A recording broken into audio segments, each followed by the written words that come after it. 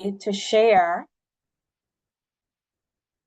please feel free to share in the chat where you are joining us from around the Caribbean. If you're joining us from Grenada, please tell us the part of Grenada that you're joining us from. We would love to hear more about you as we begin today's very important MIL, a media stakeholder engagement workshop.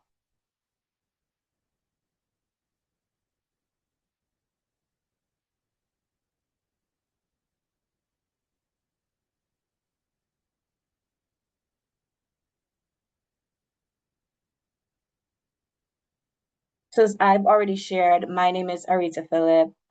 I am the Associate Program Specialist working at the UNESCO Regional Office for the Caribbean. But what I didn't share is I'm actually joining you from Antigua and Barbuda. So we have Antigua and Barbuda on call. I'm sure you are joining from somewhere. So please feel free to share where you're joining us from.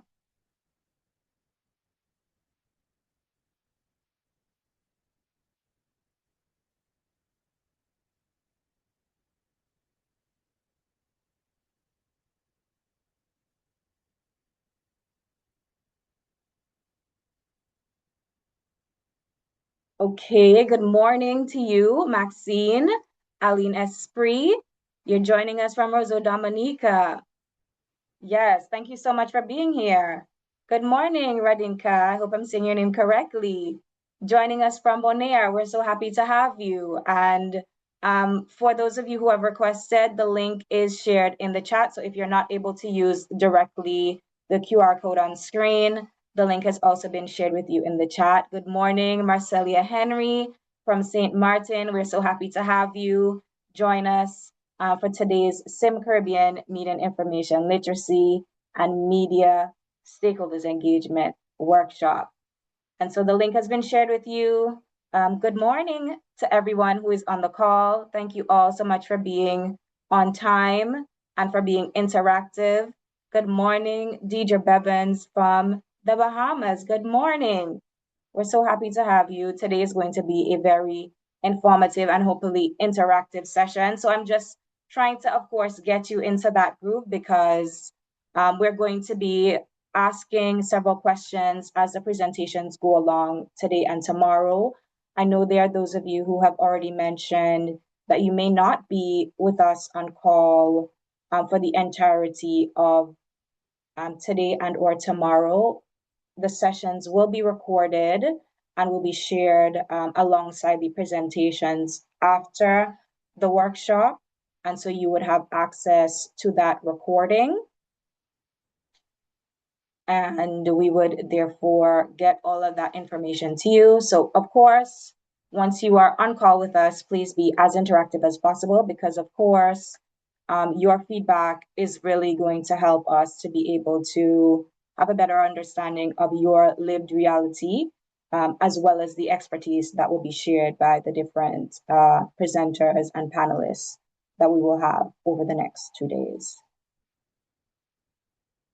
And so I hope, are there any persons on call who would have already completed the pre-assessment ahead of this morning's start? If you can just give me a thumbs up if you have already done so.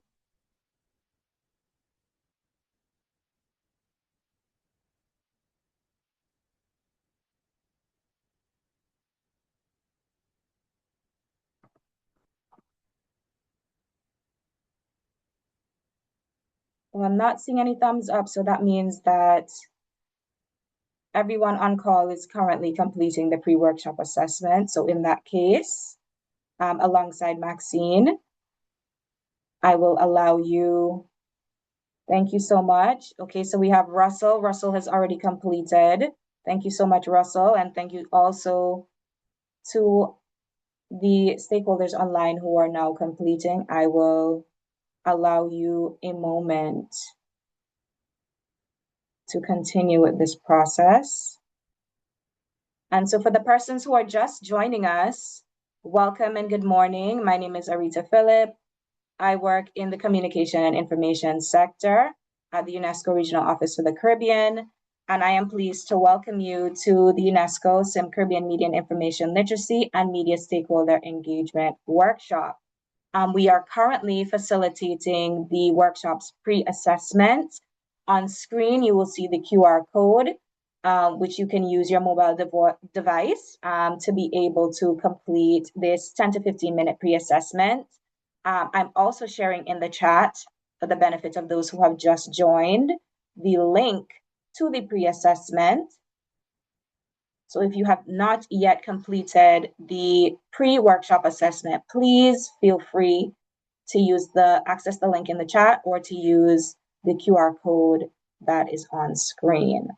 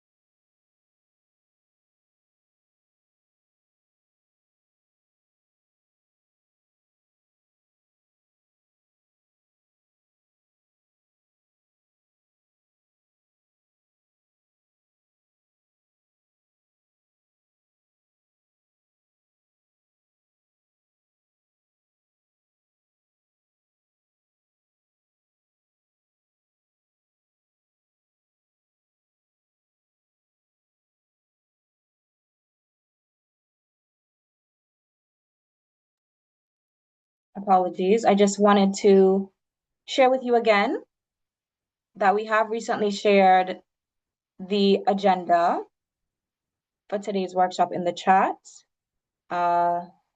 We are on our way to start. I would like to also invite the persons in the room in Grenada who have joined us online to also complete the pre-workshop assessment and to review, if they have already done so, today's agenda. Thank you. For the new persons who have joined us online, we have already begun to share where we are joining from. And so, of course, I am joining from Antigua and Barbuda. We have colleagues online, as well as stakeholders online from Dominica, Bonaire, St. Martin, the Bahamas, Jamaica. And so if we have any other stakeholders from any other Caribbean islands, or even if you are from islands already mentioned, please feel free to share in the chat. We welcome you. We are happy to have you with us today.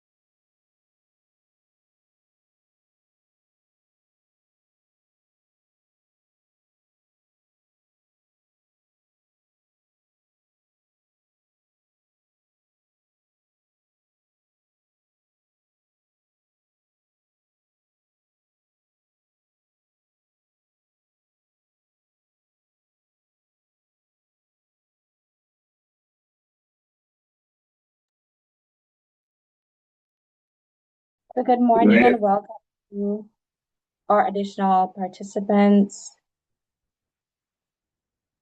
For those of you who are just joining us, my name is Arita Phillip. I'm the Associate Program Specialist here at the UNESCO Regional Office for the Caribbean. Today, I'm joining you from Antigua and Barbuda for the SIM Caribbean MIL and Media Stakeholder Engagement Workshop. For those of you who are just joining, please feel free to share a little bit more about you in the chat, specifically where you are from. We would love to hear where you are joining us from. We have colleagues joining us from all around the Caribbean, in Jamaica, the Bahamas, Bonaire, St. Martin, of course, in Grenada, the Bahamas, Dominica. So if you're joining us from any of those places or any other islands, please feel free to share in the chat. We are currently in the process of completing the pre-workshop assessment, which you can see on screen. If you have a mobile device, you are able to access the QR code.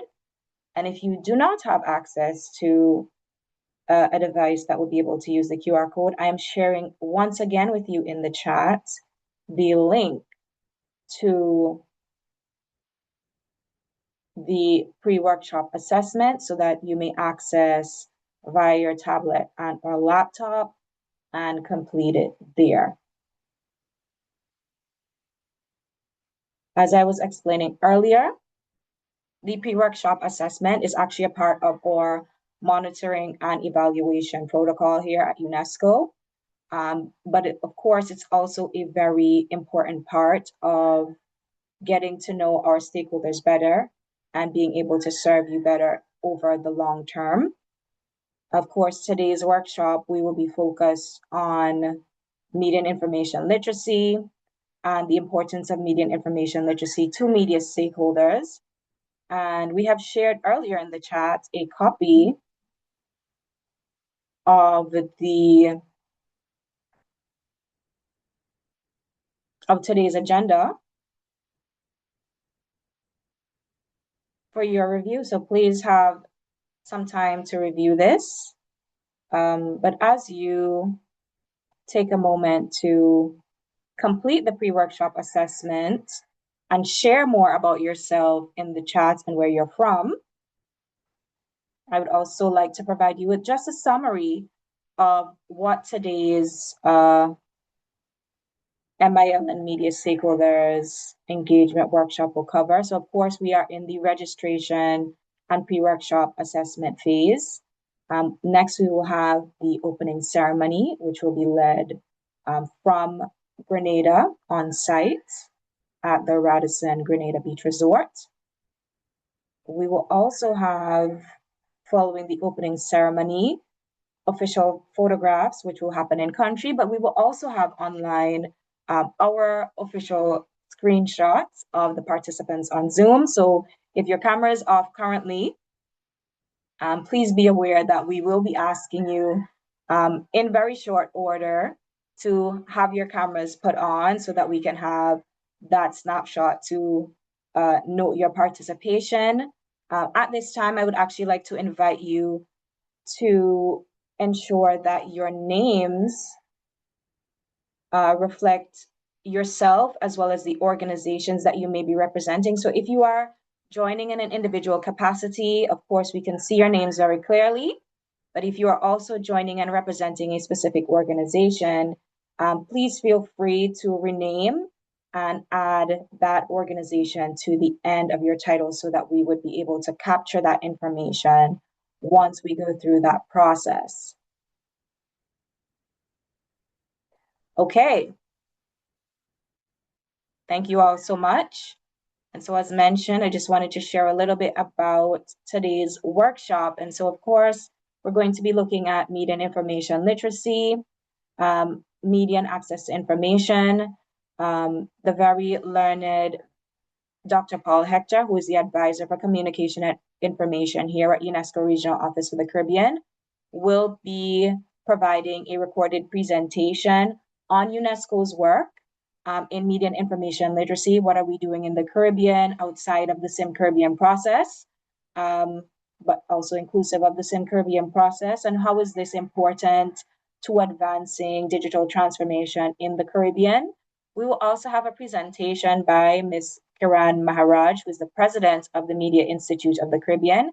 And this will be a virtual presentation as well, an interactive presentation. So please be prepared to interact with Ms. Maharaj.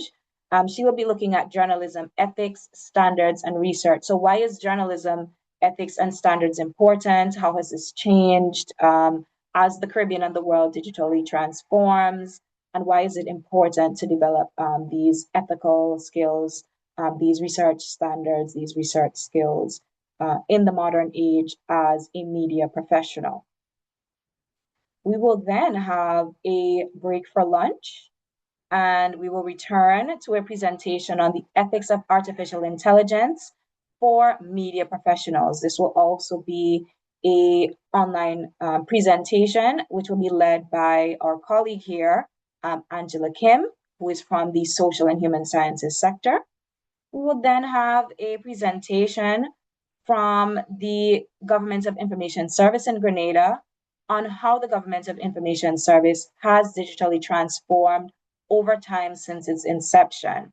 How has digital transformation affected the Government Information Service in Grenada? I think that will be a very interesting presentation, and it will also be very reflective of sort of maybe a wider scope of how the Caribbean has also changed over time, of course, with that specific national focus.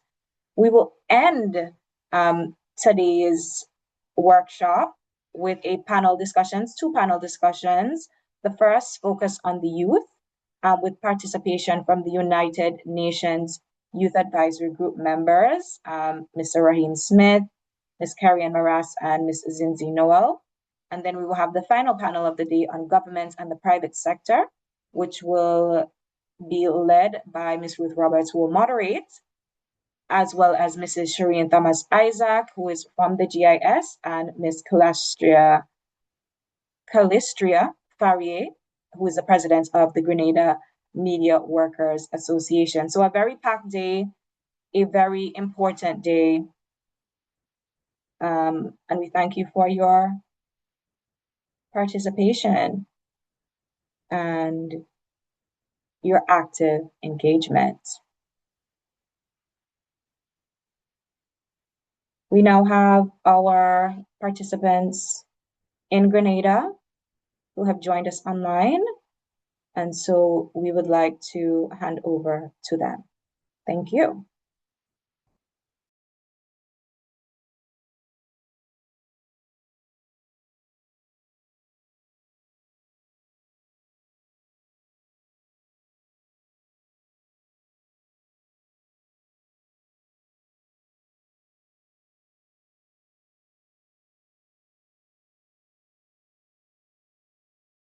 Room and online representatives from government ministries and associations, government offices, media practitioners as well, staff of the Government Information Service. Good morning, ladies and gentlemen, and a very warm welcome to the Media and Information Literacy and Media Stakeholder Engagement Hybrid Workshop. I am Abigail McIntyre, Information Officer with the Government Information Service of Grenada, and it is my pleasure to serve as your Master of Ceremonies for today's proceedings. Today's workshop provides an important opportunity for us to examine the role of media and information literacy in strengthening our ability to access, evaluate, create, and responsibly share information in an increasingly digital world. As we begin, I invite everyone to participate fully, share your experiences and perspectives, and make the most of this opportunity for learning, engagement, and collaboration. With that, it is my pleasure to officially welcome you to today's workshop and to begin our opening ceremony. Please stand with me as I invite Mrs. Ruth Jacob Roberts to open us in a word of prayer.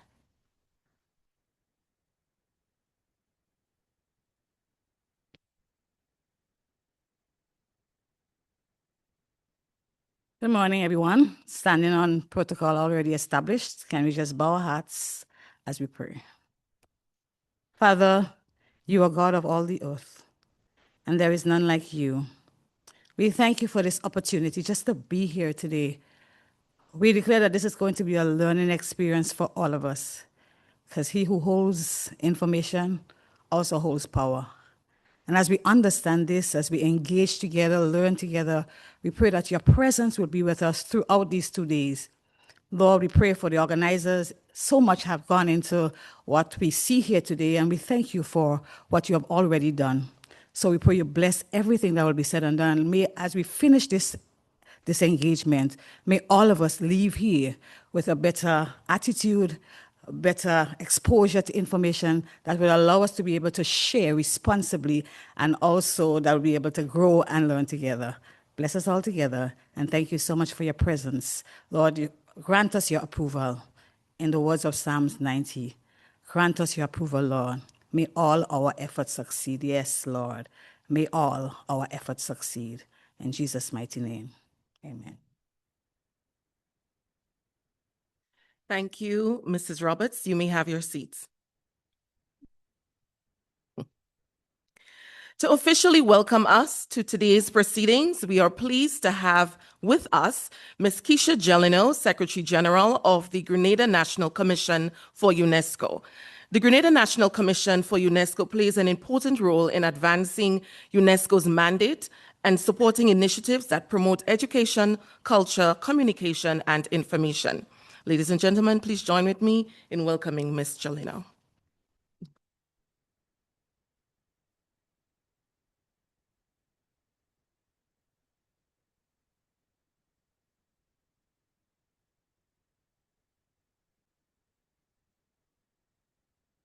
Thank you, Ms. McIntyre. Please allow me to adopt the protocol already established, and I wish you all a very good morning. Yes.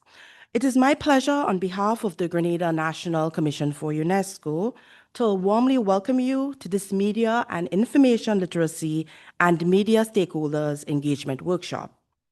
This workshop is being implemented under the UNESCO Small Island Developing States Inclusive Initiative on Media and Information Literacy in the Caribbean, referred to as SIM-Caribbean. This initiative focuses on awareness raising and capacity building in the area of media and information literacy. This workshop comes at an important time. The way we access information, share, and consume information has changed rapidly, particularly in the growth of digital media and artificial intelligence. Information is now available to us almost in real time. While this provides tremendous opportunities, it also presents challenges, as we are increasingly confronted with misinformation and disinformation on a daily basis. We are therefore pleased to partner with UNESCO and the Government Information Service in bringing together stakeholders to share experiences, identify challenges, and explore practical ways to promote responsible, informed, ethical, inclusive, and resilient media and information practices in Grenada. Over the next 2 days, we will explore important issues, including journalism ethics and standards, access to information, the responsible use of AI in media, digital transformation, the role of youth government and the private sector, and many more important issues. I encourage you all to engage openly, share experiences, ask questions, and most importantly, identify practical opportunities for greater collaboration. We sincerely appreciate the support of our partners and the participation of all our presenters, panelists, and stakeholders who are contributing to this important initiative. Once again, I warmly welcome you and wish you all a productive, engaging, and meaningful 2 days. I thank you.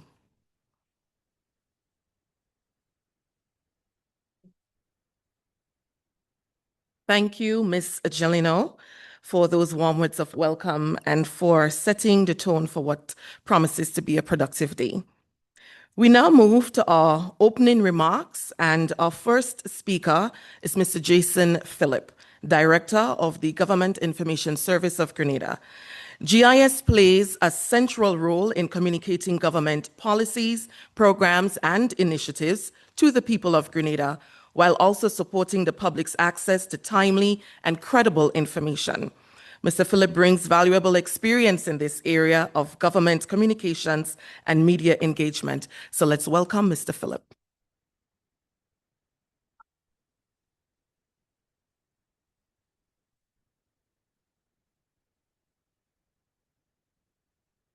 Please allow me to stand on protocol already established. However, I would like to acknowledge in our presence our Permanent Secretary for the Ministry, PS Carolyn McQuilkin. Thank you so much for being here with us this morning. Good morning, ladies and gentlemen, and participants of this workshop. It is my distinct pleasure to welcome you to Grenada and to the opening of the 2026 UNESCO Media and Information Literacy and Media Stakeholder Engagement Workshop. On behalf of the Government Information Services, I extend our sincere appreciation to UNESCO Regional Office for the Caribbean and the Grenada National Commission for UNESCO for the partnership and commitment in bringing this important initiative to Grenada.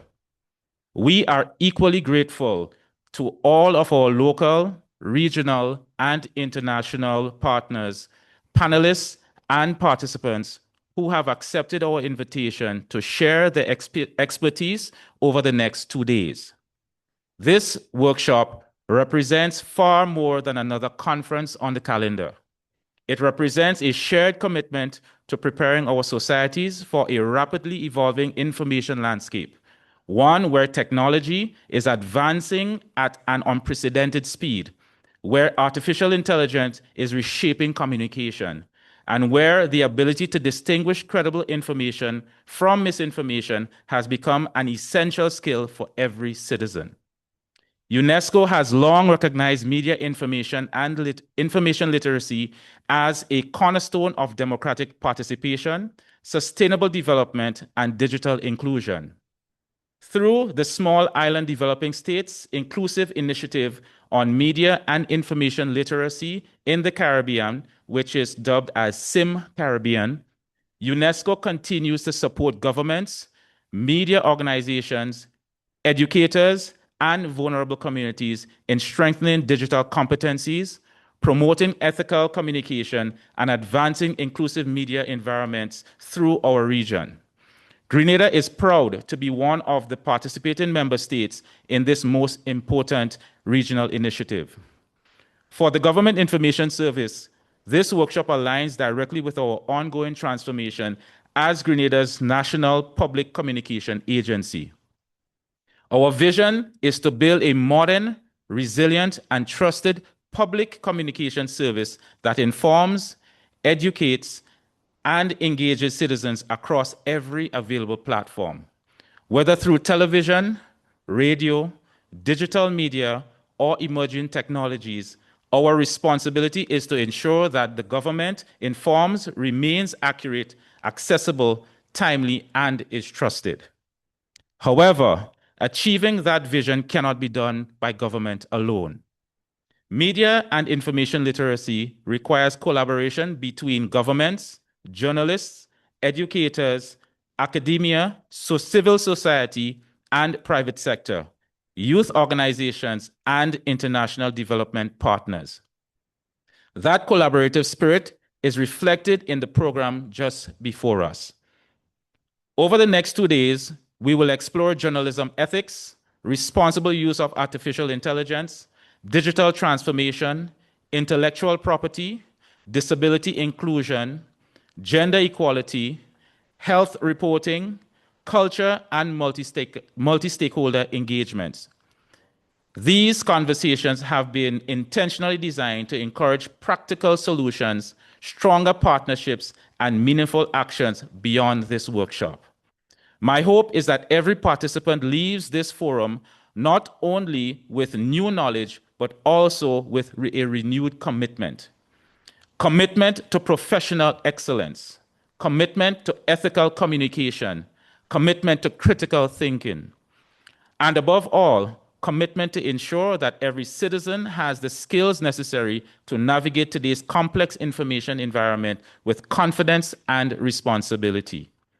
I encourage you to engage fully in the discussions, ask questions, challenge ideas, and build relationships that will strengthen media and information literacy across Grenada and the wider Caribbean.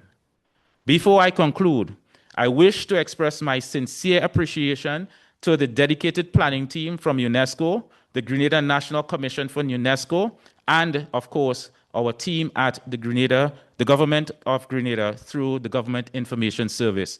And I want to shout out my deputy, Mrs. Shireen Thomas Isaac, for her undying and her very, very committed efforts in my absence while I am on vacation. So to Mrs. Thomas, on behalf of the GIS, thank you so very much. Ladies and gentlemen, thank you for your presence, your partnership, and your continued commitment to strengthen our media landscape. Thank you, and I wish you all a productive and rewarding workshop. Thank you.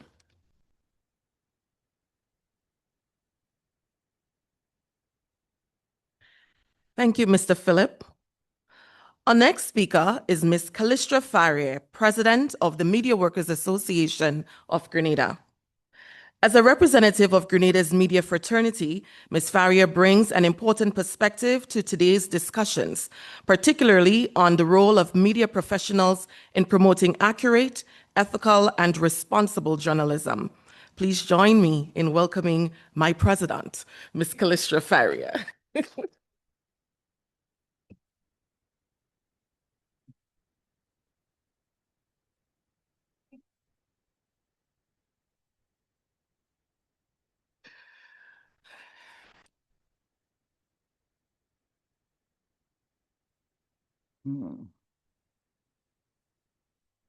Good morning, Ms. Carolyn McQuilkin, Permanent Secretary for the Ministry of National Security, Home Affairs, Public Administration, Information and Disaster Management. Mr. Eric Fault, Regional Director of the Caribbean UNESCO, also representative to Anguilla, Antigua and Barbuda, Aruba, and the rest of the grouping. Ms. Fiona Sandy, UN Country Coordinator for Grenada, UN Resident Coordinator's Office for Barbados and the Eastern Caribbean. Mr. Jason Phillip, Director, Government Information Services. Ms. Keisha Jeleno, Secretary General, Grenada National Commission for UNESCO. And our worthy MC, Ms. Abigail McIntyre, as well as my colleagues and participants in the workshop. Good morning, everyone. On behalf of the Media Workers Association of Grenada, I am pleased to welcome you to this Media and Information Literacy Workshop, and particularly for those who are joining us from outside of Grenada, welcome to our country virtually. MWAG is pleased to be associated with an initiative that addresses an issue which has become increasingly important to the work we do as journalists, but also to the kind of society we are building. We live in an age in which information is everywhere, but reliable information may not be everywhere. A mobile phone gives almost anyone the ability to publish instantly, to reach hundreds or thousands of people, and potentially to influence public opinion. That has democratized communication in extraordinary ways. Voices that were once excluded can now be heard. Citizens can document events as they happen, and information can cross borders in seconds. But those same technologies have also created an environment in which misinformation, disinformation, manipulated images, misleading headlines, and completely fabricated stories can travel just as quickly and sometimes further than verified information. And we have been seeing and experiencing that. And now there's artificial intelligence that's making it easy to generate convincing texts, photographs, audio, and video. The challenge is becoming more complex, particularly for us journalists. The question before us, therefore, is no longer simply, do people have access to information? It is also, do they have the skills to determine what information they can trust? And trust has become a big word in this conversation of communications in this current world. And that's why media information literacy matters so much. It is the ability to question what we see and hear and read, to examine the source, to distinguish evidence from assertion and journalism from propaganda, to recognize manipulation, and importantly, to understand our own responsibility before we share information with someone else. We've been facing that a lot. People throw something up on the internet, on Facebook, and sometimes we are duped into believing that it is true information, it's convincing information. So it's so absolutely important that our members within MWAG guard against falling into traps like that. For those of us in the professional media, there's also another dimension. We cannot demand that the public become more discerning consumers of information while failing to demand the highest standards of ourselves as producers of information. Journalists must verify, we must provide context, we must correct errors. We must resist the pressure to sacrifice accuracy for speed. We don't have to be first, we have to be right.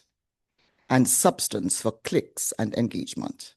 And we must understand that every time professional journalism gets it wrong, particularly when we get it wrong carelessly, we make it more difficult for the public to distinguish credible journalism from everything else competing for their attention.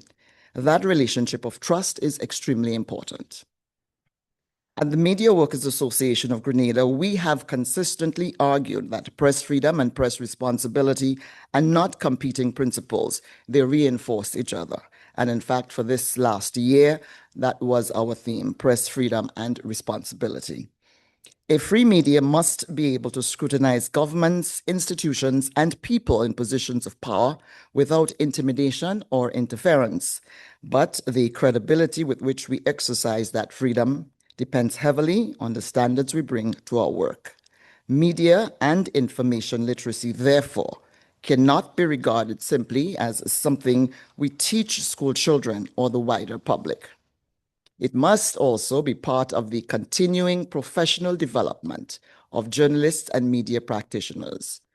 And there is also a wider national conversation that I hope this workshop, a workshop such as this, will help us to advance. Media literacy should increasingly become part of how we prepare our young people for citizenship. Our children are growing up in an information environment fundamentally different from what many of us knew, certainly from what I knew.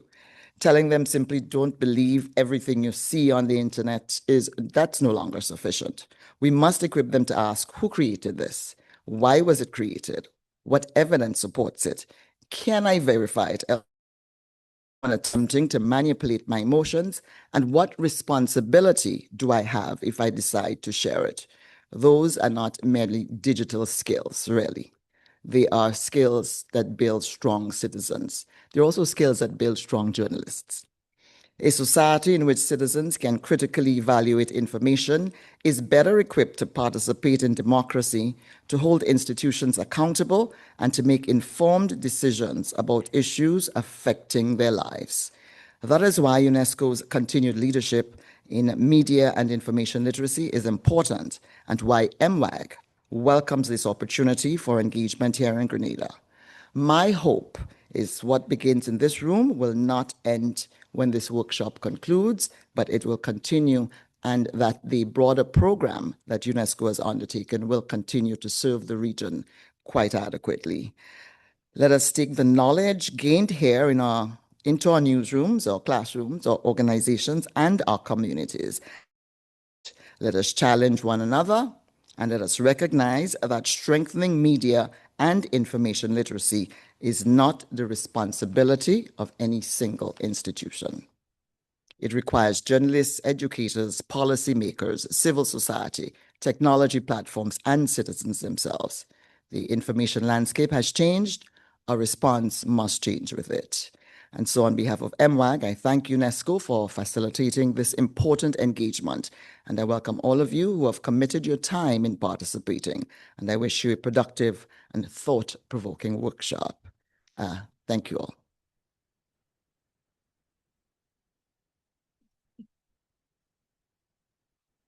Thank you, Ms. Faria.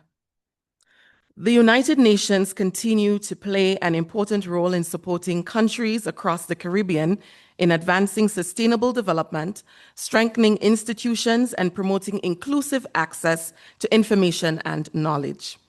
We are pleased to have with us, as part of today's important engagement, Ms. Fiona Sandy, UN Country Coordinator for Grenada, UN Resident Coordinator's Office for Barbados and the Eastern Caribbean. Ladies and gentlemen, please welcome Ms. Sandy.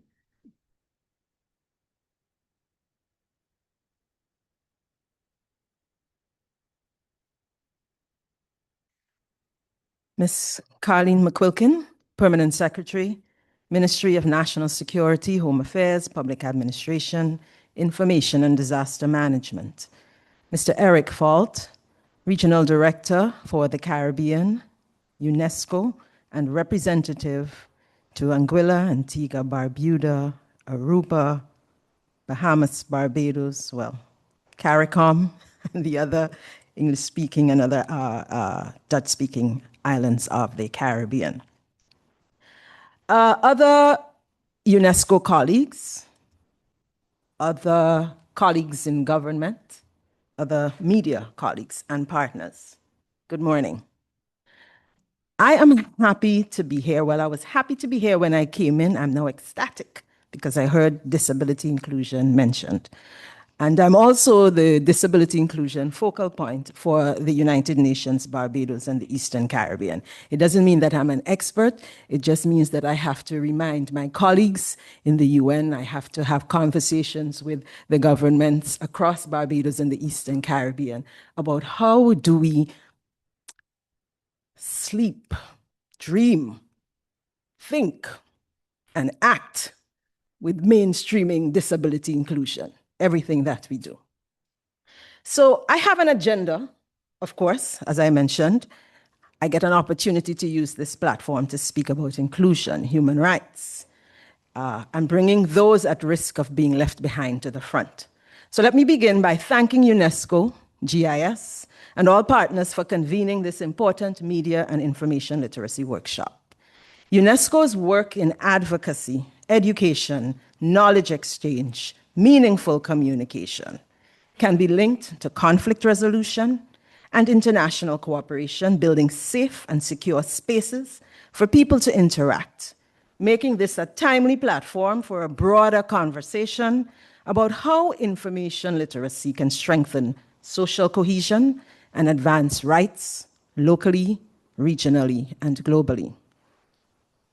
Earlier this year, I joined a CARICOM panel discussion for Grenada's commemoration of the ITU Girls in ICT Day. It was on AI in global development. My central thought then, as it is now, was this. While AI plays a central role in accelerating sustainable development, productivity, and innovation, it demands strong critical thinking, ethical engagement, and digital literacy. We heard some of the questions mentioned by Ms. Faria a few minutes ago. AI for whom? AI for what? Who governs these tools? Are persons with disabilities, young people, women and girls, meaningfully represented in the conversations, the standards and policies that shape AI governance? Even more importantly, or most importantly, how do we create access and applicability for Grenada and for small island developing states? More recently, the United Nations hosted a Youth and AI Summit at its headquarters in New York for International Youth Day. It highlighted the importance of youth voices in shaping AI governance, using AI to accelerate progress on the SDGs, and closing inclusion gaps. Next week, on Thursday, the 27th of August, a movement that began right here in Grenada will be launched virtually across the Caribbean through a campaign called the Higher Ability Campaign. It was designed and developed out of a UNESCO workshop on meaningful communication, meaningful engagement, and it was the architect of this this particular project, this initiative, is Zinzi Noel, who is a youth with a disability. When UNESCO saw it, when we saw it, we said we have to take this and see how global, how viral we can make it.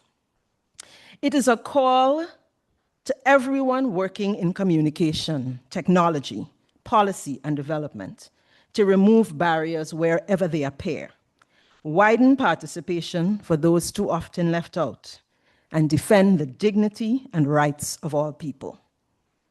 All of this is why this workshop is taking place, and I hope that you champion this. I hope to see you all at the launch of this very important initiative. Let's go viral for promoting human rights. Its mantra, the theme, break barriers, embrace inclusion, champion rights. But breaking barriers is more than a tagline and about more than just persons with disabilities. It begins with asking, the hard questions, as we said. Questions that help citizens to engage more deeply and critically with the information placed before them. It also means placing human interest stories, stories about real people, their lived experiences, challenges, achievements, and hopes, alongside the data and evidence-based policy, so that inclusion is understood not only as a principle, but as a lived reality that can shape public understanding and public action. Communication has immense power. The stories we tell, the voices we amplify, and the narratives we shape can either reinforce barriers or help dismantle them. They can worsen misunderstandings, or they can become part of the foundation for enhancing understanding and building stronger communities. While media professionals have a tremendous responsibility to educate, this is something we also heard from Ms. Faria, the responsibility is cross-cutting and belongs to all of us who shape.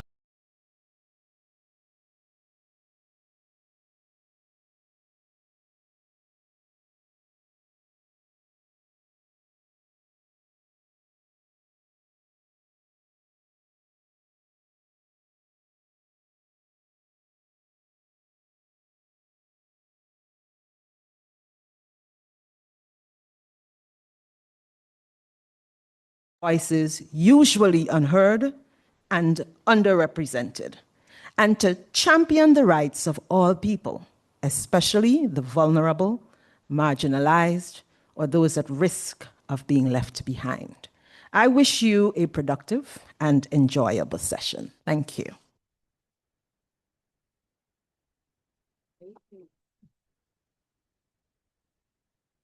Thank you very much, Ms. Fiona Sandy.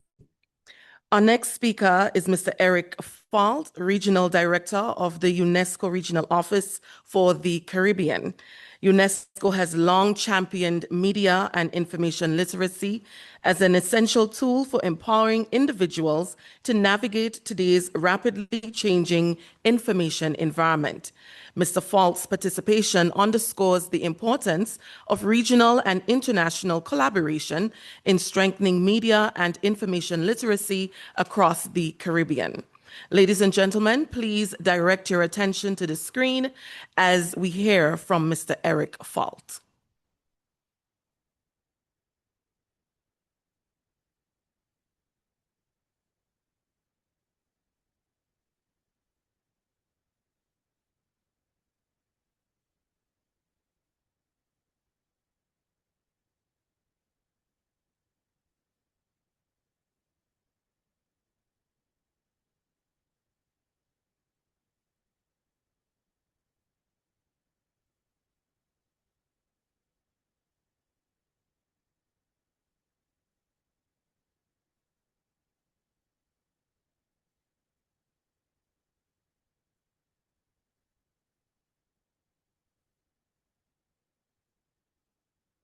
Can I just get a signal if the speech is ready?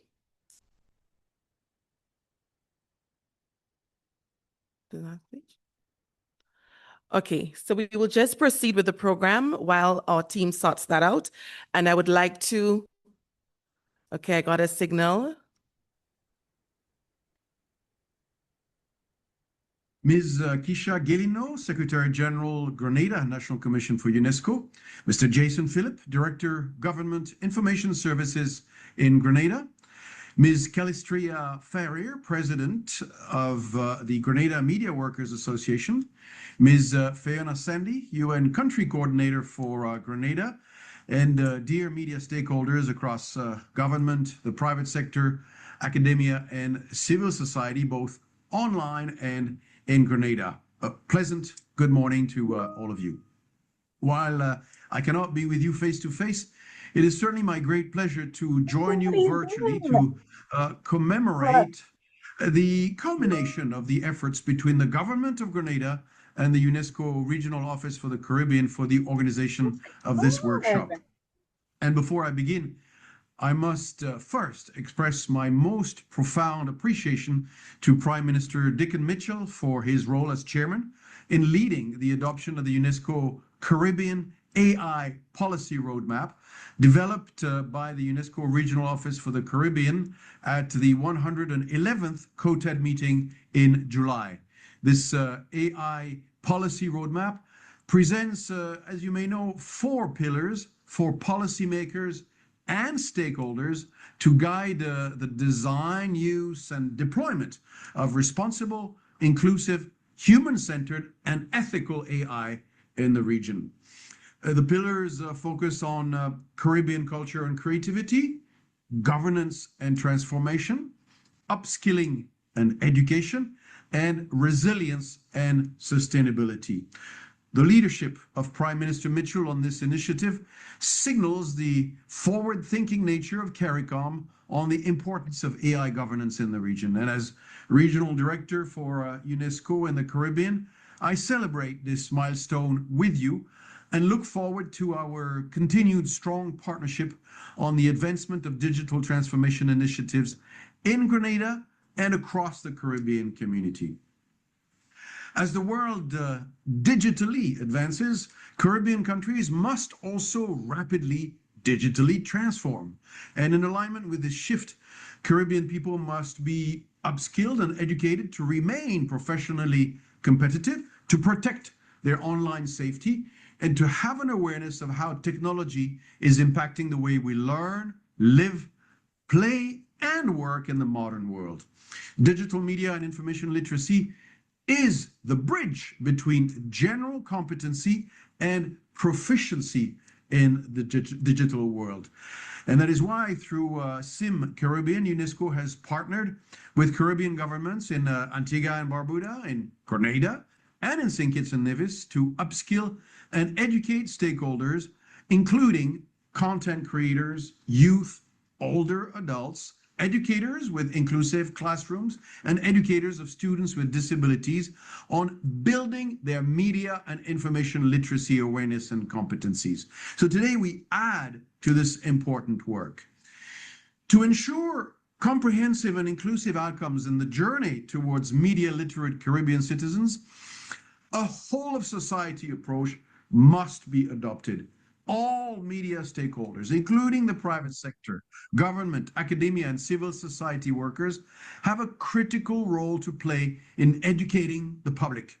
The strengthening of media workers' digital media and information literacy competencies is therefore an accomplishment that all of society stands to benefit from. Digital transformation has also impacted the need for capacity building and service expansion in the media. The media landscape and media consumption patterns have evolved. Audience attention is now divided between traditional news sources and social media platforms, increasing the reach and engagement responsibilities of media workers. UNESCO, as the UN entity responsible for SDG 10.2, focuses specifically on access to information and emphasizes the importance of public access to information as a fundamental right. Media stakeholders, like you, form an important part of UNESCO's regional network and help to protect also the rights of citizens and should also remain safe in the execution of their duties. As such, Connecting government and media partners is an essential bridge to good governance and healthy public-private partnerships. Over the next 2 days, you will be engaged by national Grenadian experts, UN colleagues, and regional development partners on how AI ethics, intellectual property rights, disability and gender equality, but also the economy, culture, health and mental health reporting, as well as global politics and international media intersect with your work. Following this 2-day workshop, I trust that you will leave enriched and empowered to support UNESCO's mission to have more media literate citizens in Grenada and the Caribbean from a comprehensive and inclusive lens. As I close, I wish to recognize the Grenada Government Information Services and the Secretary General of the National Commission for UNESCO for their efforts. I also wish to recognize the multi-donor program for the freedom of expression and safety of journalists, which has financed the organization of all SIM Caribbean initiatives for further strengthening UNESCO's work with regards to its mandate on freedom of expression, media development, and media and information literacy in the Caribbean. I wish you all a successful 2 days ahead. Thank you. Thank you, Mr. Fault, for those important remarks and for UNESCO's continued support of initiatives aimed at strengthening media and information literacy in the region. Our final speaker for the opening ceremony is Ms. Carlin McQuilkin, Permanent Secretary in the Ministry of National Security, Home Affairs, Public Administration, Information, and Disaster Management. As Permanent Secretary, Ms. McQuilkin provides leadership at the senior administrative level within the public service, including areas directly connected to information and public administration. Her presence here today reflects the importance of collaboration among government, media, and other stakeholders in building a more informed and resilient society. Ladies and gentlemen, please join with me in welcoming Ms. Carlin McQuilkin.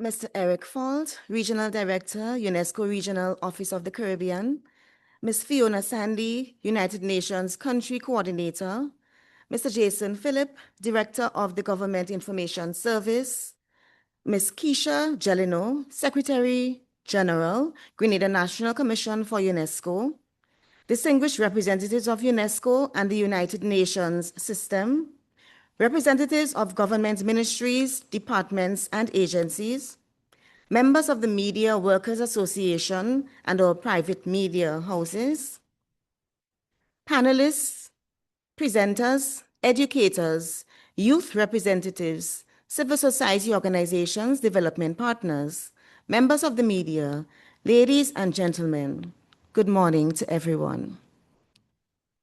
It is both an honor and a privilege to join you today as we officially open this 2-day UNESCO Media and Information Literacy and Media Stakeholder Engagement Workshop. Allow me first to express sincere appreciation to the UNESCO Regional Office for the Caribbean, the Grenada National Commission for UNESCO, the Government Information Service, and every partner whose vision and collaboration have made this important initiative possible. Today's gathering reflects something very important. It demonstrates that strengthening democracy, promoting informed citizenship, and preparing our people for an increasingly digital world cannot be achieved by governments alone. It requires partnerships. It requires trusted institutions. Most importantly, it requires informed and empowered citizens. Ladies and gentlemen, we are living through one of the most significant communications revolutions in human history. Today, Information reaches us instantly through television, radio, newspapers, websites, podcasts, messaging applications, and countless social media platforms. Artificial intelligence is rapidly transforming how content is created, distributed, and consumed. At the same time, misinformation, disinformation, manipulated content, and online hate speech have become global challenges that threaten public trust, democratic participation, and social cohesion. For small island developing states like Grenada, these challenges are especially significant. Our societies depend heavily on trusted information during times of national emergencies, public health crises, elections, natural disasters, and periods of economic uncertainty. When false information spreads more quickly than verified facts, it can undermine public confidence, place lives at risk, and weaken institutions. This is precisely why media and information literacy is no longer an optional skill. It has become an essential life competency. Media and information literacy equips individuals to think critically, verify information, distinguish fact from opinion, identify credible sources, understand how media is produced, recognize bias, and participate responsibly within our digital society. UNESCO has long championed these principles and continues to support Caribbean governments in strengthening digital competencies, advancing media and information literacy policies and curricula, and building more inclusive digital societies.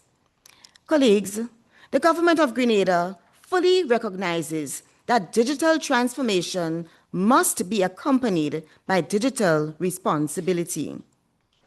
As government continues modernizing public administration and expanding digital public services, we must ensure that citizens possess the knowledge and confidence to safely navigate the digital environment. Within my ministry, we have seen firsthand how effective communication strengthens governance. Whether communicating during hurricanes, public emergencies, national development programs, or public policy initiatives, our responsibility extends beyond simply providing information. We must ensure that information is accurate, timely, accessible, and trusted. The Government Information Service continues to play a pivotal role in fulfilling that responsibility. Under its ongoing digital transformation program, GIS is evolving into a modern multi-platform communications institution capable of delivering credible, timely, and accessible information across television, radio, digital, and emerging technologies. This transformation supports government's broader objective of improving public engagement while strengthening resilience in national communications.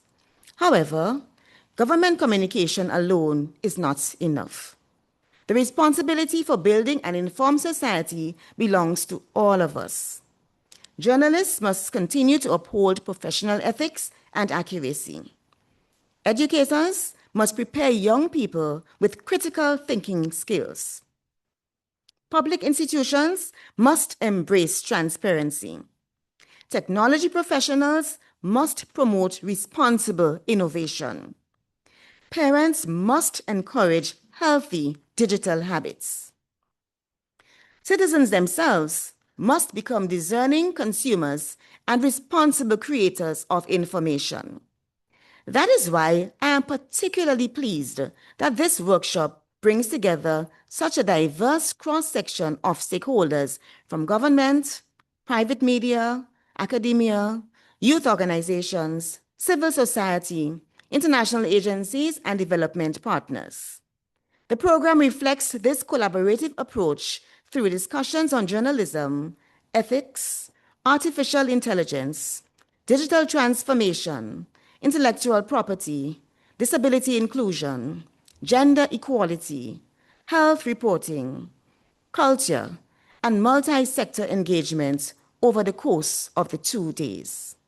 Ladies and gentlemen, as technology evolves, so too must our understanding of ethics. Artificial intelligence presents tremendous opportunities for improving public services, journalism, education, and economic development. Yet, it also raises important questions concerning transparency, accountability, privacy, intellectual property, and human oversight.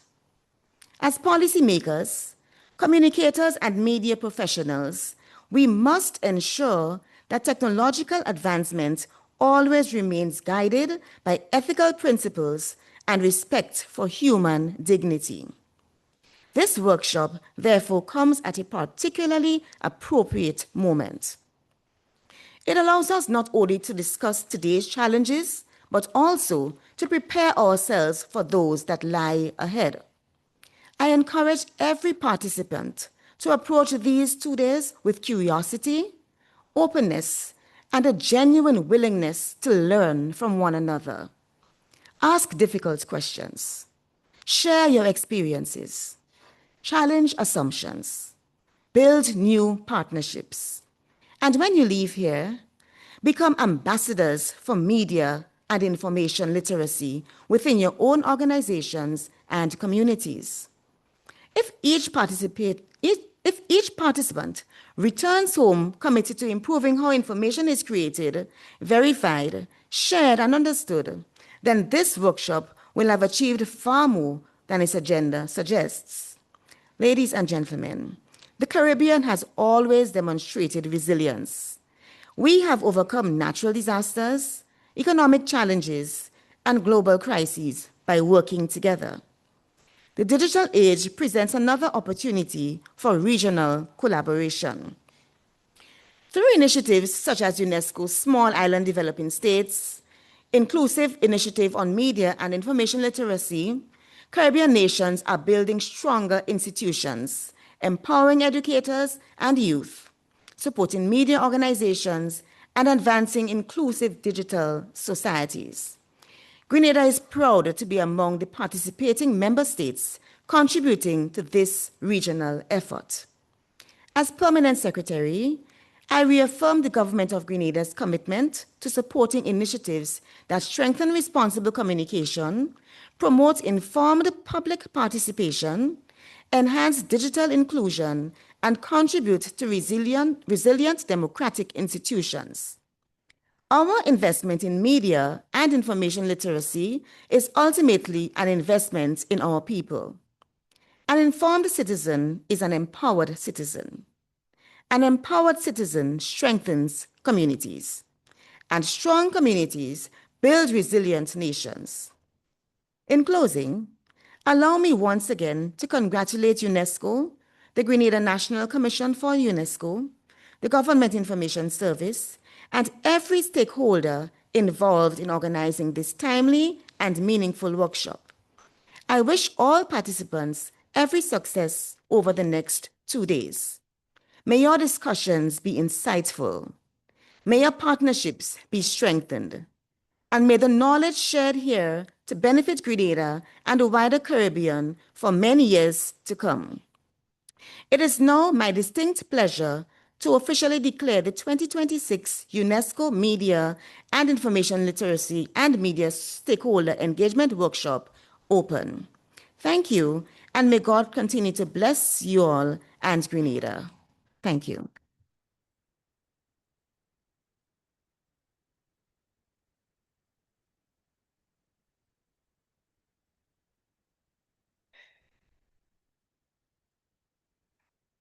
Thank you, Ms. McQuilkin, for your remarks and for your contribution to today's ceremony.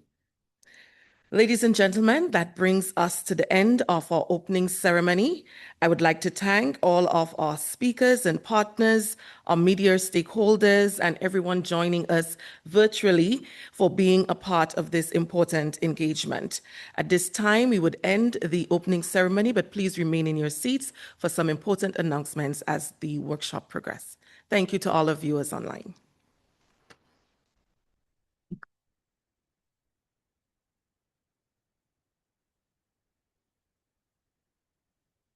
Okay, all right. So that was the end of the live stream for the opening ceremony. Uh, we will now proceed to our break, but before that, we would have an official photograph, first with our head table and then with the group. Yes? Okay. So our break is already at the back, so you will just indulge us, please, for the photograph. Our head table, you can come to the front, and then we'll take a photo of the larger group.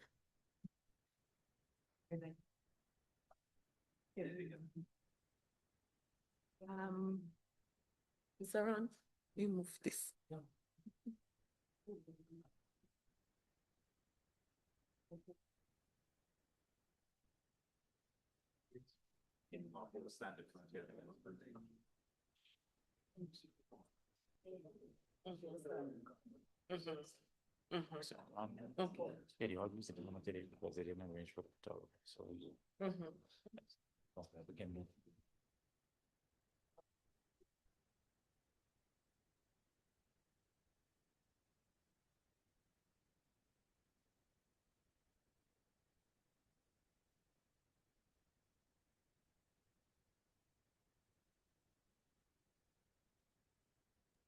Okay, online participants, we will also be taking a photograph.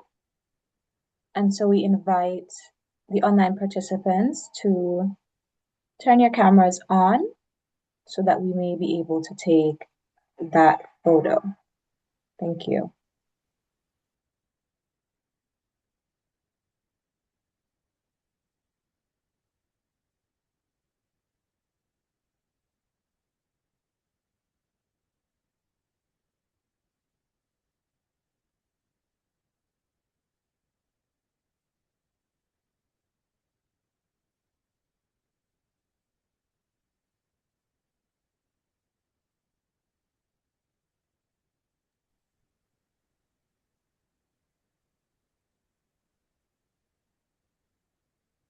Okay, while the last online participants turn their cameras on, I will give us a count, a 3, 2, 1, and then I will take the screen grab. Do we have any final online participants who would like to turn their cameras on before we take the photo? Okay. I will now give the count. 3, 2, 1, smile.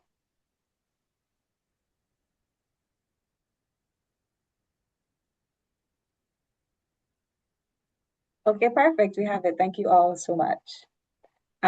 We are also allowing the online participants to take a break. We will resume at approximately 10:15 for the start of the next segment. So please feel free to have some tea, have some coffee, use your facilities while we have this break.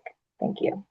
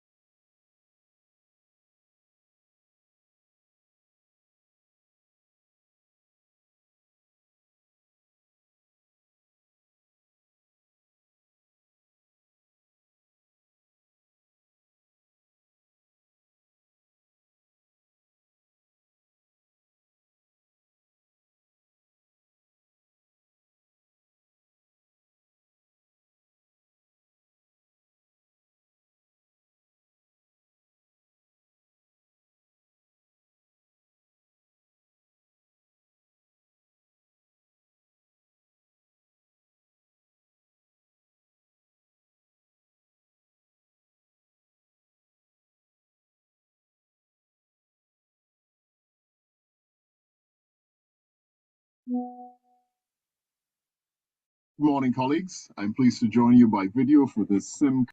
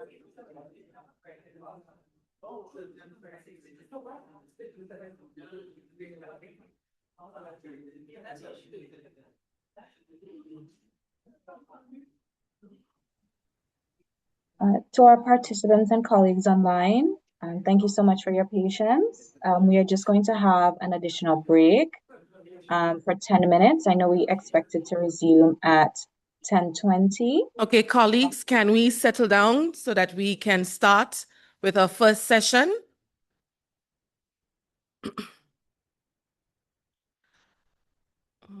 Okay.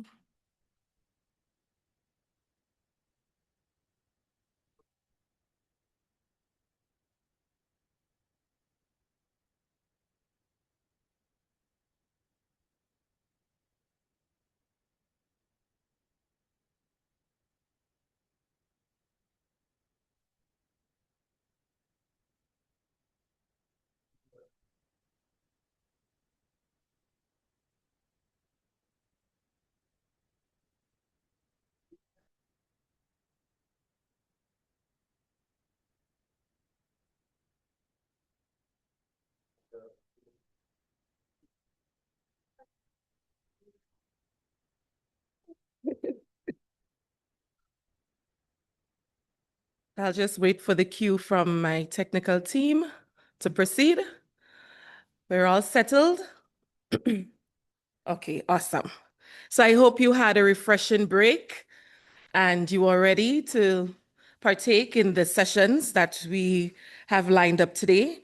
First, we're going to have Mr. Paul Hector, and he is the Advisor for Communication and Information at the UNESCO Regional Office for the Caribbean. This is a virtual presentation, so I advise you to take a look at the screen so that we can participate in that session.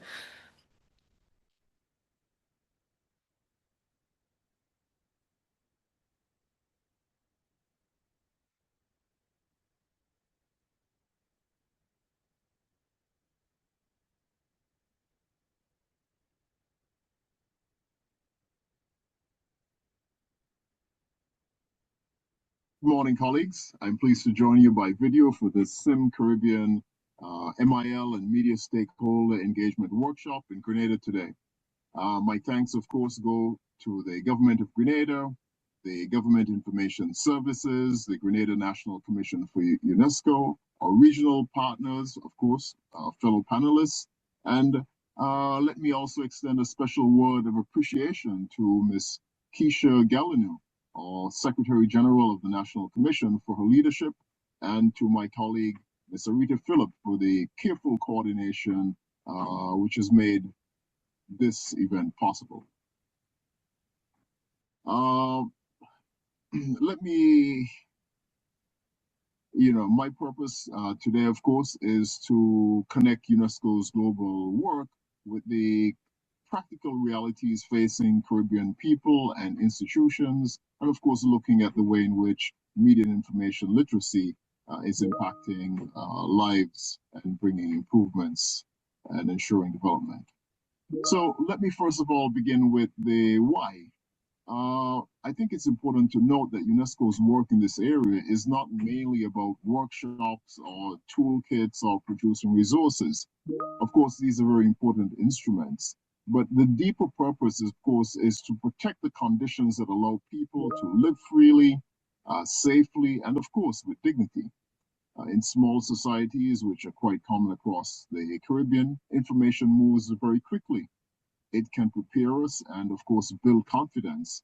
But at the same time, inaccurate information, hate speech, manipulation, and silence can weaken trust. So MIL, Media and Information Literacy, is therefore a very important part of this social public infrastructure. Now, at the global level, UNESCO's MIL program operates as an ecosystem. It offers practical resources. It helps governments to develop policies. It connects communities of practice and encourages innovation.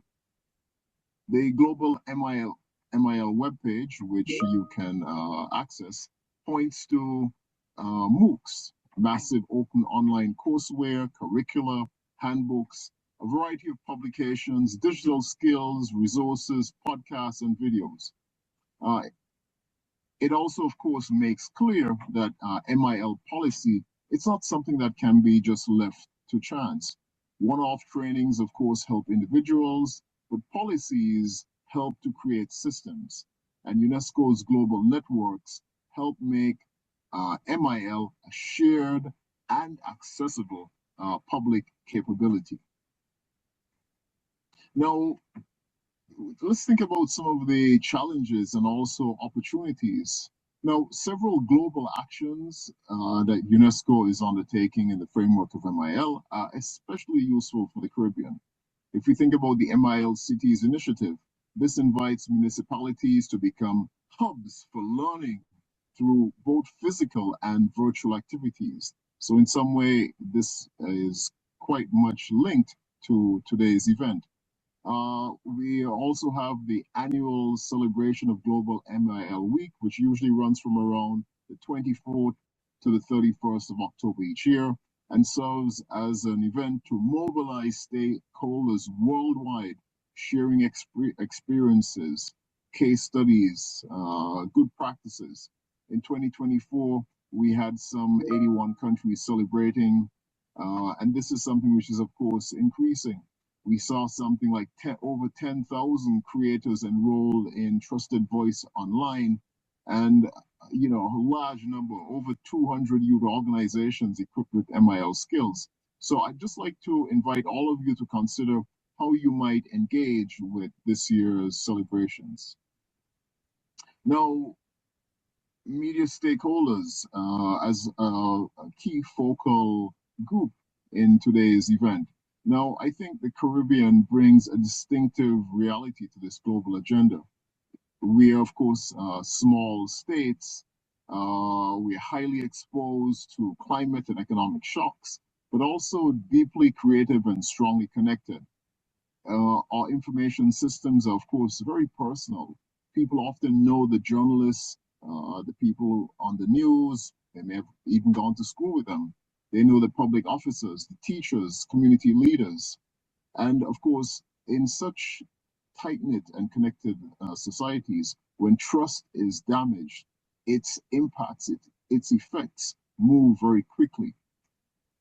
Similarly, when trust is strengthened, it also moves very quickly, building ties. Now, Sim Caribbean makes this global MIL agenda and all of these issues very practical for small islands. And of course, it links a lot of the key issues that relate to trust. So, for example, it links ethics, questions around AI, inclusion, health, culture, rights, and of course, institutional resilience. So, for media stakeholders, I think MIL must begin with a recognition that attention is not the same thing as trust. If we think about a social media post, this might travel quite far, be retweeted, looked at by many persons, but still, it might not serve the needs of the public. In fact, it might actually harm or fail the public. And so, of course, UNESCO's work on journalism and media development is grounded in the idea that accurate information and professional journalism are key pillars that support democracy, that support accountability, and that support sustainable development. This also, of course, applies to other actors in the journalistic and media fields. We can think of, for example, government communicators, government information services. We can think, of course, of content creators at large, social influencers, of course, public institutions, and very importantly, community media. I think at the bottom of all this is a very practical question: what it is that the public needs to know, and how do we, as facilitators of information, provide them with this information in a responsible and ethical way. Very, very important responsibility. So let's talk a little bit about access to information. And of course, access to information is both a right and a practical tool for better governance. UNESCO is the custodian agency for Sustainable Development Indicator 1610.2 on guarantees for public access to information. And so, of course, it works globally, and it's also very active here in the Caribbean in addressing this issue. And in the context of small governments, small administrations, access to information, or ATI as it's often referred to, or freedom of information, can seem like an added burden. But if it's designed well, it really plays a very key role in helping to build trust. It can reduce rumors and improve public communication.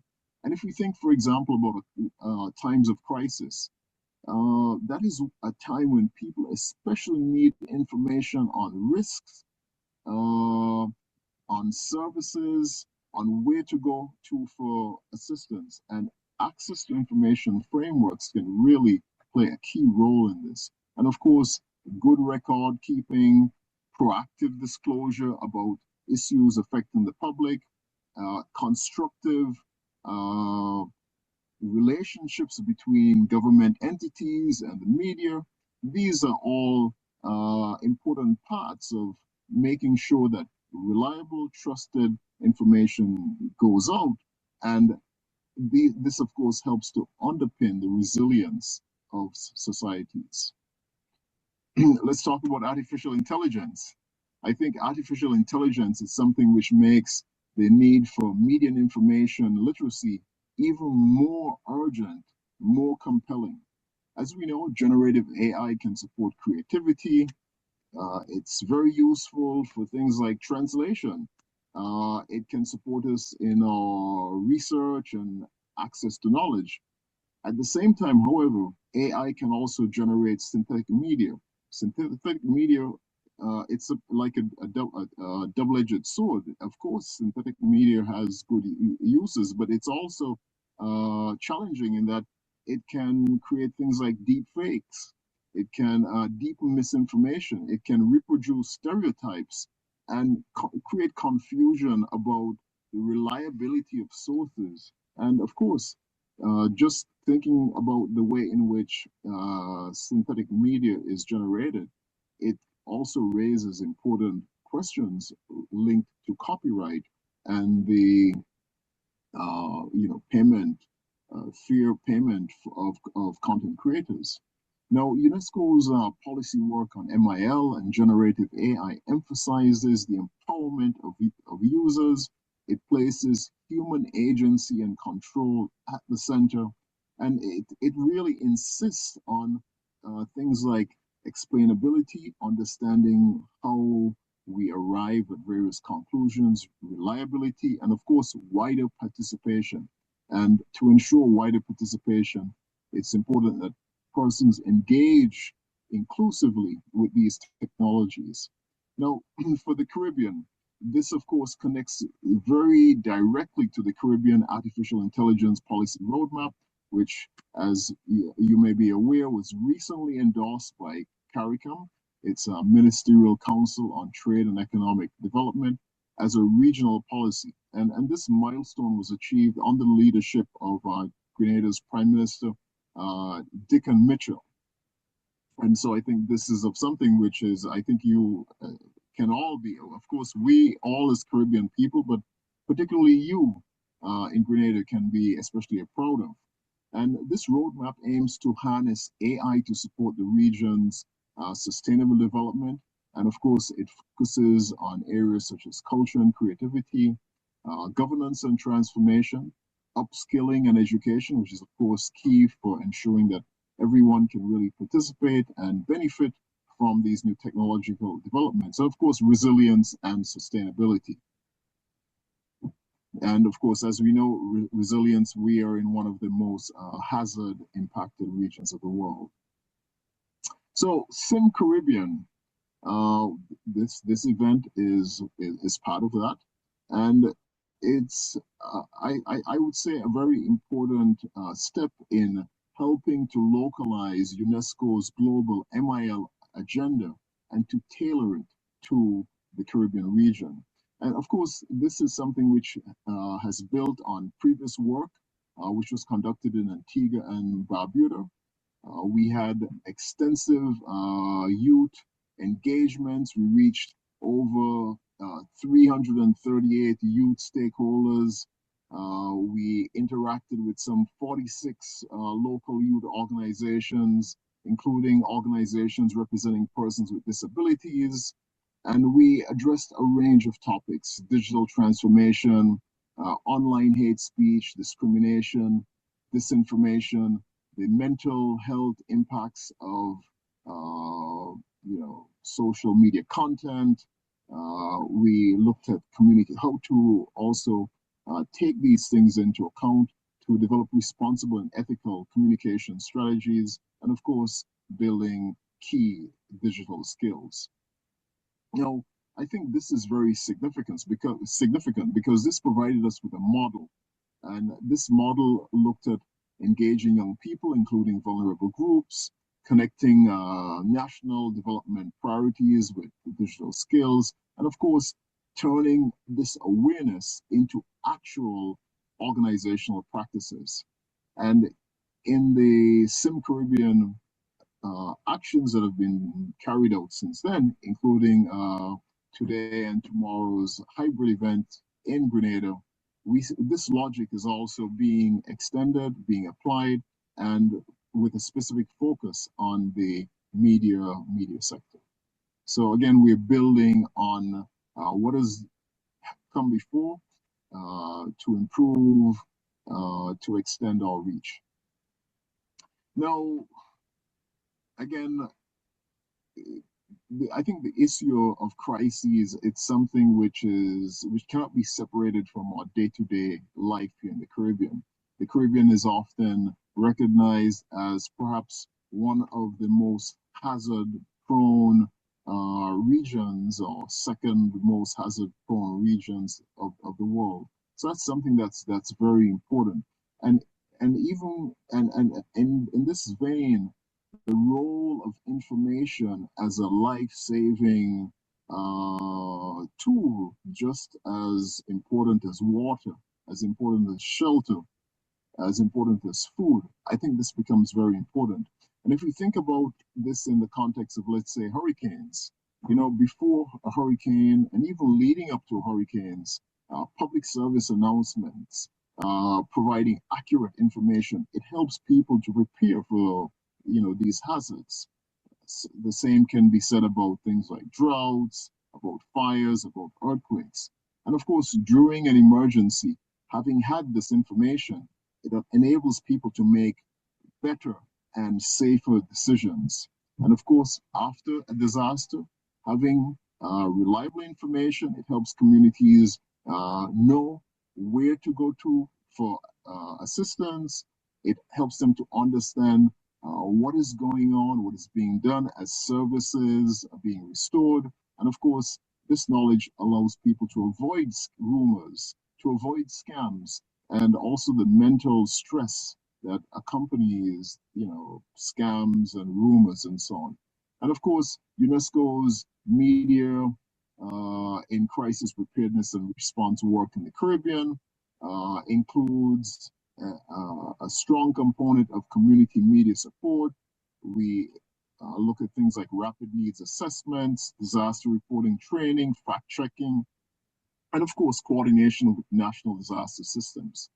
And so what's really important is that we see media not just as documenters or observers or chroniclers of the crisis, but in fact, they're a very important part of the resilience system, that architecture which helps people to prepare, cope, and recover from events.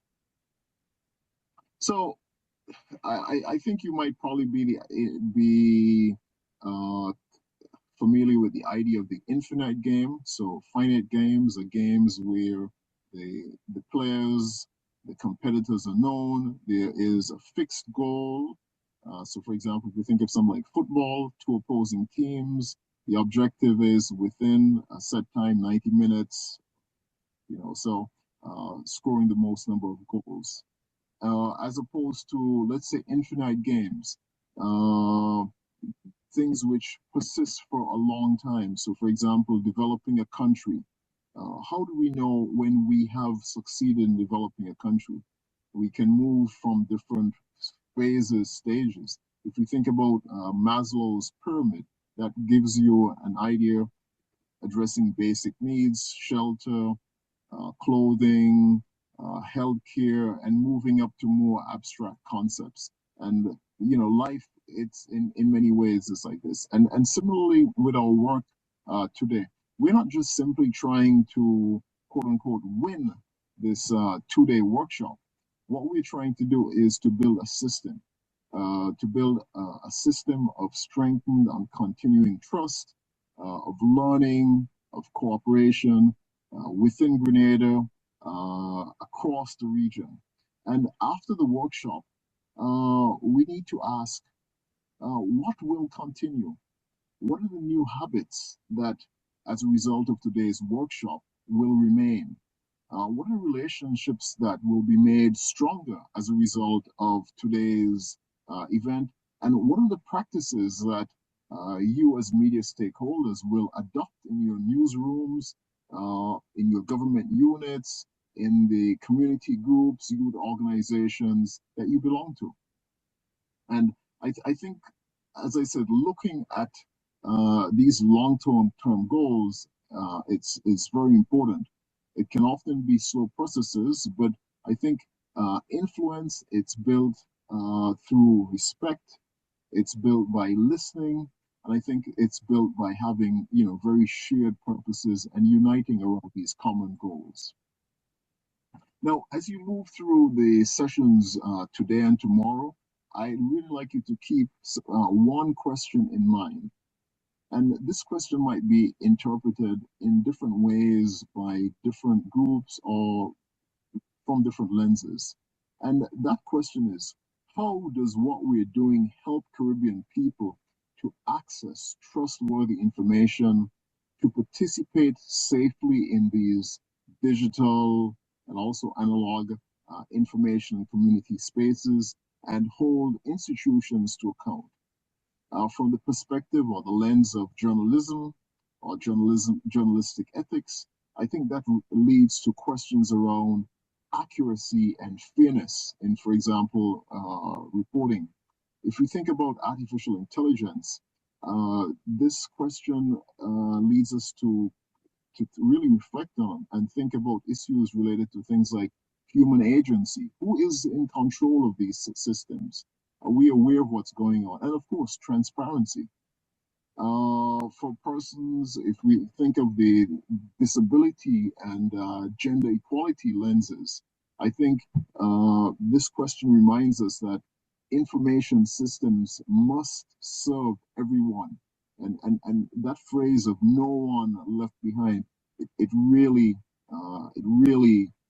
needs to be not just a phrase, but something which has very practical meaning. From the point of views of, let's say, health, economy, culture, and intellectual property. I think it's really important for us to, within this question, to consider how is information shaping the opportunities that we have around us. How does it influence issues like identity and the creation of livelihoods from the creative skills, content, and so forth? And I think if each session is able to answer or shed light in a very practical way on these questions and reflections, I think the workshop will go a very long way towards strengthening the information ecosystems or information commons. So now, in closing, I again want to thank our partners, the Government of Grenada, the Grenada National Commission for UNESCO, Government Information Services, all the regional partners, panelists, you, the participants, whether you're joining in person or online, and of course the UNESCO colleagues and others who've supported these processes. I just want to make a plug here for the aspect of assessments. I invite you to please treat the assessments that we are doing during this workshop very, very seriously. It's not just an administrative exercise. They really help us to understand what you as participants know, what you come here seeking, and also what changes as a result of your participation. And it helps us to understand where follow-up is needed and what types of follow-up. And that feedback is very, very important because it will help UNESCO, it will help our other partners to, for example, understand, what is it that we need to do next. And of course, by doing this, it helps us to more effectively invest our resources in MIL matters. And please know that we're not just producing this and letting you go. We will be accompanying you every step of the way. And so, in closing, I wish you all a very productive 2 days of engagement and look forward to continuing this collaboration and conversation. Thank you.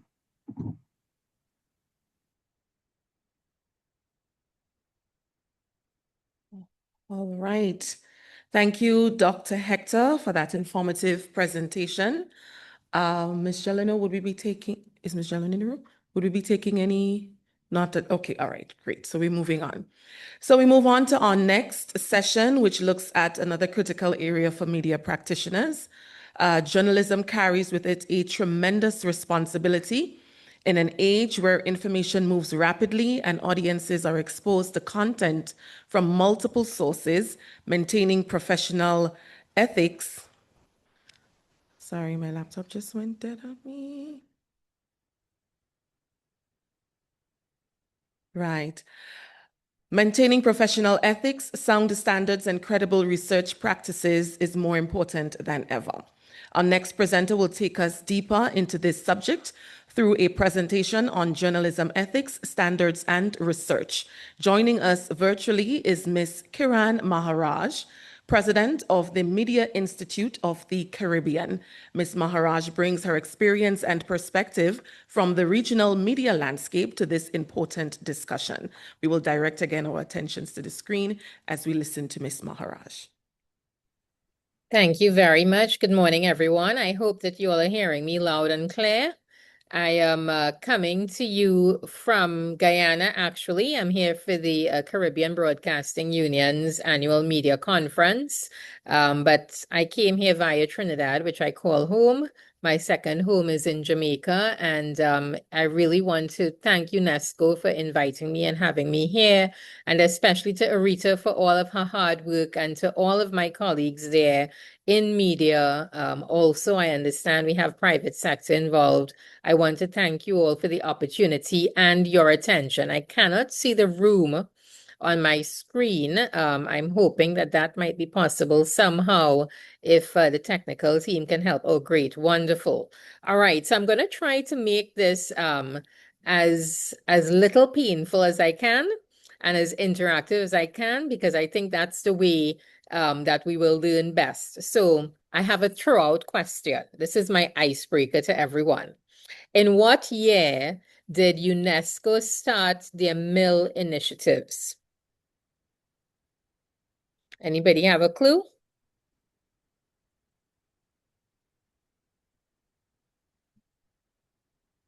I'm gonna have to ask our MC to help me if there's anybody in the room, or maybe someone online, because Arita and I can see all of the online folks.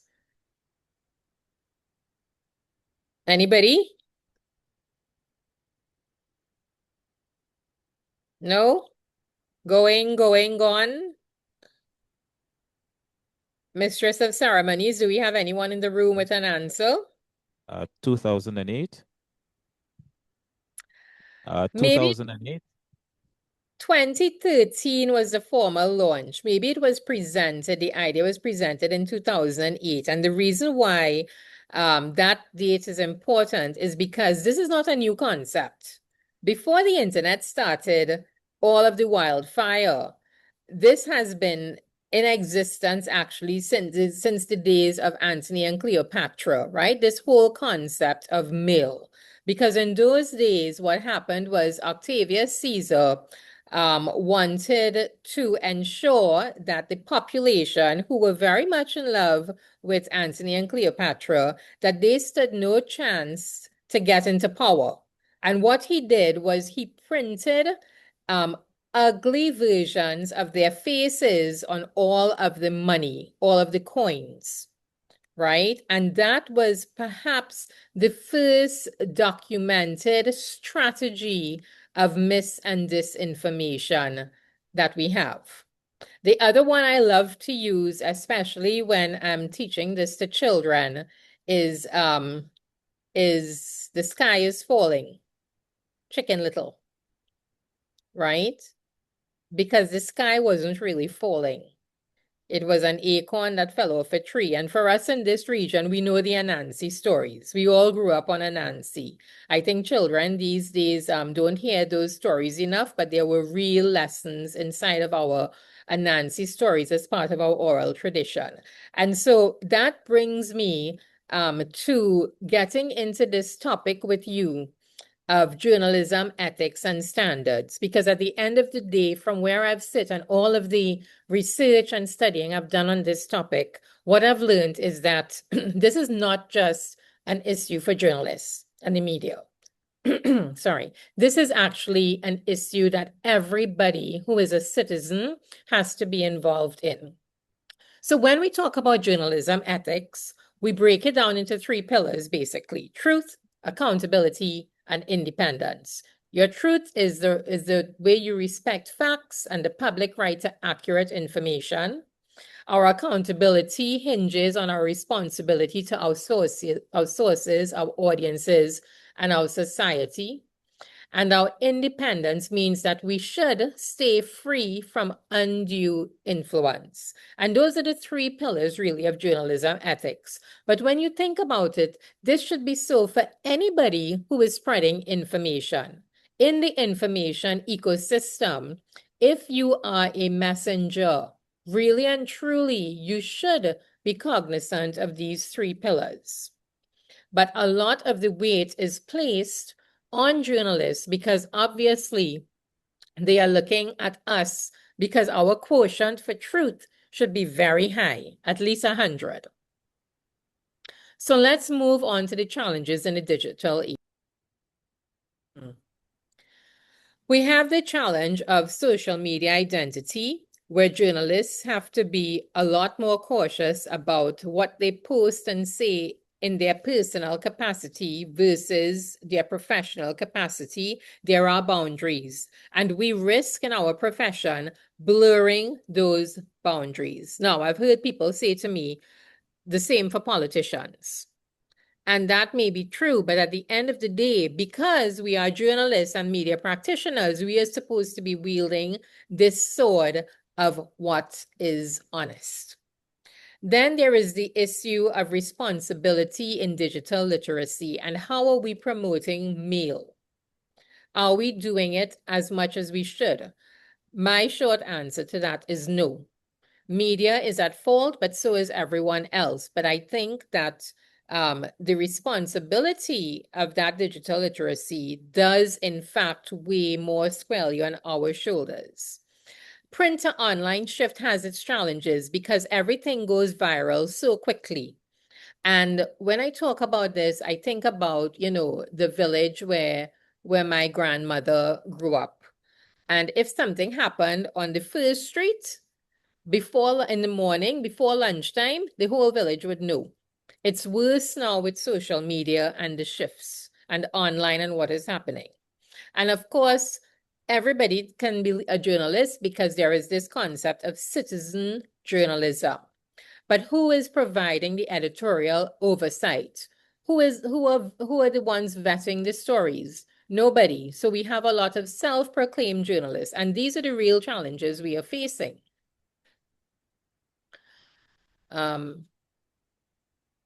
So when we did this study, that was a UNESCO IPDC study done with our colleagues at Public Media Alliance based in the UK. There were some key findings from the 8 Caribbean countries that we looked at. There was declining trust in news media. WhatsApp was the primary misinformation vector. Everybody's on WhatsApp. A lot of misinformation concerning politics and health. There were lots of vulnerable audiences, and the vulnerable audiences in particular, I have to tell you, it was not just young adults and children, but a lot of them were older people, especially people over the age of 60, because all of a sudden they had this device in their hand and they had access to the world. And because they are the older people in the homes, they had this belief, or they do have this belief, because it still exists, that they have to be the authority and in the know, and they want to be the ones to give the info and inform the family. So they are also vulnerable. And then you have the AI fueled threats emerging, which we're going to talk about a little bit. And kudos to UNESCO for their AI roadmap policy. I was one of the people, and MIC, who gave some recommendations on that. And we are so happy that CARICOM is now looking at it. So there are recommendations that came out of the report. The need for AI verification tools, for fact checking, for infrastructure, for media literacy programs, and for an AI ethics framework. So this is where we get interactive now in the room and online. And Arita, you're going to have to help me with online because I can't see everyone.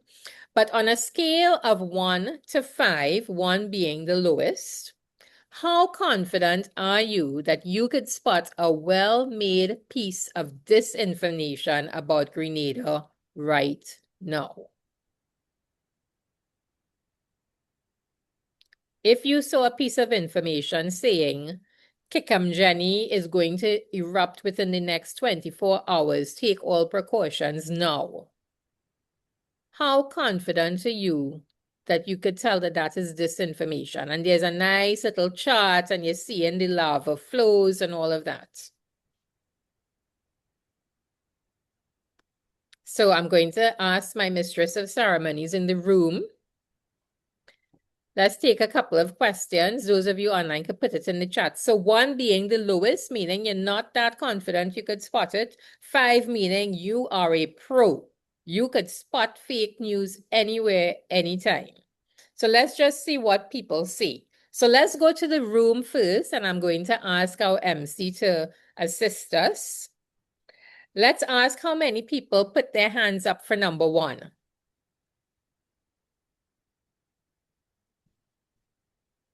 Arita, we have any number 1s in our chat?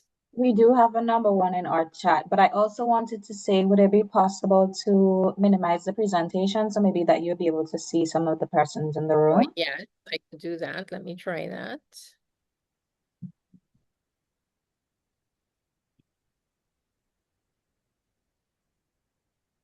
I'll stop sharing temporarily. Yeah. Right. So how many number 1s in the room? Number 2? Anybody score themselves at number 2?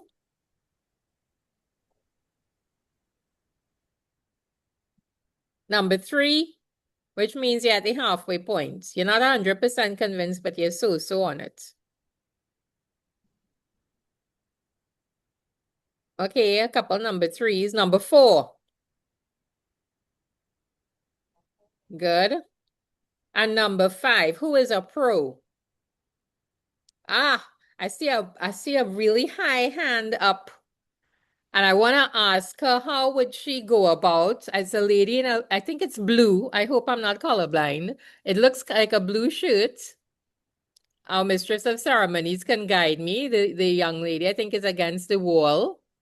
Yes, you're waving your hand. Yes, ma'am. Let's hear you. Tell us what to do to be a pro.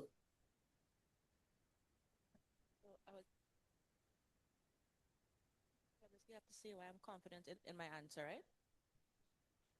Yes. Okay, I'm hearing you. You may need to speak a little more loudly for us. Hearing me? Yes. Okay, so I have to say why I'm confident in my answer, right? Yes. Okay, so for the volcano to for the message to come across as it's going to erupt in the next 24 hours, I think we would have had some warning signs. There would have been reporters, the volcano would have been, entirely. So, and there's many ways of disseminating information. So radio, television, and I think if it was actually true, then we would have had maybe blast messages from Flow, Cell, etc.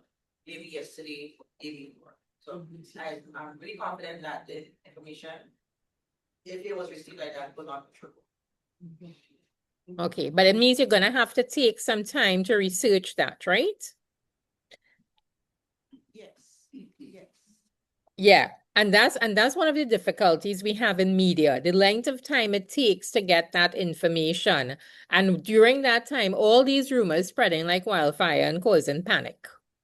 All right. So there are some tools you could also employ, which I'm hoping I'll have enough time to tell you about. So let me ask another question. And just by show of hands, does your organization have a written editorial policy or code of practice that you could show us right now? So even if you're not a journalist, but you are with government or with private sector, there is a recommendation that you should have codes of practice before you publish anything that is representative of your entity. So how many of you have a written policy or code of practice right now? And show of hands again.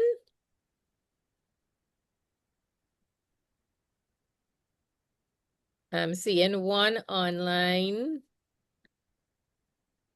So less than 50%.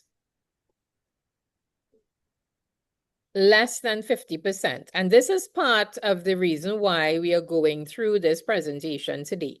Because in today's world, it is something that we absolutely need to have.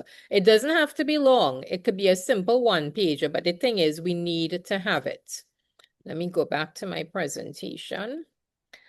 And then in the last month, so think about it, in the last month, has anyone in your organization had to correct a published error, whether it was something that was broadcast on radio or TV, in print or online? Has anyone in your organization formally corrected a published error? Yes or no?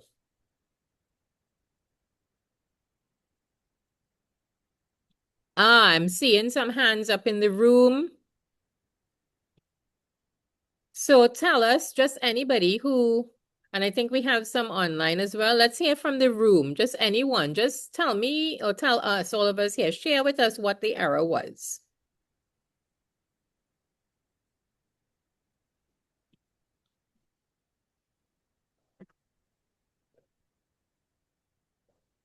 Not hearing.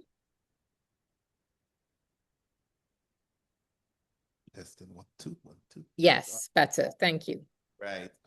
So back in June, our minister would have traveled out of state for a major signing. Remember, it's big signing. But he happened to have left in the middle of a political event.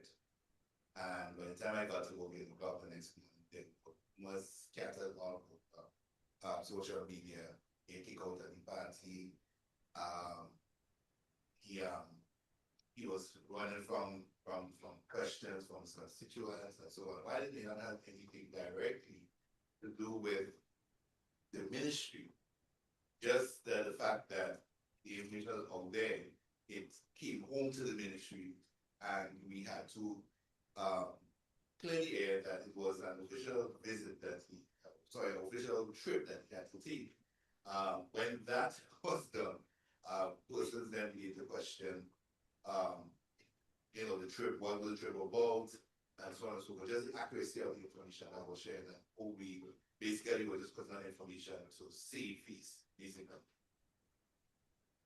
Good. Well, I'm glad you complained, because that's the other thing, right? We all have a responsibility, if we see something, to lodge a complaint so that media entities or others who might be publishing, because we have community groups who also publish a lot, that they could fix it. The problem is when those things are put on social media pages, and some of these pages look like it's factual news, right? Because it's so professionally done. Who do we complain to? And so when the public receives that information, the tendency obviously is to be misled. And that makes the case for why MIL becomes so important. In Trinidad, we have the Media Complaints Council that has existed for over 2 decades. It gets more active in election seasons for obvious reasons, but that is also it's really made up of independent individuals who are very well respected. And so if a member of the public has a complaint, they could lodge it with them, and the Media Complaints Council investigates it, engages with the media houses and the media organizations. They come to a decision via their independent adjudication. And then we publish what the findings were. We are committed as members of the Trinidad and Tobago Publishers and Broadcasters Association to do that. So I'm just saying that, there are other mechanisms as far as traditional media goes. But with all of the fake news, you don't have that for online. So we need to really think about what is the best way for us to solve the problem. And to me, the best way is education. And I am one of those people who have advocated that meal needs to be on the curriculum of every school agenda, from primary school all the way up to secondary. So I wanted you all to have an appreciation for what happens in the real world when it comes to the mis and disinformation. And the reason why I'm saying that is because I wanted to back up what I'm saying with some statistics, right? So audiences have moved from our legacy media, and they are moving to our online and social media. 37% of people globally say that they trust the news most of the time, lowest level ever measured since they began in 2015. And this was a 2026 study from Reuters Institute of Digital News. 62%, though, are worried about telling true from false news online. Because, now we have deep fakes, right? I could be speaking to you here, and you could see a video of me 10 minutes later saying something that is the exact opposite of what I'm telling you today. 54% now reach news mainly via social and video networks. However, the research we did at MIC in 2022 showed that while people were saying they look at a lot more news, they trust a lot of it on social, a lot of the pages belonged to a lot of our legacy media. So when you look at Facebook and Instagram, and now some of us have TikTok, and you see, 100,000, 200,000, 300,000 followers, a lot of those followers are absorbing the information like that. So whenever you all refer to people are looking at social media, and I face this all the time with advertising clients, I ask them, who's social media? So let's remember the importance still of traditional. 20% trust the news answers they get back from an AI chatbot. This is problematic. And I think that this has probably increased since this report that was done in Q1 of 2026. And that is because we are seeing a lot less usage of Google. And everybody's on ChatGPT. Anybody here ever ChatGPT themselves? Like, have you ever put in your name, who is Kiran Maharaj of Trinidad? And seen the responses? Come on, I'm putting up my hand. I've done it. Anybody else have done it? I used to do this when Google came out, and guys, FYI. I was one of those people who wanted to know what the hell people will find out about me. So anybody here? You all never chat GPT yourself? You all in front of your computer? Right. Chat GPT yourself and see what happens. When you do that, you are going to see how wrong they are. Yet, a lot of our young people and the younger people in our workforces believe that ChatGPT is the answer to everything. And now there's Claude and Perplexity and Note LLM and all of these things. But one of the things they don't understand, and they meaning our populations, there is least information about our people and our region on those algorithms. You all ever see how people build a television commercial or a press ad, how somebody in the US pitches that if they have to send an ad to us in this region, people in those ads don't really look like us. So that is the whole point. And we need to teach this to our students too, because it will become detrimental moving forward. So, right. Now, we do have some gaps. Our societies are not perfect. We're getting there. We're all young. I think all of us are below 65 years as an independent country. We have no Freedom of Information Act in all of our countries. 6 countries in our region have FOIs and ATIs. There's also no legislation governing broadcasting, or a lack of legislation governing broadcasting in some of our countries. So lack of FOI, ATI, lack of broadcasting policy in some countries. How does the public file a complaint against the media? What about newsrooms where they have a dedicated news director, managing editor, copy editor, or fact checker on staff? We have smaller newsrooms in this region. So it's very common that your news director is also doubling up as a manager, or is also doubling up as something else, right? Because most of us have small newsrooms. There's no media house in this region that has a dedicated investigative team. They might have an investigative reporter, but they don't have a team.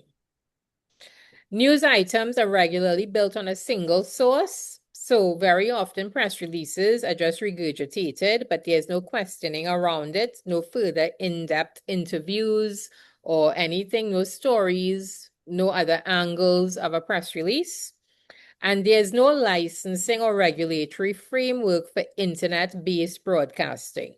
A lot of the ad revenue that is being sucked up or sucked out of our system also comes from aggregated content providers who are taking a lot of the revenue using Google AdWords, etc. So those are some of the things that came up in the research. 3 terms that a lot of people do not understand is misinformation, disinformation, and malinformation. So this is a plea to everyone here that whenever you all are communicating this, please ensure that people understand the differences. I always say to the young people, misinformation is when you miss the point, right? So they get the information wrong. Disinformation is when you the truth. You're disrespecting the truth and you're just printing what is inaccurate or false on purpose. Malinformation is something that is true, but it is shared to cause someone harm or grievance. So that could be health information. So health information, most often the cases where malinformation is employed. So coming out of that now, and yes, we're talking about journalism ethics, but media literacy is also what we're talking about. So let us look at the citizens' capacity for mail And let's look at what is a journalistic discipline for ethics and standards. It's basically the same skills, but one is applied to an individual. When they get information, they should evaluate it critically. They don't just click and share. But do enough people do that? They don't. They need to understand how media platforms and algorithms shape what is seen. I say all the time that it's not a coincidence that you were looking at a nice dress or a new phone, and all of a sudden, coming up on your TikTok, your Facebook, or your Insta is an ad for a nice dress or new phones, and you think is, oh, serendipity, synchronicity. You know, this is such a coincidence. It's not. It's called an algorithm, and that's how big tech is making money. They stream their bots into all of your data, and they go out and they conquer your interests. Create and share responsibly. Claim the right to information. On the journalistic side, we need to verify before publishing within limited time frames too, right? Because one journalist sometimes covering 3 beats. So you get a call, hey, they broke into somebody's house down there. Go, you get a call. Oh, that minister just made a statement. Leave the house they broke into and go down to where the minister is, you know. And on your way home, oh, rain started to fall, flooding. Could you cover that? You're out on the road already. That is the reality of our newsroom. So if we want to get this meal concept right for the population, we need to integrate it into their lives however we could, but as tastefully and tactfully as we could. 3 dilemmas. Very typical things that happen to all of us, right? The voice note. We get a voice note. It could be from a senior public official. I mean, it sounds like that, although now you know that you can take the voice note of an individual that is real, feed it into AI, and within not even 5 minutes, they will replicate the voice and can create anything you tell it. I know because I've tried it, I've done it, right? So if they say a water advisory is coming for 3 parishes and it's spreading fast, 2 other stations are already reporting it, you cannot reach the official. Do you run it and in what form? This is realistic. This is what we face in newsrooms. We face the issue of the press release. A ministry press release announces major investments with a named figure, but no supporting documents. Your only reporter is covering court. The deadline is in 25 minutes. It's for the 12 o'clock news or is for your print run. What is the minimum acceptable version of the story you're going to go with? And then the AI assistant. A freelancer files clean, well-structured copy on a fisheries dispute. Writing is impeccable, right? 2 quotes cannot be traced to any real person. The freelancer admits that an AI tool helped tidy it up. It has already published your digital. You thought that that was a great story. You didn't have much fixing, so you decided, I'm going to publish this online right now. But what do you do in the next hour and what changes tomorrow? It could be that somebody will ask, well, who is this quote attributed to? So how do you fact check? So the dilemma we are faced with, and I'm happy that this is a mixed room also of non-media personnel.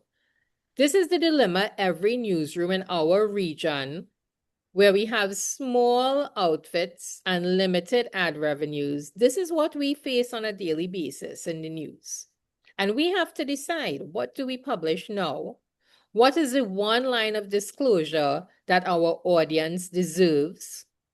What policy would have prevented the dilemma? I tell my newsroom at my entity, when in doubt, leave it out. The risk for us, though, is because social media is easily accessible and it's faster and quicker and everything else, there's speed to it. sometimes they might get the story ahead of us, especially where you have citizen journalists. But that's the way it is. So 3 dilemmas, and basically very often all we have is 6 minutes, 4 minutes to decide and 2 minutes to defend our decision. The reality we are facing, not just in news, but with all information, all. So if you're in government, you have the same dilemma that the newsrooms have, that private sector has, deep fakes. You could change anything and anybody. You could actually put a video of me right now on Mars. And the only thing that would make it out is because I'm on Mars. But you could lift me up and put me on the beach in Granans and be much happier if I was there in real. But you wouldn't know. And then we have avatars. We have influencers. I mean, the first influencers to me were our radio show hosts, right? People like Casey Kasem back in the day when we were growing up, and we had others on our local stations. Then what happens to intellectual property rights? What about the rights for music that we're hearing a lot from in the music industry now? People making TikTok videos left, right, and center and using our artists' music. Artists not getting anything from it. GPTs are not all accurate. Are we letting people know that? GPTs scrape the web for data, so they can also be misinformed.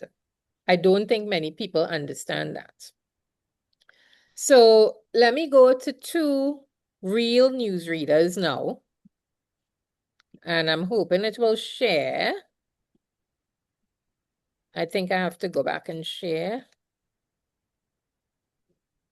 Rita, I'm going to lean on you to make sure that this works, please.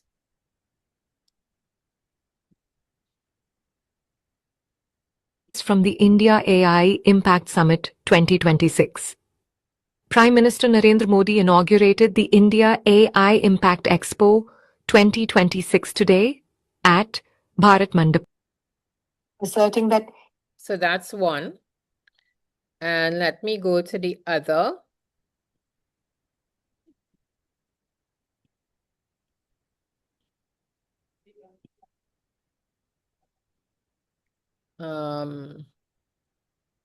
I don't think it's updated with the latest news and develop. I don't think it's shared. So let me just go back a second here.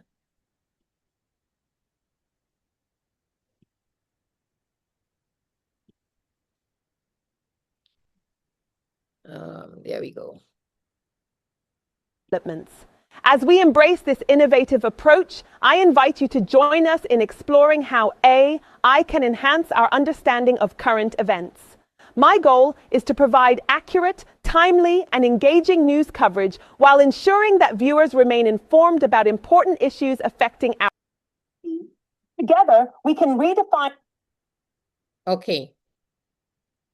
So I said that these are 2 real anchors.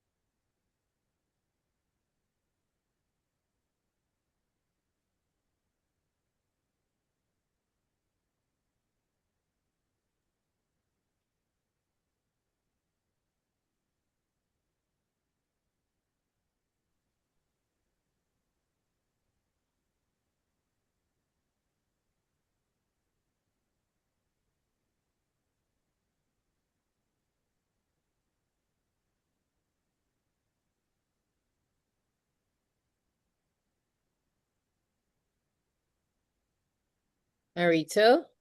Yes, we have some responses in the chat. Yeah, I'm not, hold on one second. I'm not seeing you guys. You all seeing me and hearing me? Yes, we are. Okay, for some reason, the internet here went down for me momentarily, and I'm just trying to get it back up.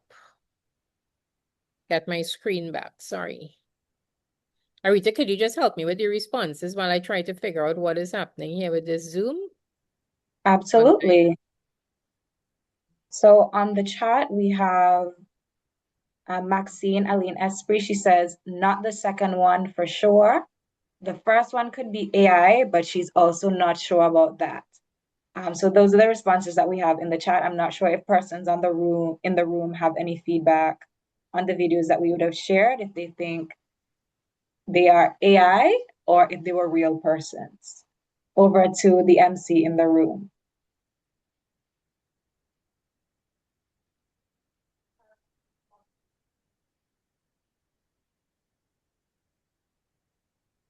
I'm not hearing the MC.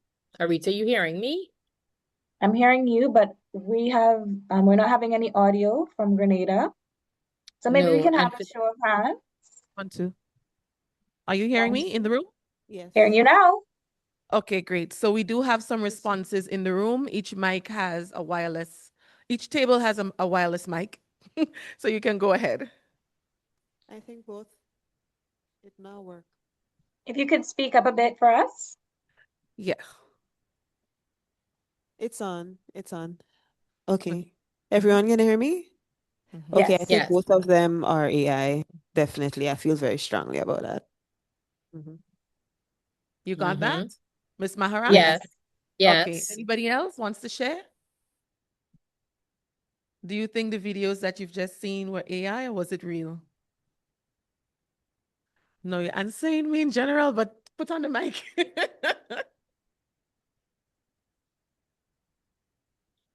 Okay, we have Mr. Philip. Yes, so from my observation with the first, when you look at the facial expressions while speaking, the lips were not necessarily in sync with some of the words. So that kind of triggered me saying, hey, that I can understand that being AI. The presentation, however, is very believable.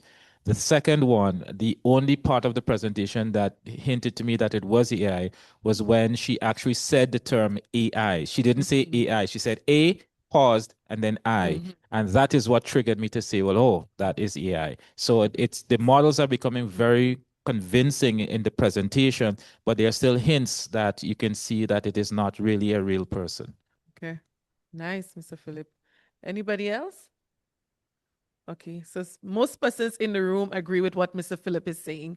So that's Good. all the responses from us. All right, good. So Arita, I'm hoping you're hearing me because I've totally lost video. Are you all Absolutely, seeing yeah. my screen? Yes. Your screen? No, Yeah. not as yet. Okay, so for some reason I had a little drop in my internet, folks. I apologize. I am in a hotel room right now. I'm gonna talk through the rest of my presentation because I can't see you, but I understand you can hear me. So both were AI generated, but here's the thing, they are real anchors on TV. One is in Nigeria and one is in India. And these were published early last year, 2025, they've improved significantly, but they are not the only countries that are using AI news anchors. We have other countries, including China, which may be obvious, right? They were the forerunners of AI development. And we will be seeing more of this. And not just that, radio voices. And I have actually been playing a lot with the radio voices. And my IT manager came to me one day and he played a paragraph that I read.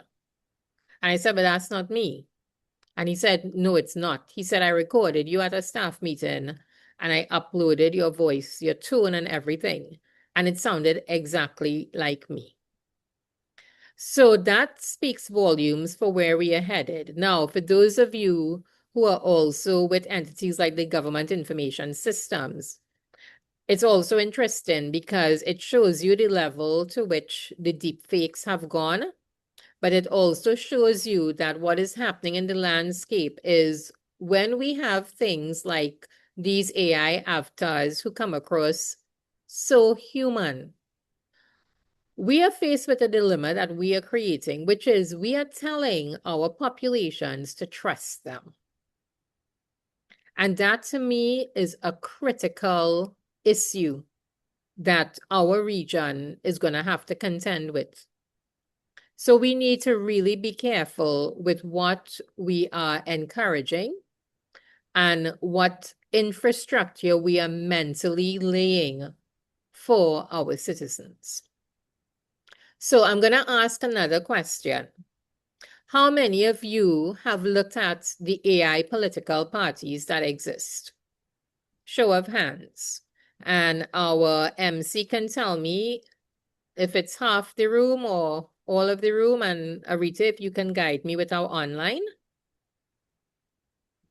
So how many of you have looked at what the AI political parties are doing?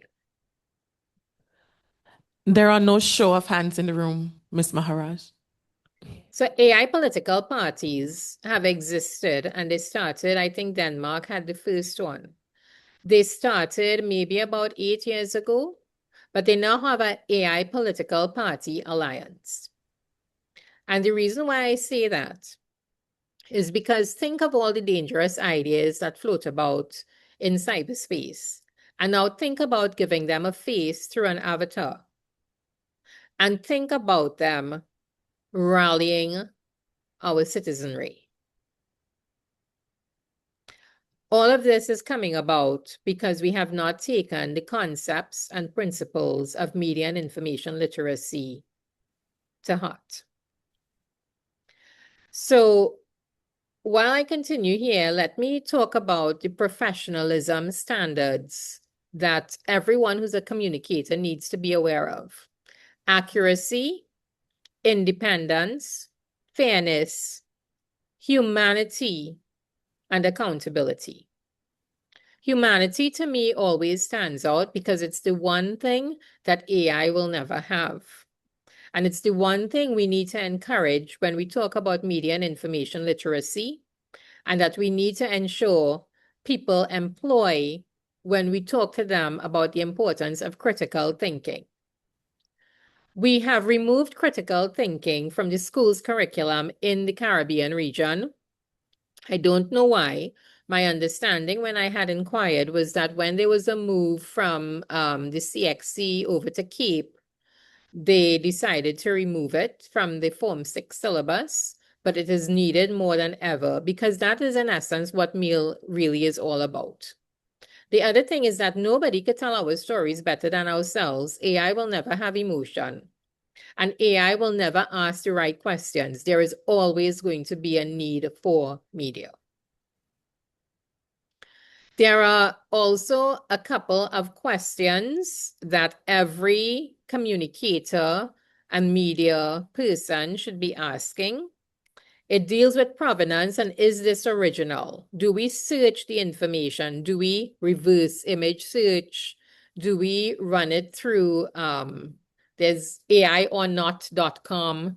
There are many others that we could use, Pangram. What about the sources? Are we checking to see that we have at least 3 sources of information? Are we checking the timing of information received?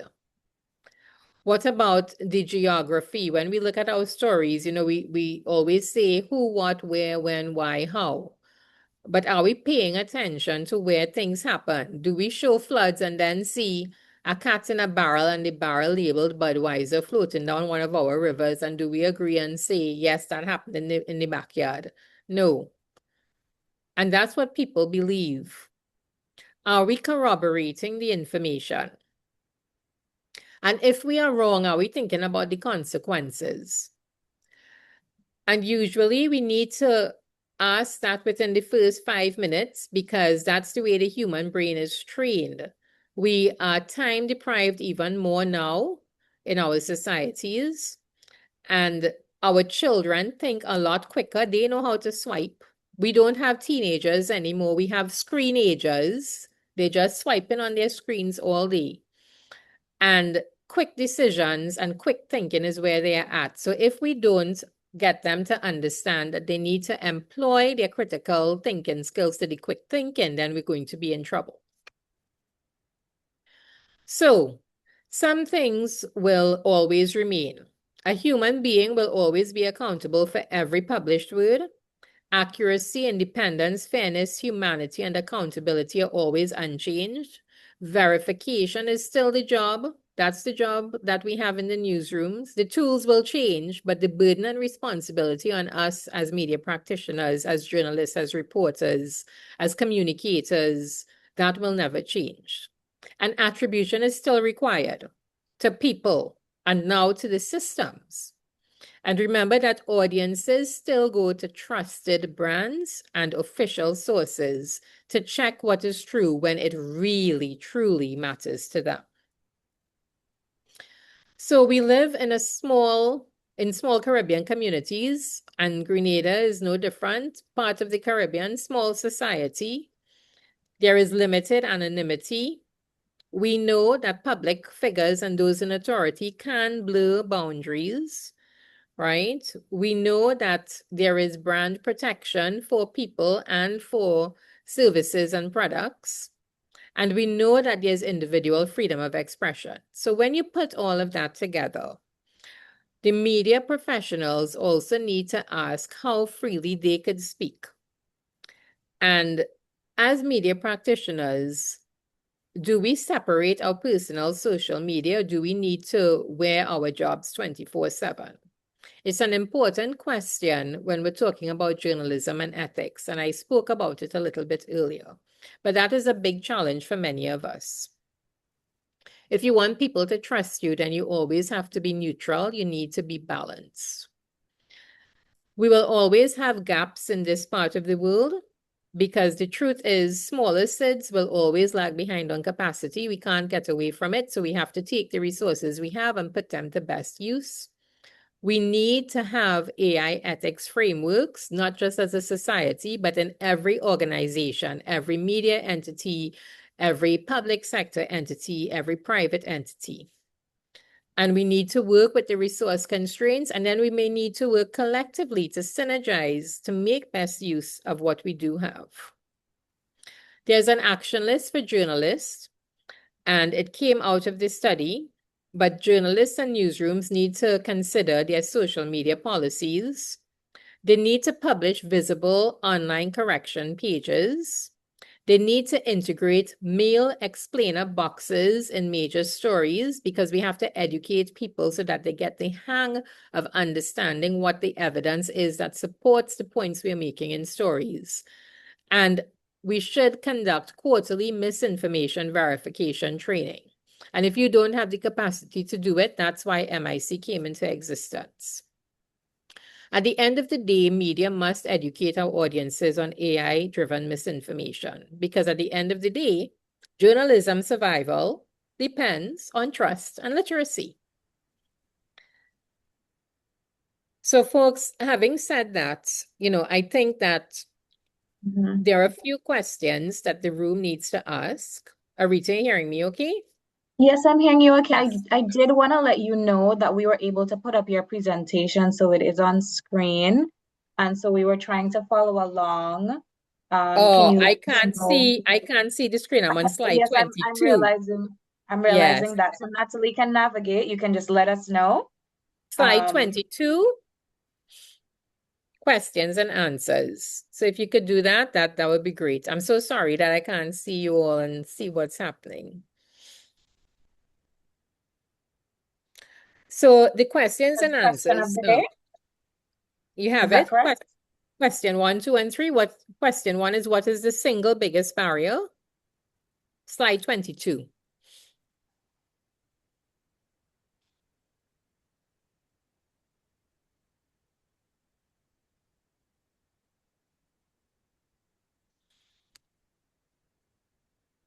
I'll ask the And just to be clear to all of the participants, we will share the presentations following the workshop.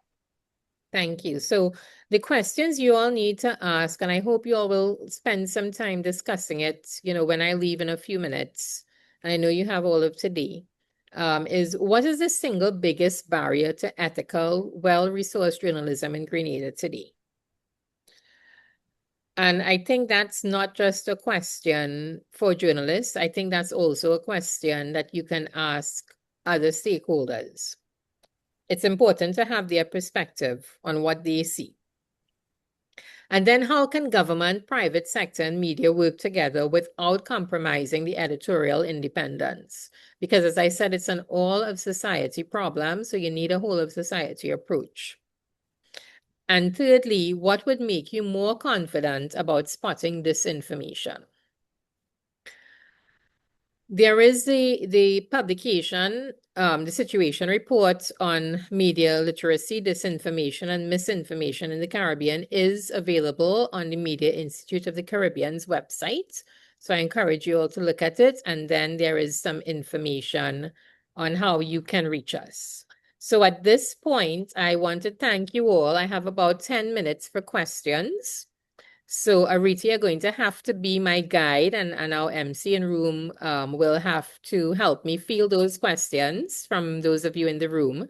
But I'm here to take questions for another 10 minutes or so. Okay, so we do have 10 minutes. So can we have the questions? Anybody has anything to ask for clarity? Or so? Nothing? Rikisha St. Louis, Mrs. Oh, at the back of the room. Wonderful. There's a mic on your table. I was getting concerned that I was scaring Can people. someone just share a That's mic with good. him? Okay. The technician is coming with a mic. Okay. Okay. Hey, morning. My Morning. question is Can you hear her, Miss Maharaj? Yes, I can hear. Okay. Yes. Okay, go ahead.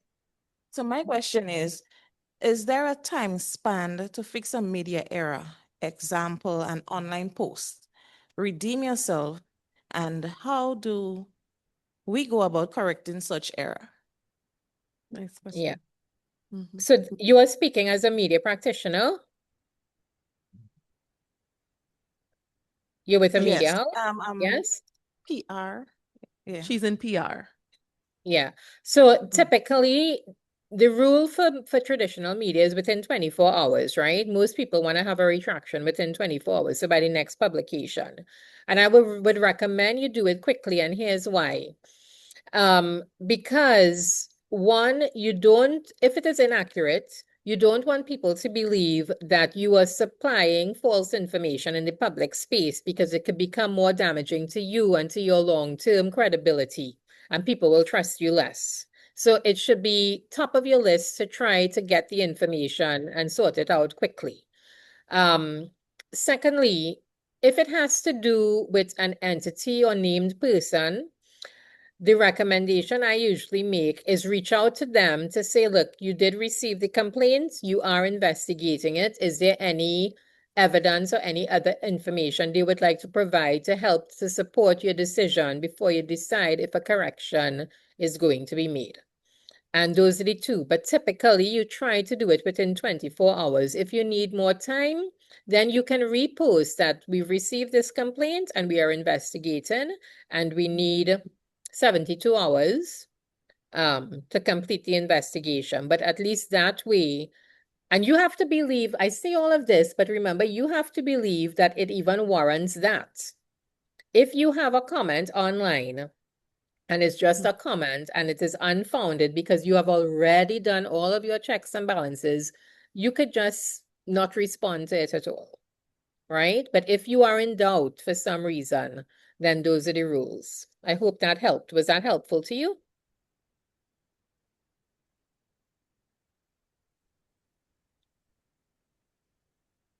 She said Arita. yes, if you heard that. Okay.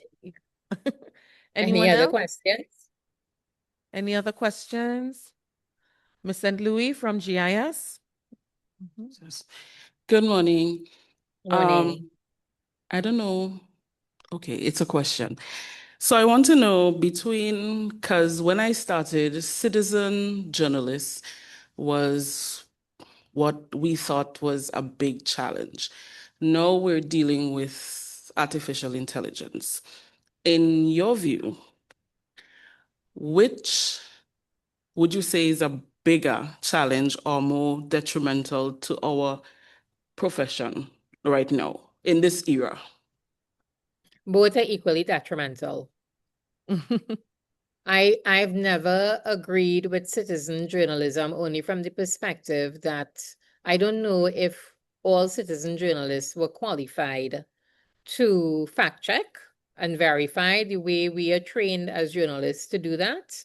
And over the years, you would see a lot of citizen journalists. So I just call them citizens with opinions, right? But a lot of citizen journalists have been inaccurate and have caused more harm than good. With AI, the thing is, you are also empowering citizen journalists because they could put a new face to everything they are doing. But AI allows them to have the glitz and glamour or look very professional. So it's kind of like, some citizen journalists being elevated. And in that space, you're dealing with a basic philosophical principle. And Dr. Paul Hector pointed to it in his presentation. Maslow's hierarchy of needs teaches us that the highest ideal to which we all aspire as human beings is the principle of self-actualization.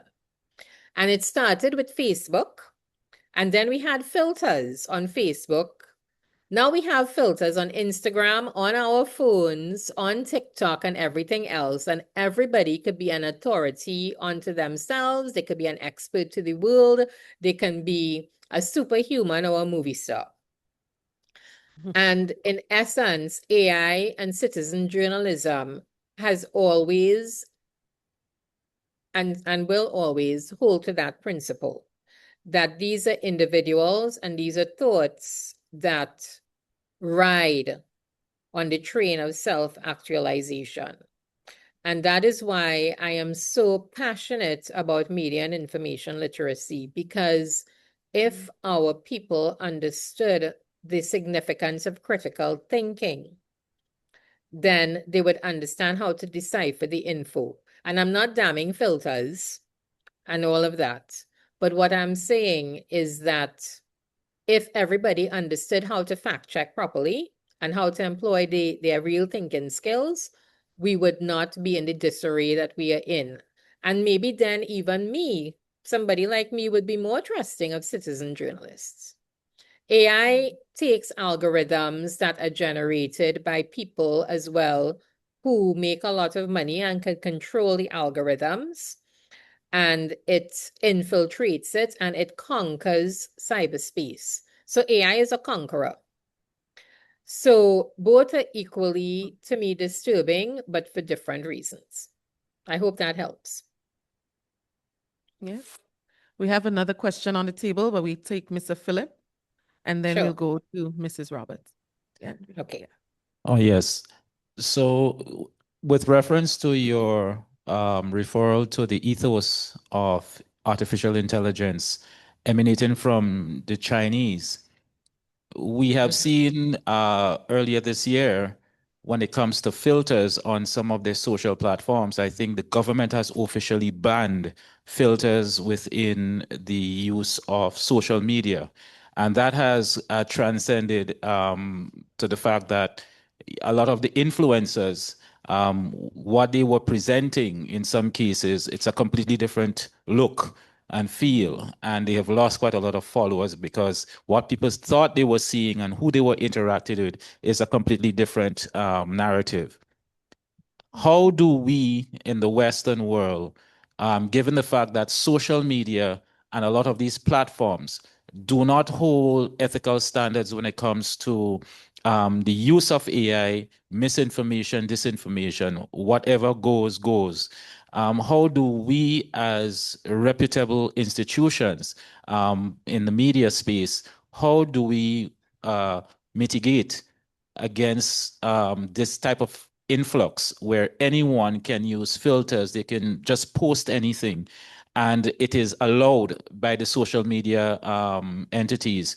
And now we are expected to do damage control. And the pace at which these attacks, as I would phrase them, are coming on a day-to-day basis, it's almost impossible for entities like ourselves to constantly be defending information on a constant basis. So how do we prepare ourselves and how do we really,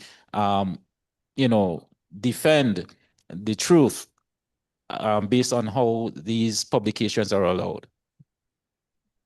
I mean, basically, it comes back to education again for me, because the truth is, we're not ever going to be able to stop what is on the internet. We could try. All we could do is we could better educate our citizens on what they need to do and hope they make the right choices, because we are democracies for a reason, right?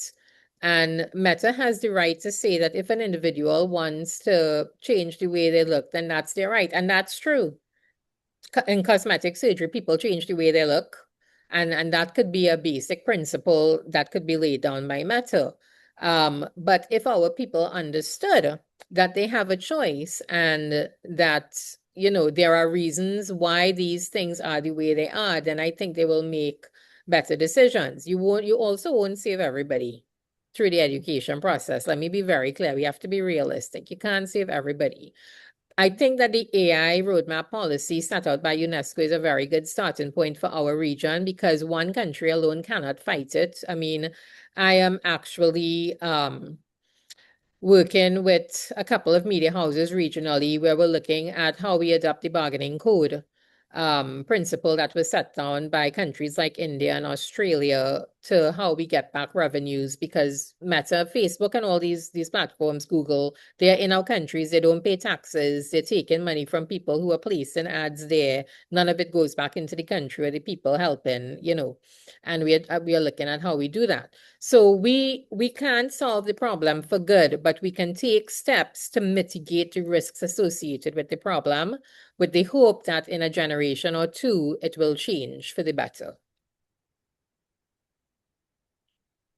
Okay, thank you, Mr. Philip. We have two more questions in the room, if you are able to Sorry, take them, Ms. we do Maharaj. have a question online as well. So if we could have that Okay, I'll question take after these the- three. Yeah, I'll take these three, and then Okay, I'll great. have to So run. in the room, we have Mrs. Roberts. Go ahead, and then we would have you, Mr. Charles. Go ahead. Good morning, everyone. Sometimes when we look at certain situations, you tend to feel a little bit despondent, because when you look at the way social media and AI operates, it's almost like the rest of us are constantly playing catch up. And the major challenge is that our culture has appetite for the kind of information that social media provides.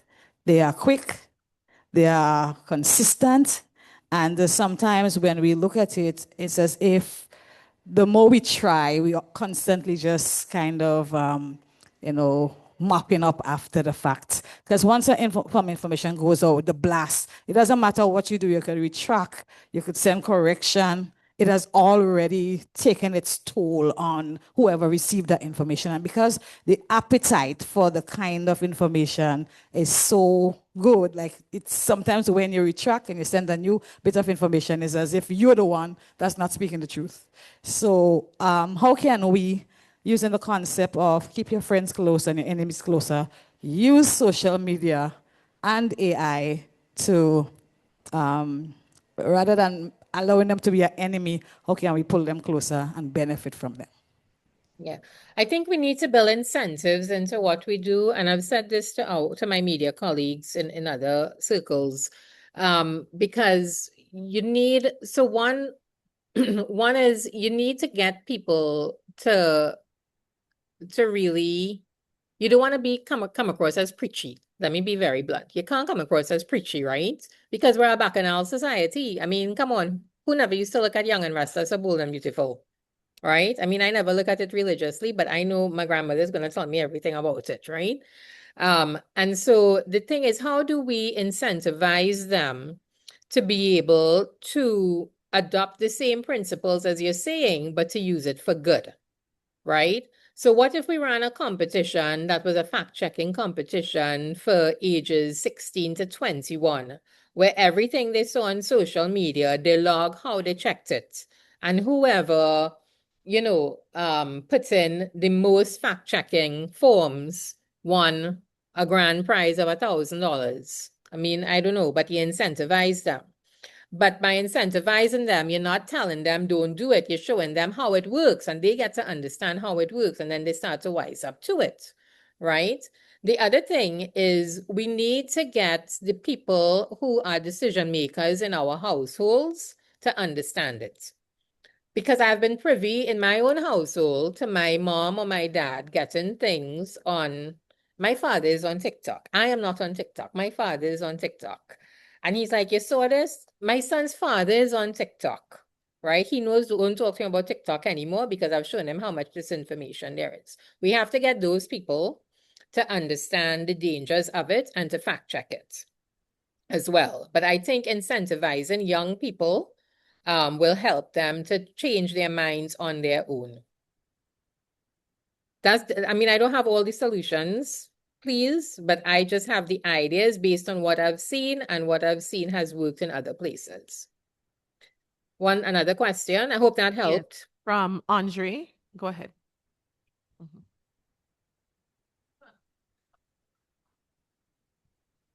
All right, good day, everybody.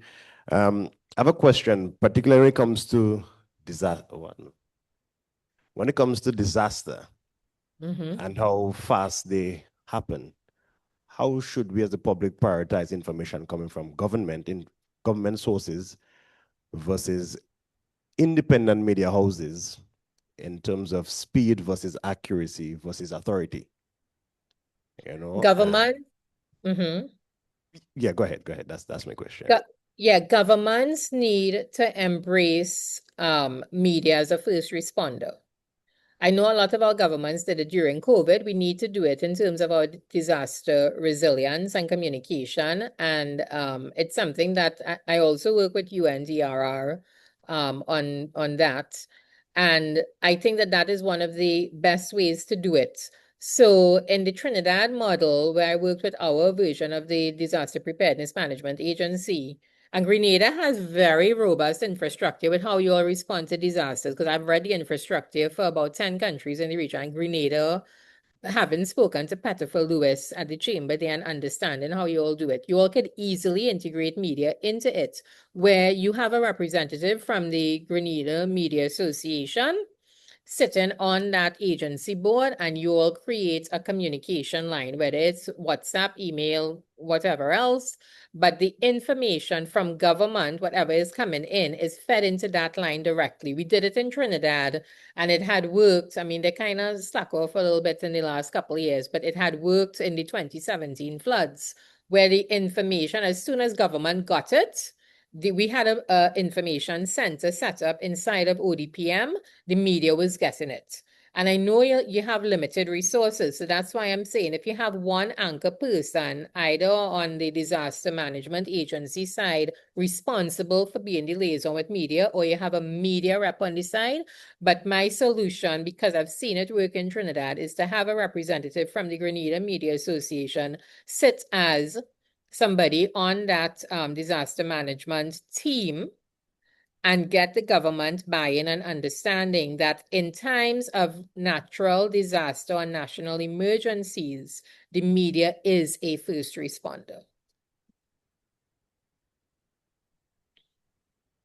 That's One all more. from the room. I think there was a question online. Arita, help me, please. Miss Esprit, please ask your question.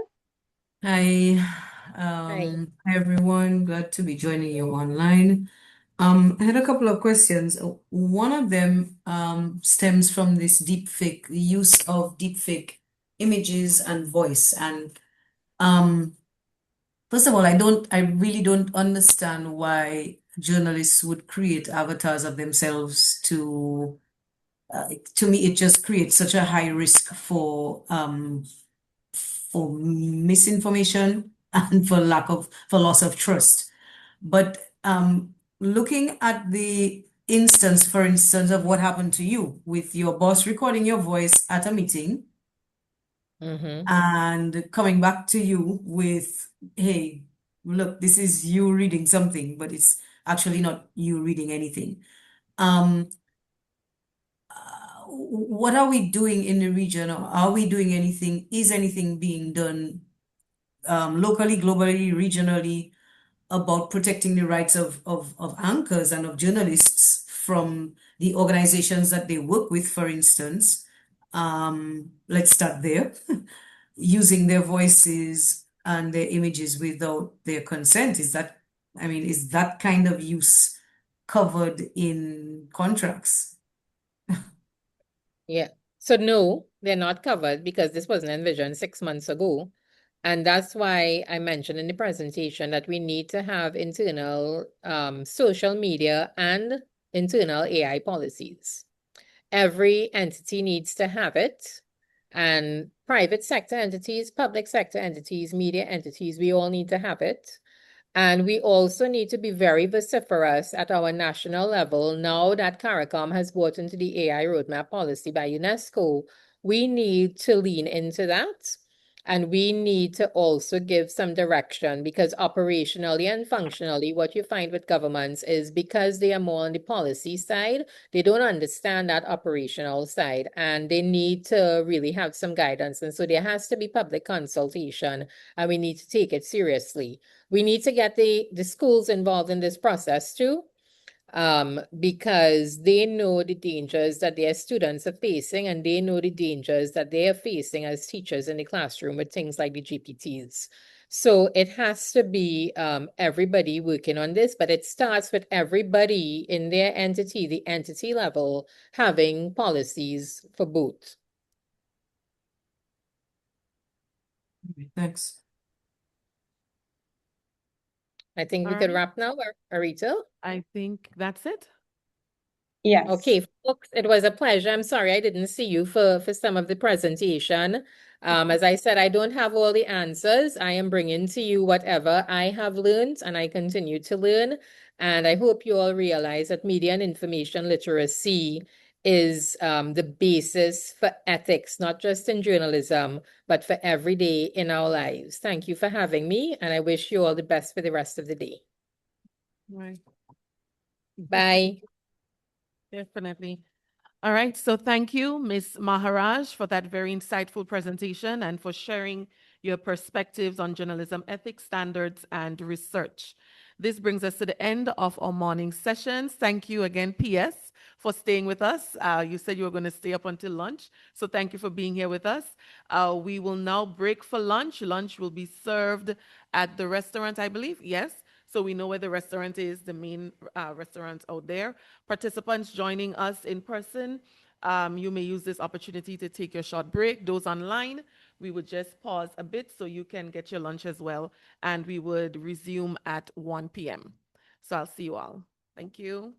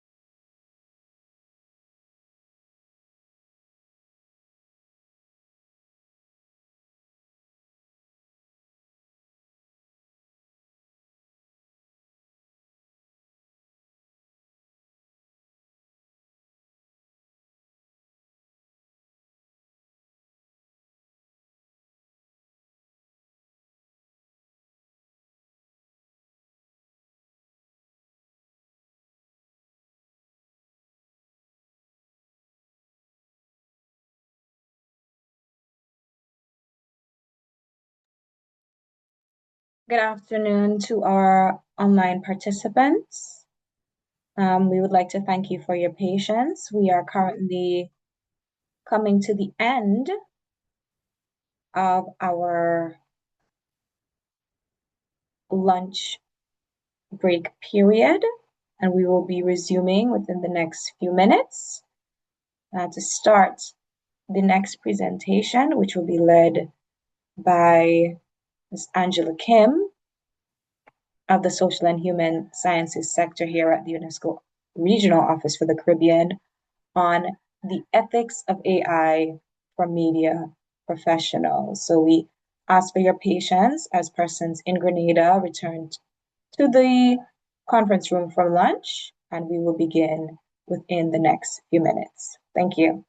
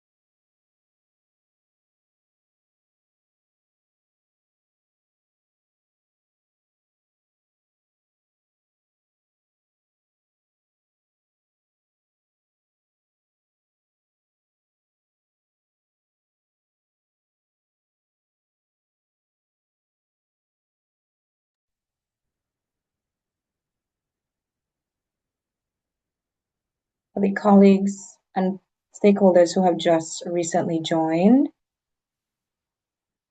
we are currently wrapping up the lunch break period, and we will be resuming the next presentation, which will focus on AI ethics for media professionals shortly. Thank you for your patience as persons in Grenada return to the conference room.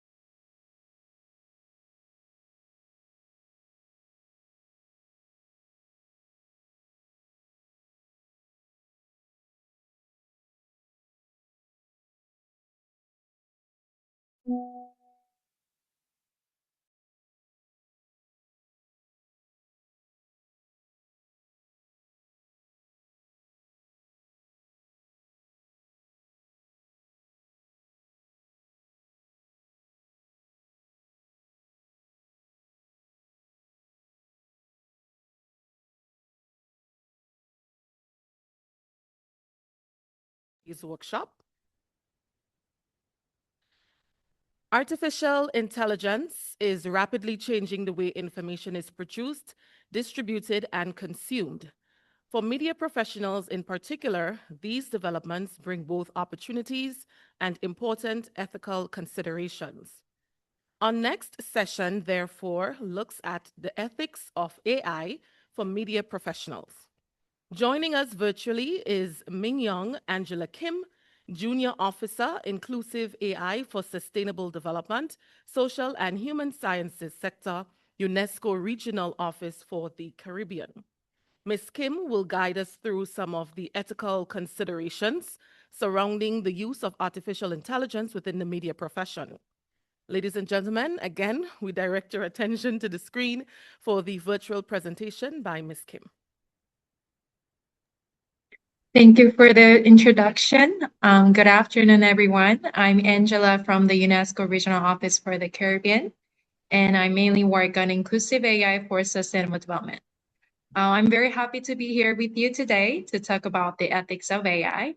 And I know it's right after lunch, so some of you may be feeling a little sleepy, so I'll try to keep this engaging, and I'll also look forward to hearing from you as we go. So let me begin with a very quick question. So how many of you are already using AI in your work? Like, can you raise your hand? If you're joining us online, feel free to react with an emoji. Okay. Okay, I see quite a few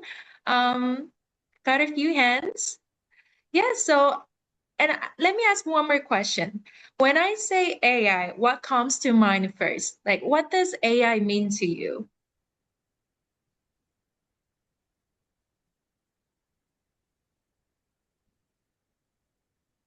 Anybody? What does AI mean to you? We have Support tool. Supporting tools. Any other?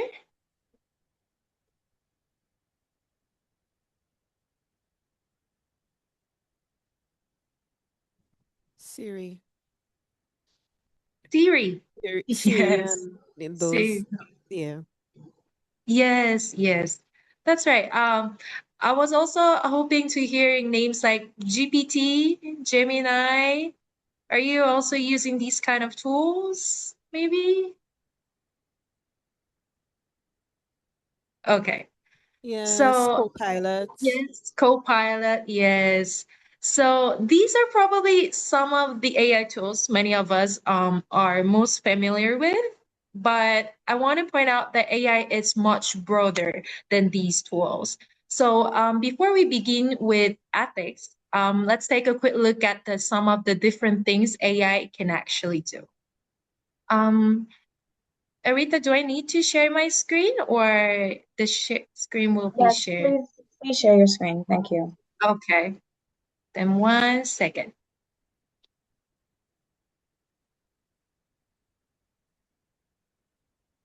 Okay.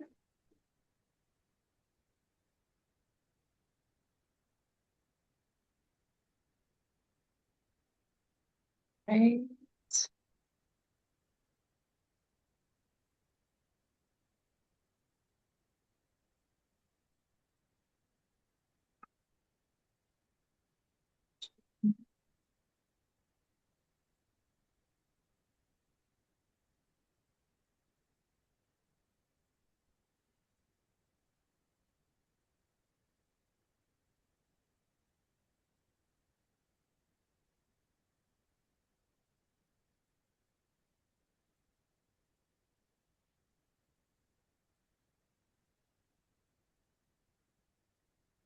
Okay, are we seeing the screen now? Yes, we are. Okay, perfect. So before we talk about ethics, as I said, I'd like to talk about the various types of AI first. So there are different ways to classify AI, but this slide gives us one simple way to understand what AI can do. So AI can notice, analyze, create, or act. So first, there is perceptive AI. So perceptive AI notices or recognizes things. For example, AI can recognize a face in a photograph, or identify an object in a video, or turn like spoken words from an interview into text. Second, there is analytic AI. Analytic AI looks at information and identifies patterns. So, for example, AI can analyze audience data and show which topics, formats, or posting times receive the most engagement.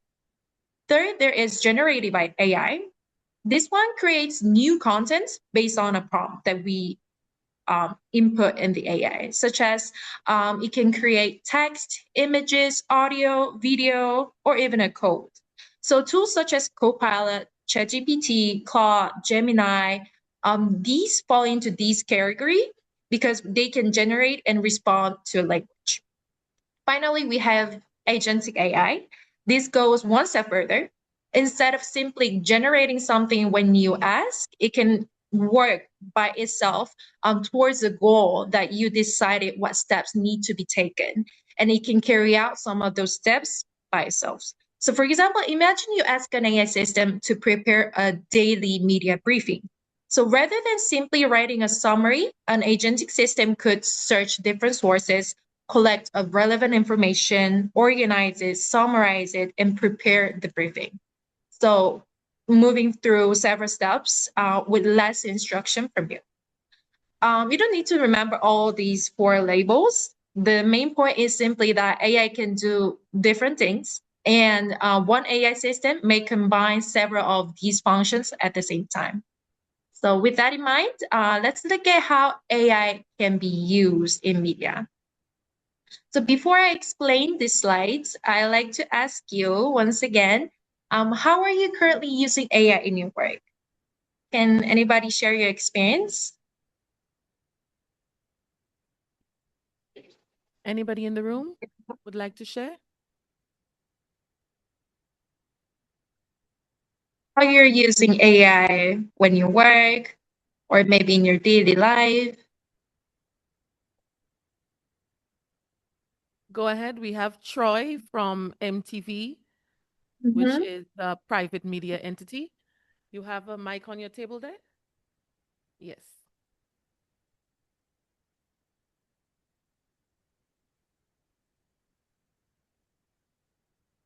Okay, Abigail, to review and summarize. Thank you. That's very useful to review and summarize. And brainstorming, research, summarize. Thank you, Radinka. Yes, it's very useful. Yes. Right. Okay. So for social media, I use it for caption generation, Captions. which is very helpful.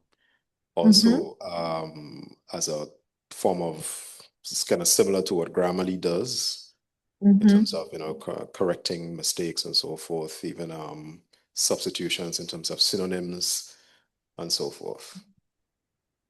Thank you. Thank you. Yes, AI can actually very useful to use those functions while you work. So thank you for Have sharing another all your comment in the room? experiences. Oh, yes, please. Yes. Go Yeah. ahead. Also, if I may use AI to Mm-hmm. put down large documents. Mm. Yeah, some documents could be woody and summarize Mm-hmm. something. Yeah. True. It's also very useful when we have to read the long document, right? So thank you. Yes. So I think what we already seeing here, like from all these examples, is that AI is not limited to one particular task. We're hearing from diverse examples, right? So as you can see here, it can support us across the whole media workflow. So from research and editing to production and publication. So it might help us find or summarize information, as you mentioned. It can transcribe an interview or even translate it. And it can help editing text, generating some ideas, and adapt content for different platforms. So there is another side that is easy to overlook. So I like to point out that one too. So AI can also affect media work even when we have not actively chosen to use it. So for example, once content is published, platform algorithms may influence who sees it. So in what order and how often. So as you may have been experienced, like each person has different algorithms, right? So automated systems may also analyze audience behavior or even moderate comments. But these are not we chose to use an AI, right? So those systems can happen in the background, and the issue is those systems are not always accurate. So for example, comment moderation system, they might miss coded hate speech, for example, or even remove legitimate content because it does not fully understand the local language or local cultural context. So the important point here is that AI is not just a tool we open and use. It can also be present throughout the media environment, sometimes because we choose to use it, but sometimes because it's already operating in the background. So that brings us to a very important question. If AI is becoming part of so many aspects of media work, what does that mean for us as media professionals? So AI has two sides. Two sides means does not really mean like AI is simply good or bad, but same function can help us, but at the same time, it can also create risk. For example, imagine you have like 100-page report that you have to read. As we mentioned, AI can summarize it in a few minutes and even help you identify what are the key points. It really saves our time. But that summary that AI give you may leave out some important context or important details, or even include something that was never in the report. Has anyone ever experienced like with AI that they give you answer that you look completely convincing, but when you checked it, the source or information that didn't actually exist? Has anyone have experience of this kind of experience? Yes, I see some thumbs up. Yeah. Yes, AI is very good at lying. AI can convince us very well. So AI can make things up very confidently. Even when a tool can search the web, we still need to go back to the original source and check whether it actually says what the AI claims. So the same trade-off appears in other areas too. So for example, translation and transcription can save us time, but it can miss local accents or dialects, names, or cultural meanings. Those can be lost in its way. And AI can even generate images, audio, videos very easily. We can add images like in 1 second now. But that also raises questions around deepfakes and even the issues of consent of that image, privacy, and intellectual property. So, which means we may not know what material was used to train that AI system. We don't know whether the permission of the image video was given or whether the results imitates a real person or even protected work. So we need to be careful. Also, AI can recommend relevant content to users that can be convenient, but if people are rapidly shown content similar to what they already watch, like it's also good because they are seeing what they're interested in, but at the same time, it can narrow down the range of information they encounter. And it actually can reinforce existing biases. And AI can help moderate enormous volumes of content. But as I mentioned, automated systems can still miss harmful material or remove legitimate speech unfairly. So AI does not remove the need for media professionals. If anything, it makes human judgment even more important. So we may spend less time producing a first draft, but actually we're spending a lot of time, even more time checking accuracy, context, fairness, any possible harms that is integrated, and so on. So these challenges don't happen in a vacuum. So their impact also depends on the media and information environment in which AI is being used. So I'd like to ask, what does information environment look like here in the Caribbean? What do you think? So these slides show that there is information risk in the Caribbean. The source is based on the Regional Situation Report, which was supported by UNESCO. This report looked at media and information literacy, misinformation, disinformation, and trust in news across 8 Caribbean countries. So I've pulled out these 6 examples here. These are not ranking. I'm just simply showing them to show how information risk can even look different depending on the country and context. So here in Grenada, for example, the report highlights how misinformation can spread through word of mouth in a small and closely connected society. And let's see, in Trinidad and Tobago, the report highlights political and health-related disinformation specifically. And in Guyana, misinformation can interact with existing ethnic and political divisions, which means AI can increase mistrust or tension between communities, and so on. So these specific challenges are different from country to country, but the bigger picture is the same. There is information risk already across the Caribbean. And this is where AI matters, because AI does not necessarily create these kind of challenges from scratch, but AI can actually amplify the harm. AI can make false or misleading content easier to produce, faster to spread, and more convincing. So I want to ask one question. I know I'm asking a lot of questions, but please follow me. Why can these information risks become particularly significant in the Caribbean? Why do you think there is misinformation and disinformation spread in the Caribbean?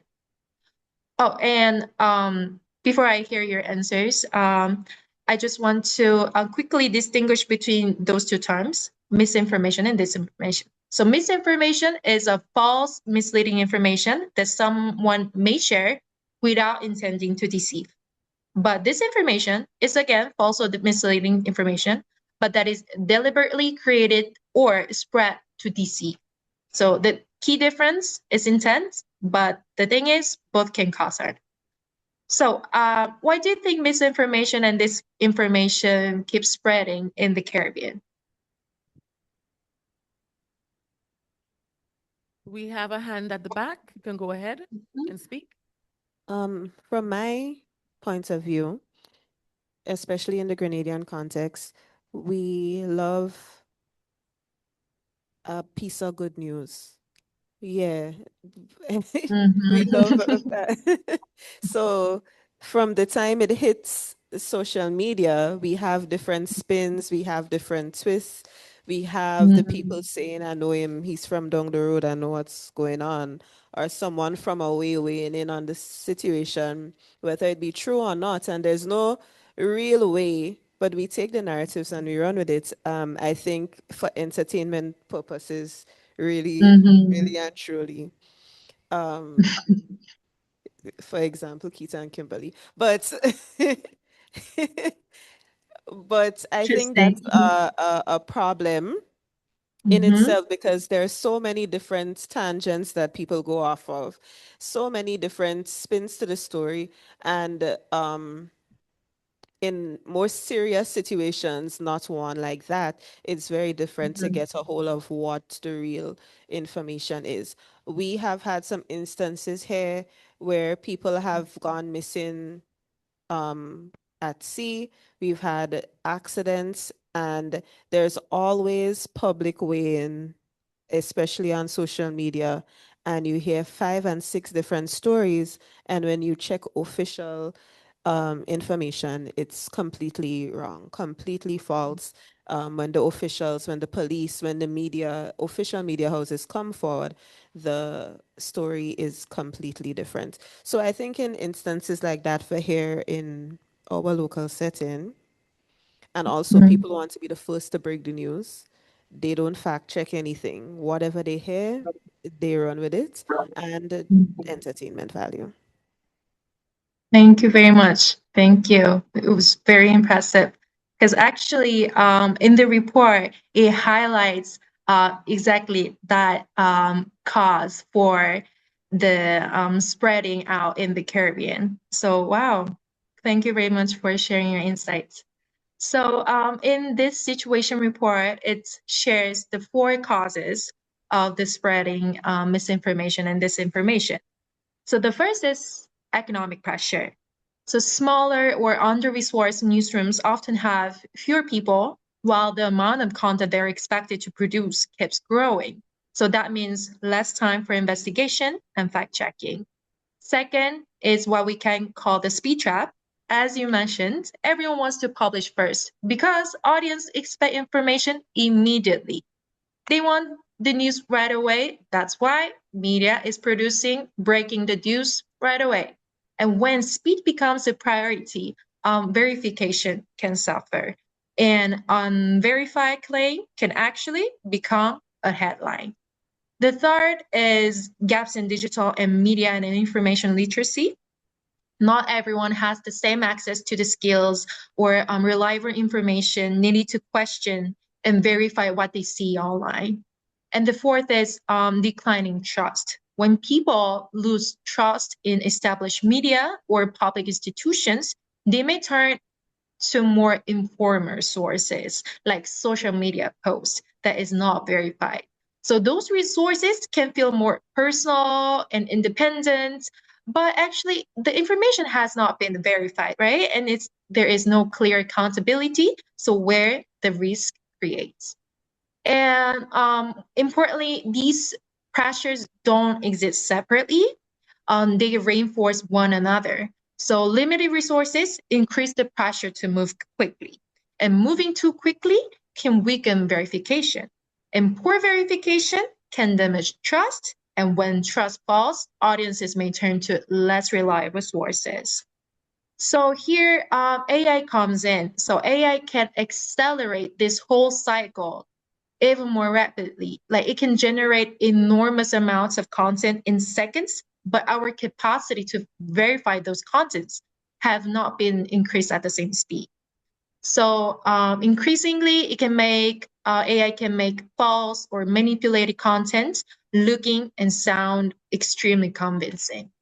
So AI may accelerate the problem, but actually it does not determine the outcome because the decision we make about how we use it still matter because human can still come in whether in the AI's decision, we can still stop this problem. So let's talk about ethics now. So what is AI ethics? It can sound a bit abstract, like ethics. What do you mean by ethical? So let me share a definition from UNESCO first. So UNESCO defined AI ethics as a systematic normative reflection grounded in a holistic, comprehensive, multicultural, and evolving framework of interdependent values, principles, and actions. Okay, that sounds very technical, and you might think like, okay, what does that mean, right? So I will explain in simple terms. So AI ethics is basically about asking not only what AI can do, but how AI should be used. So AI asks us to think about AI ethics asks us to think about the purposes, the people who may be affected by using AI, or the potential harm that AI can create, and who takes responsibility from the output that AI generated. Yes. So I'll give a simple example. So imagine AI can create an image for a news article or public campaign in 5 seconds. So there's an AI generated image.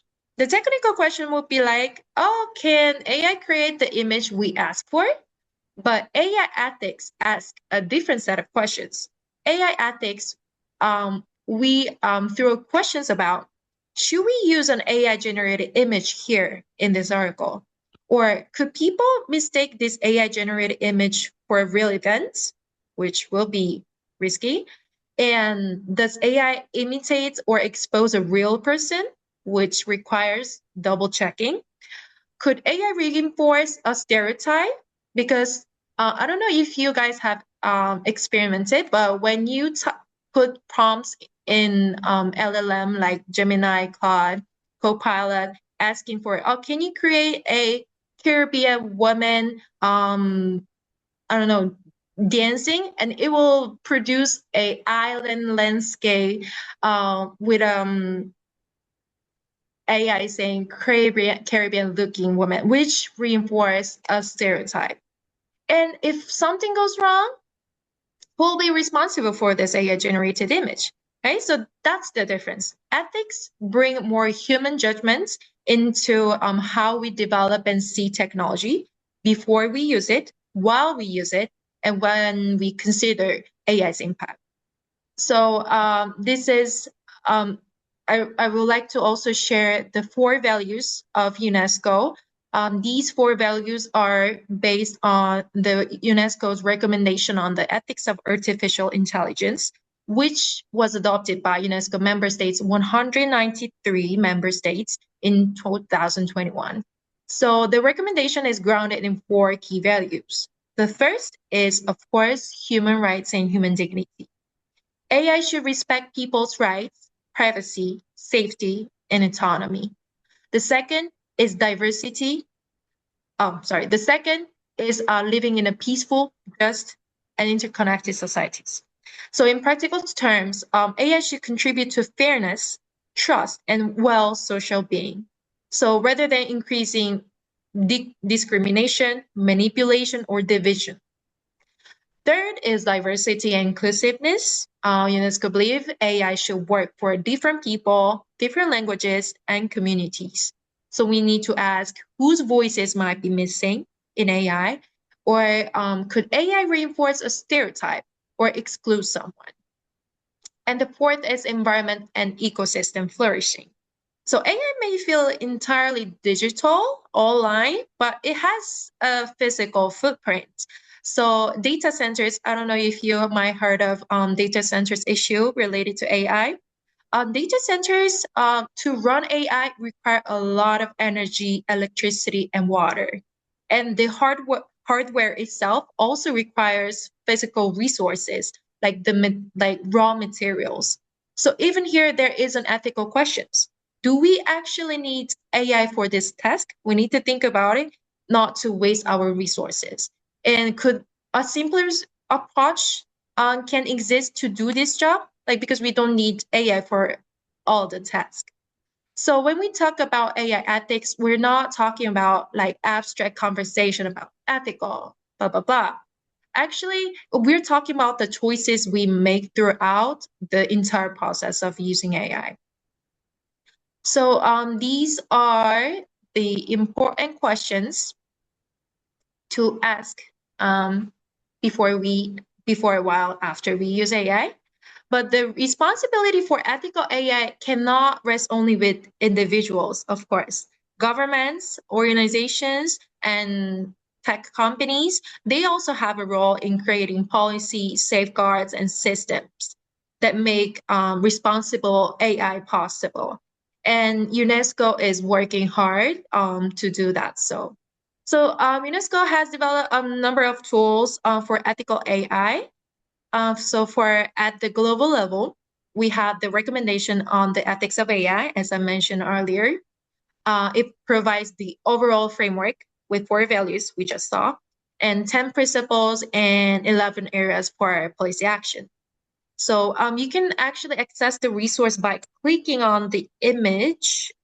I'm not sure if that function will work for you too, but I also shared the links with Arita. So if you could kindly share the links to all the resources afterwards, it would be really greatly appreciated. Or Yes, you can we're just also sharing them in the chat. Okay, thank you so much. And actually, you can just Google it, each report, each resource, then UNESCO webpage will pop up, so you can find it there too. So next, at the regional level, the Caribbean AI Policy Roadmap, we have this roadmap to translate the global direction into priorities for the Caribbean. So it was shaped through consultations across 20 Dutch and English-speaking Caribbean countries, and it has been organized around 4 pillars: culture and creativity, governance and transformation, education and upskilling, and resiliency and sustainability. So if you're interested in roadmap prioritized to Caribbean, please look into it. And then we have at the national level, we have UNESCO's AI Readiness Assessment Methodology, which is called RAM. This RAM helps the country understand how they have to prepare it for responsible AI governance. So this assessment is not an exam, it's not a ranking.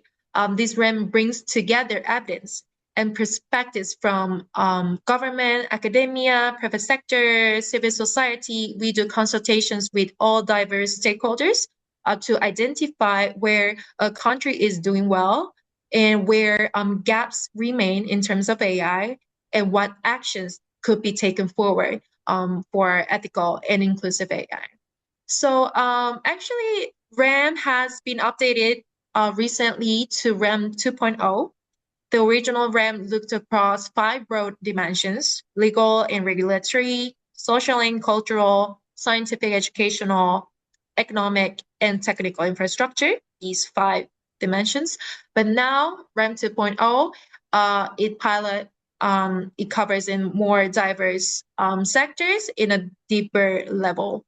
So these RAM help country move more clearly from identifying gaps in AI and their policy or in their legislation to deciding what to actually do about them. And finally, we can zoom in even further. We also have AI system assessment, which is ethics of AI ethical impact assessment, which is called EAI. So what if an organization wants to assess one AI system, right? So for example, in HR company, if there's an automated recruitment tool or public service chatbot or content moderation system, there's diverse AI system. But if you like to assess one particular AI system, you can use this UNESCO's EAI tool. So to help organization consider questions like who could be affected, what benefits and harms could arise, or what safeguards are needed, or how the system has to be monitored to be ethical and inclusive, and so on. So these are the UNESCO resources for ethical AI. I hope these are helpful for you. And I also like to share 2 UNESCO platforms for more information. So on the left, we have Global AI Ethics and Governance Observatory. So this platform brings together all the UNESCO's work on AI ethics and governance in one place. So you can find country profiles, the REM reports I mentioned, AI ethics tools, research, some good practices in other countries. You can also explore the expert networks. So, for example, if you want to see how different countries are putting AI ethics into practice, you can explore the country profiles and see other countries' REM findings and see how their policy experiences have been. For your note, among the Caribbean countries, we have Jamaica's REM report, which was launched this year in April. So you can also refer to that report. And on the right, we have UNESCO's Media and Information Literacy Toolkit for Media. So this one is particularly designed for media teams, so it will be more useful for many of you. It offers practical resources, case studies, guidance that can help media organizations think about storytelling or audience engagement, AI practices, staff training, etc. So there are many resources, but you don't have, if you're interested in and if you like to know more, you can scan the QR code, or if you put your cursor on top of the QR code, you might access the link, or Arita will also share the link of these two platforms. So now we talked about risk, ethical principles, and UNESCO tools available. So at this point, I would like to ask, what does all of this mean when you're actually sitting down to do your daily work? So I'd like to turn into a few practical questions you can use in your everyday media work. So I want to leave you with 5 practical steps: assess, protect, verify, review. I know it's very long, but you will get it when I explain it. So imagine you're about to use an AI tool for a news article, message, policy note, research task, anything tomorrow. And please come back to these 5 steps before, during, and after using AI. So first step is assess. Please ask, is AI appropriate for this task? And could using AI cause harm or unintended consequences? So for example, if the material involves a child or a survivor of violence, or someone who requested anonymity, or other sensitive circumstances, right? Or any confidential information, that should immediately prompt us to think more carefully about whether and how AI should be used.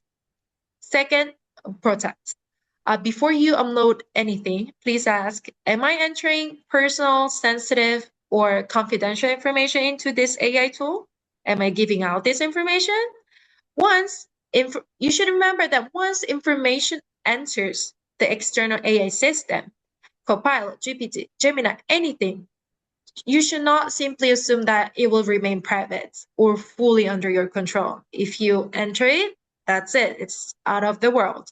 So how it is processed or stored can depend on the AI system, AI provider, or you can also change the settings of each AI tool if you know about that. And you can also look into term of use if you give information, how it's gonna be processed. But I just recommend, please, if the information should not leave your organization, please do not upload it unless appropriate safeguards are in place. Third, verify. Please ask, have I independently checked the facts, quotations, sources that AI is giving? I really want to emphasize the word independently, because if you keep asking AI, are you sure about this source? Or can you verify yourself? Like, these kind of questions is not independent verification. You're not verifying those sources.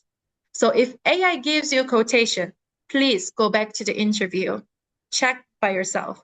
If AI gives you a statistic, open the original report and check the figure. If AI gives you a facts, please check it against reliable source. Fourth, review. Please ask, could this AI output could be biased, misleading, or missing any important context because AI can do that. And something can be factually correct, but still give a distorted picture. So we need a very keen review of AI generated outputs. You should also ask whose perspective is missing, or could this reinforce a stereotype? Has any nuance disappeared? Or there is human knowledge that judgment really matter. And finally, please ask, am I taking final editorial or institutional responsibility?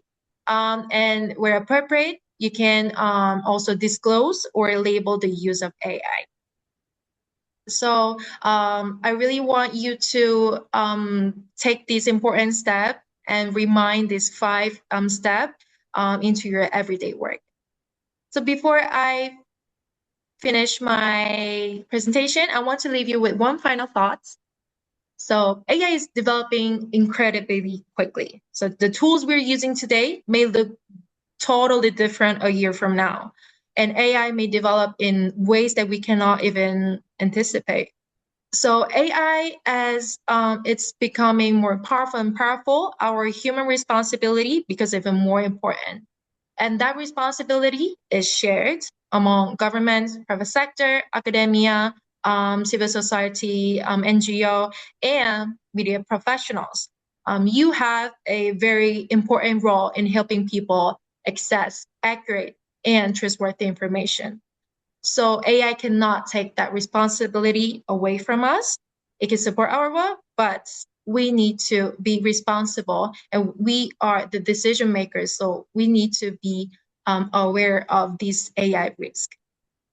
So yes, I hope my presentation was helpful for you. And if you'd like to stay connected with our social and human sciences team's work, you can scan the QR code on the screen to join our contact database.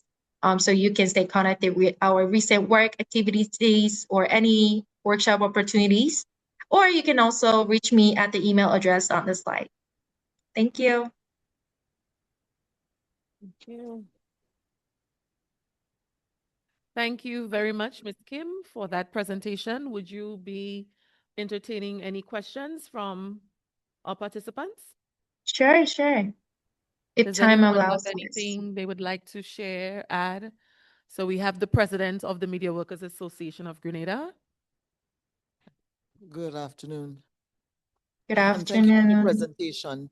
I want to go back a bit to where you asked why does misinformation and disinformation spread in the Caribbean? And I think a key point that we need to begin to pay attention to, and of course, a lot of the 4 points that you made, they are accurate. They can be connected to the spread of misinformation and disinformation. But we also have the commandeering of communication and information resources by politicians, and the way politics has played a role in seeking to erode the trust that the citizenry has in the traditional mainstream media that does its job by verifying things rather than just posting crazy stuff. And we have to look at the role that politics has played in eroding that trust, and in itself spreading misinformation and disinformation that serves its purpose, serves the cause and the purpose of politics. Certainly in the Caribbean, that happens a lot, that politicians have figured out a way to get into the communication and information source and twist it and use it to their purpose, both in the online space, mostly in the online space. And I believe that with the rise of AI and digital media and all of that, this is the opening where that has happened. It is very difficult to manipulate a newspaper unless the editor is on board with you. But with the open space, with the internet and digital media, that has become one of the factors. Thank you so much for sharing that insight. Yes, I absolutely agree. I think that's exactly why trust and verification are so important. like media professionals, they not only to verify information, but also to be transparent about their sources and processes. So yeah, thank you for sharing one more cause that is happening in the Caribbean. It's very helpful. Thank you. Is there anyone else that would like to share or ask a question, seek some clarity? No? Okay. Do we have anyone online? No? No Okay. comments or questions online. None? Okay, great. So thank you again, Ms. Kim, very much for that timely and thought-provoking presentation. That brings us to our next presentation, which would happen in the room on digital transformation within the Government Information Service of Grenada. Digital transformation is changing how governments communicate with citizens, how information is produced and distributed, and how audiences engage with public institutions. To share more about this transformation within the Government Information Service, I invite Mr. Jason Phillip, Director of GIS, to make his presentation. Welcome, sir. Okay.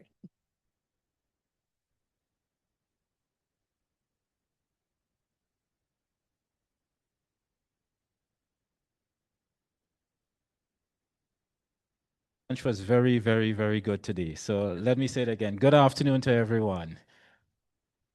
To our colleagues online, I'd say that you guys have missed a wonderful session here in Grenada, coming right after our carnival. So you should have been here, so you would have done carnival and then come to this session. So we want to encourage you that next time that we're hosting something close to the carnival, please jump the plane and come. You can jump carnival here as well. Okay, so the government of Grenada has made some significant strides to improve its ability to communicate with the citizenry of Grenada. There has been quite a lot of intentful actions over a very prolonged period of time that has gotten us to what I'm about to present to you. And during my presentation, for the sake of time, I have scripted so that I can stay on point because there's quite a lot of exciting stuff. Passion is going to run wild with me because a lot of this here is driving us to significant changes within the government service. And the intention here is very specific to ensuring that we can educate our citizenry, to ensure that we can share information in a timely manner, and to make sure that the platforms that our citizens use, that the presence of the government is there to ensure that we mitigate against misinformation, disinformation, and malinformation, as we have seen presented here before. So with that being the case, I now begin my presentation. So when we speak about digital transformation within the Government Information Service of Grenada, it is tempting to begin with technology. Cameras, computers, websites, social media, artificial intelligence, streaming platforms, and digital broadcasting. But that would be to begin in the wrong place. Digital transformation is not fundamentally about technology. It's about changing how an institution thinks, operates, communicates, responds, and serves people. For GIS, it represents a transformation from an organization traditionally designed primarily to tell people what government is doing into a modern public communication institution capable of helping citizens understand what government is doing, why it matters, how it affects their lives, and how they can participate in national development. The journey did not begin with Facebook, YouTube, or artificial intelligence. It began decades ago. The Government Information Service traces its institutional roots to the administration of Sir Eric Matthew Gary during an era when government recognized the importance of having an organized mechanism for communicating directly with the population. Today, however, a citizen with a smartphone can receive information from Grenada, New York, London, Trinidad, Jamaica, almost anywhere else in the world within seconds. That change in information environment has fundamentally changed the responsibility of GIS. Our transformation, therefore, is not simply a technological upgrade. It's the next chapter in the evolution of an institution that has always existed to connect government and people. The earliest government information systems operated in an environment dominated by print, official notices, radio, speeches, public meetings, and conventional journalism. The central objective was relatively straightforward. Government had information, and the responsibility of the information service was to distribute that information to the population. The model reflected the communication environment of the period. Information generally flowed in one direction: government to media to citizen. Over successive administrations, however, GIS has evolved. Print communications were supplemented by photography. Radio became increasingly important. Television expanded the possibilities for government communication. Video production created opportunities to document national events.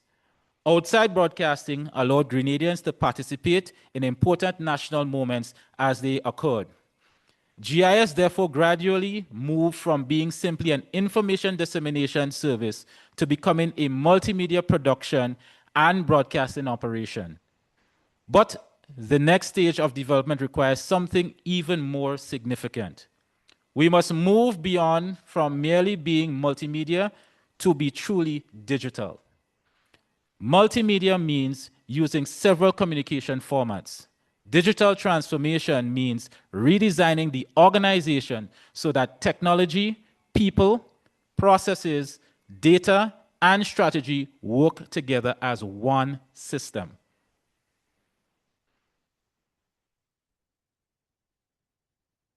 The story of GIS is a story of institutional adaptation. At different points in Grenada's development, the tools changed. Official notices and speeches gave way to stronger radio communication. Radio was supplemented by television. Television developed into a more formal video production and outside broadcasting. Cable television created broadcast presence. Websites created another gateway for government information. Social media and live streaming then changed public expectations again. But each stage was more than the adaptation of a tool. Each stage changed what citizens expected of government's communication. The present stage requires the most comprehensive shift yet.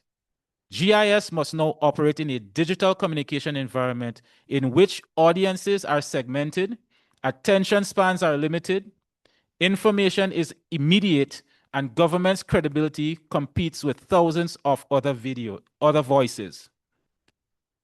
This is why this is not merely a continuation of the old model.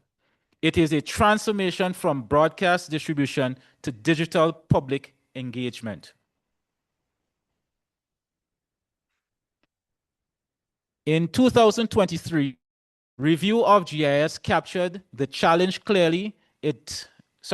In 2023, a review of GIS captured the challenge clearly. It described GIS as a relatively small government department responsible for communication and information provision, but identified the ambition to transform it into a central entity that manages core government messaging and uses creative and innovative methods to disseminate information, educate citizens, and shape understanding of government policy. That transformation is necessary because our communication environment has changed. Citizens no longer consume information according to government's timetable. They expect information immediately. They expect it on the platform they use. They expect video, graphics, short-form content, live information, and expectations rather than simply announcements. At the same time, government's communication is competing within an environment of misinformation, disinformation, fragmented audiences, and rapidly developing artificial intelligence. Grenada's Medium-Term Action Plan 2027 to 2029 recognizes that digital transformation, misinformation, cybersecurity, and artificial intelligence are part of the national resilience conversation. GIS, therefore, cannot simply modernize because technology is fashionable. We must transform because information environment in which government operates has fundamentally transformed. Transformation begins by understanding where you are. In 2023, restructuring exercise provided GIS with an important institutional diagnosis. It found that GIS was not adequately structured or resourced to deliver the ambition expected of it.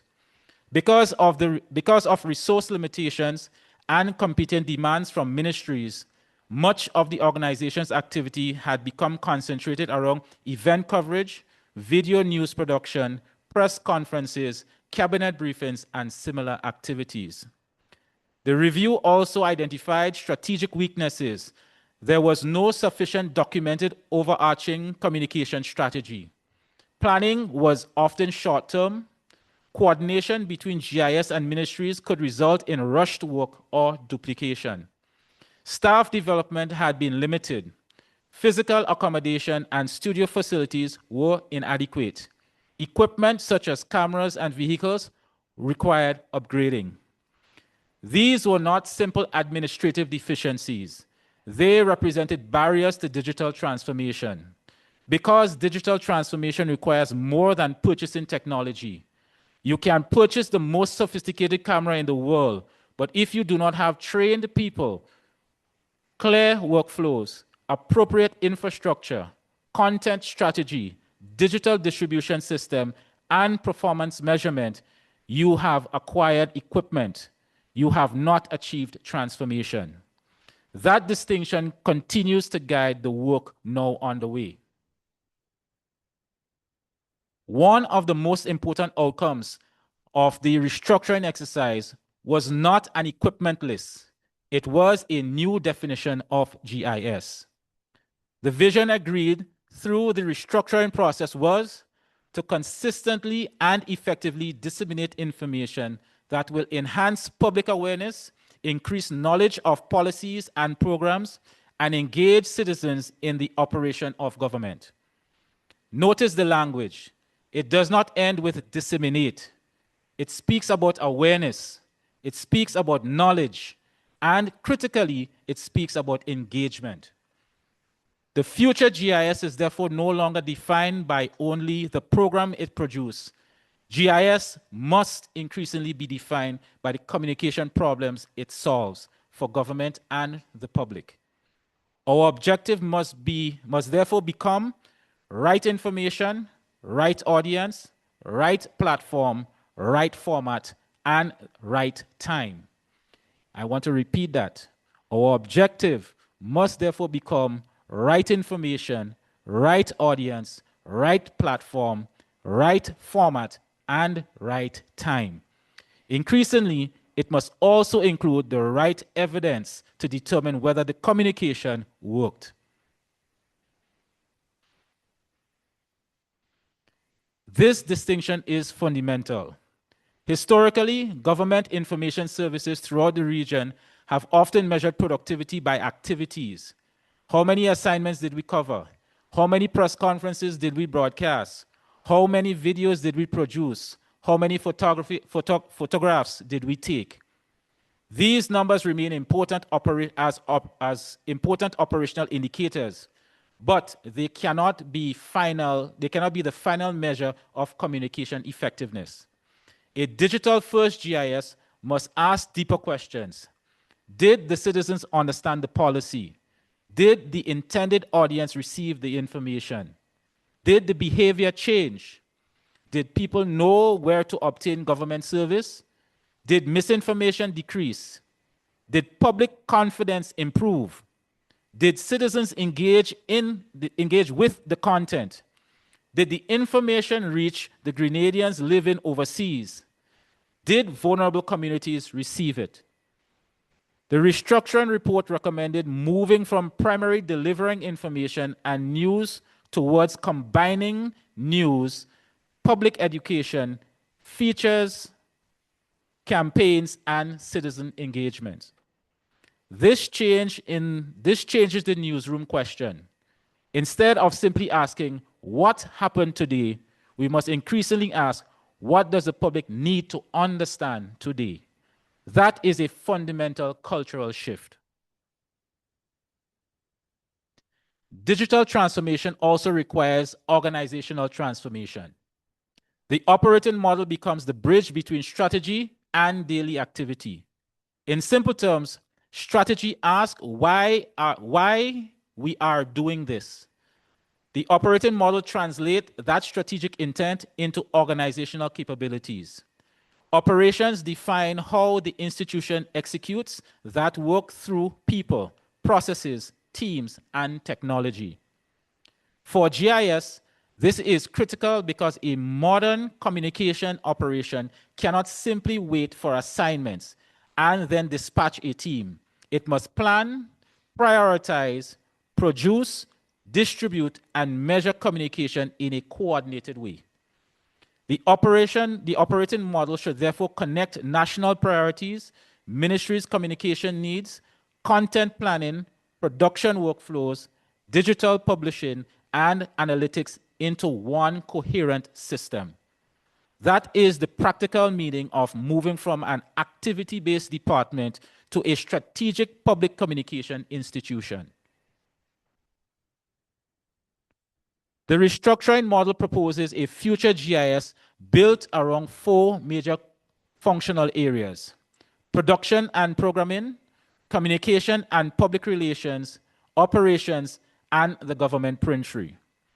The model also calls for stronger coordination between GIS and communication officers throughout ministries with common standards, protocols, planning mechanisms, and communication strategies.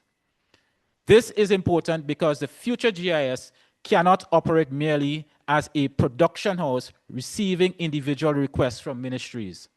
The organization must operate more strategically. Communication professionals must engage ministries early.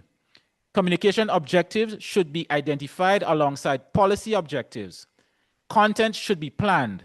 Production should then translate the strategy into television, radio, print, photographic, graphic, and digital products.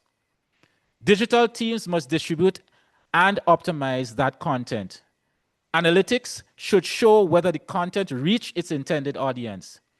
Those insights should inform the next communication cycle. This also means treating the government printry not as something disconnected from digital transformation, but as a part of a wider government communication ecosystem. Print remains important, but print itself is becoming digitally designed, digitally managed, digitally archived, and increasingly connected to online content. The future is not print versus digital. It is print integrated with digital, radio integrated with digital, television integrated with digital, photography integrated with digital, everything working within one communication ecosystem. There is another important lesson. Technology does not transform institutions. People do. Modern journalism increasingly requires professionals who can reach, write, photograph, record video, edit, live stream, and publish content from the field. The 2023 reports describe the growth of the so-called backpack journalist model. Professionals capable of assuming several responsibilities while maintaining speed, creativity, and quality. That does not mean one employee should permanently perform 5 people's job. However, it means our workforce must become sufficiently versatile to function in a modern media environment. The future competency framework identifies digital technology fluency, data analytics, digital audience engagement, multimedia productions, website management, archiving, strategic communication, and innovation as essential capabilities. People have to evolve and change because the work has evolved and changed. That is why training must become continuous rather than occasional. Our technical personnel require continuous exposure to broadcast engineering and emerging production systems. Our journalists require multimedia and mobile journalism skills. Our photographers and videographers require digital workflows. Our communications team require campaign planning, digital marketing, and analytic skills. Our managers require data-driven decision-making capabilities. Everyone in government communication must increasingly understand artificial intelligence, media ethics, cybersecurity, and media and information literacy. The MTAP, which is our medium-term action plan, establishes a clear institutional target, develop a 3-year capacity development plan, and move towards 80% of GIS staff receiving training annually by 2028. Digital transformation must therefore be accompanied by human transformation.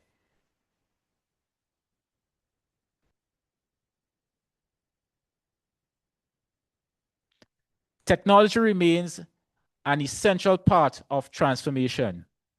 GIS must build an integrated production environment capable of delivering content rapidly across television, radio, web, mobile, and social platforms. Modern cameras and audio systems are part of that. So too are broadcast automation, digital editing platforms, graphic systems, fiber connectivity, mobile streaming systems, remote production capability, digital storage, reliable networking, and modern studio infrastructure. But increasingly, the heart of the transformation must be digital content management environment. The MTAP sets a significant target: implementation of an integrated digital content management system by September 2028, ultimately connecting all ministries, departments, and agencies to a unified digital platform. Imagine a system in which approved government information can move through a coordinated workflow from ministry to communication professional to GIS to production to approval to publication to archiving to analytics. That greatly reduces duplication. It strengthens consistency. It improves speed. It protects institutional knowledge. It strengthens the government's brand. And it moves us towards one government communication ecosystem rather than dozens of disconnected communication islands. The development of a central government communication portal and stronger digital identity must therefore be seen in the wider context. The future is not merely another website. The future is connected government communication. We must also recognize something important about Grenada. Digital transformation does not mean abandoning traditional media. Not everyone receives information in the same way.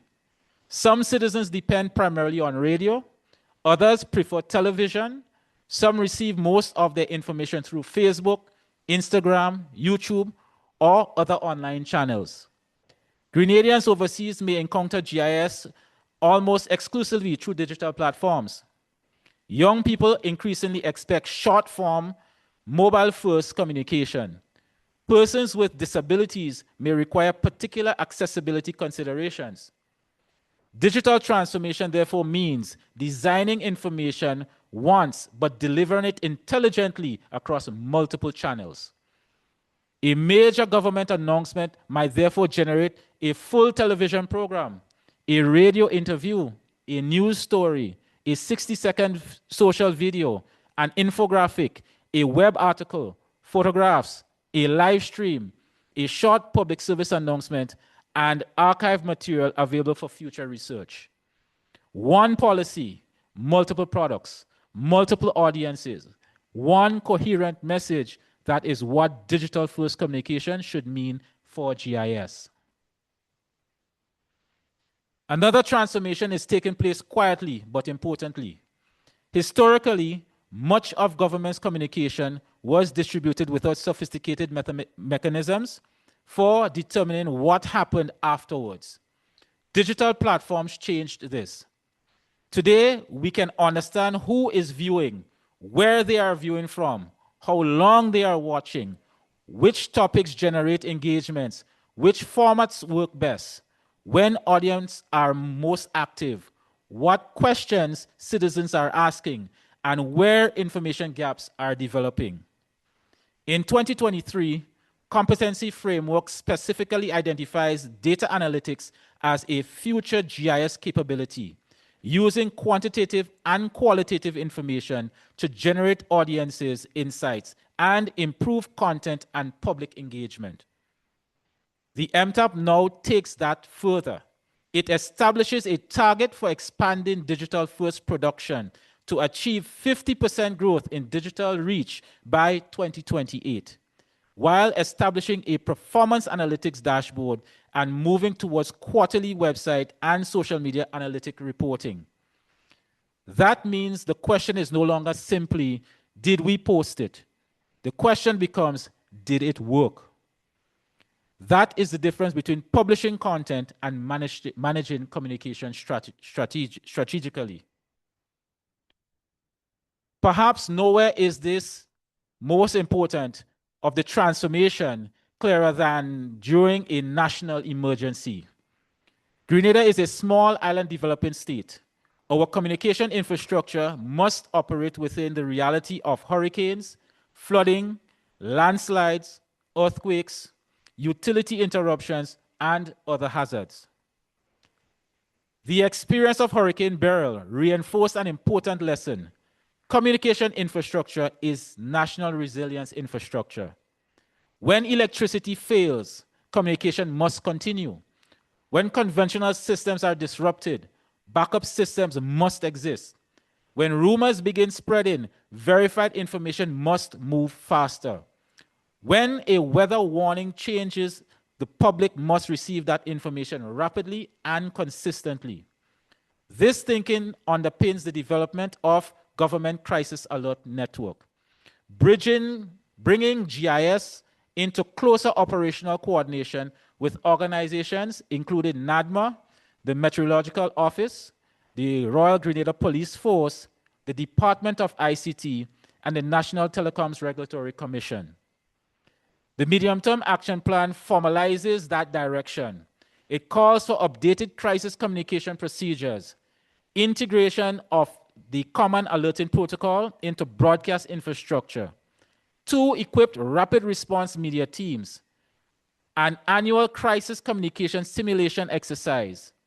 The target is to move from verifying manual dissemination arrangements towards public advisories being distributed within a defined protocol window of less than 60 minutes.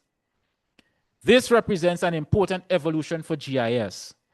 We are not simply discussing better television. We are discussing the development of communication architecture capable of contributing directly to national safety and national security. Digital technology has created extraordinary opportunities. It has also created an entirely new challenge for public institutions. How do citizens know what to believe? A photograph can be manipulated. A voice can be cloned. Video can be generated. False information can travel globally before an official statement has completed the approval process. Artificial intelligence will become increasingly integrated into research, transcription, translation, editing, content management, analytics, and many other areas of communication. GIS should not fear these technologies. We should understand them and use them responsibly. But speed can never replace credibility. Artificial intelligence can assist the communicator. It cannot replace institutional accountability. The Medium-Term Action Plan recognizes that misinformation and disinformation contribute to declining institutional trust and that generative AI brings both transformational possibilities and ethical, regulatory, equity, and cybersecurity risks. This means that the value of GIS in the digital age may ultimately depend less on having exclusive access to technology and more on having something increasingly scarce: trust. Our competitive advantage must be verified information, institutional authority, professional journalism, ethical communication, transparent correction of errors, clear sourcing, responsible use of artificial intelligence, and consistent public service. In an age where everyone can publish, credibility becomes infrastructure. Perhaps the most significant change in government strategic thinking appears in the medium-term action plan of 2027 to 2029. For the first time at this level, whole of government communication and information governance is explicitly established as a strategic area, with GIS identified as the lead agency. The objective is larger than improving GIS. It is described as strategic government communication that strengthens resilience, institutional trust, national security, and citizen engagement. That is a very different institutional mandate. The medium-term action plan therefore calls for a national government communication policy, standardized communication planning, templates across ministries, structured communication plans in all ministries, departments, and agencies, quarterly interministerial communication coordination forums, enhanced crisis communication, digital transformation, performance analytics, capacity development, infrastructure modernization, and ultimately a fully restructured GIS. This is where GIS moves from simply being government's production department towards becoming part of the communication architecture of government. It does not eliminate communication functions within ministries. It connects them. It establishes standards. It strengthens planning. It reduces duplication. It creates common platforms. It gives the government the capacity to communicate increasingly as one government rather than a collection of independent institutions. Digital organizations still require physical infrastructure. GIS current accommodation has long constrained the organization's potential. Modern television production requires proper studios.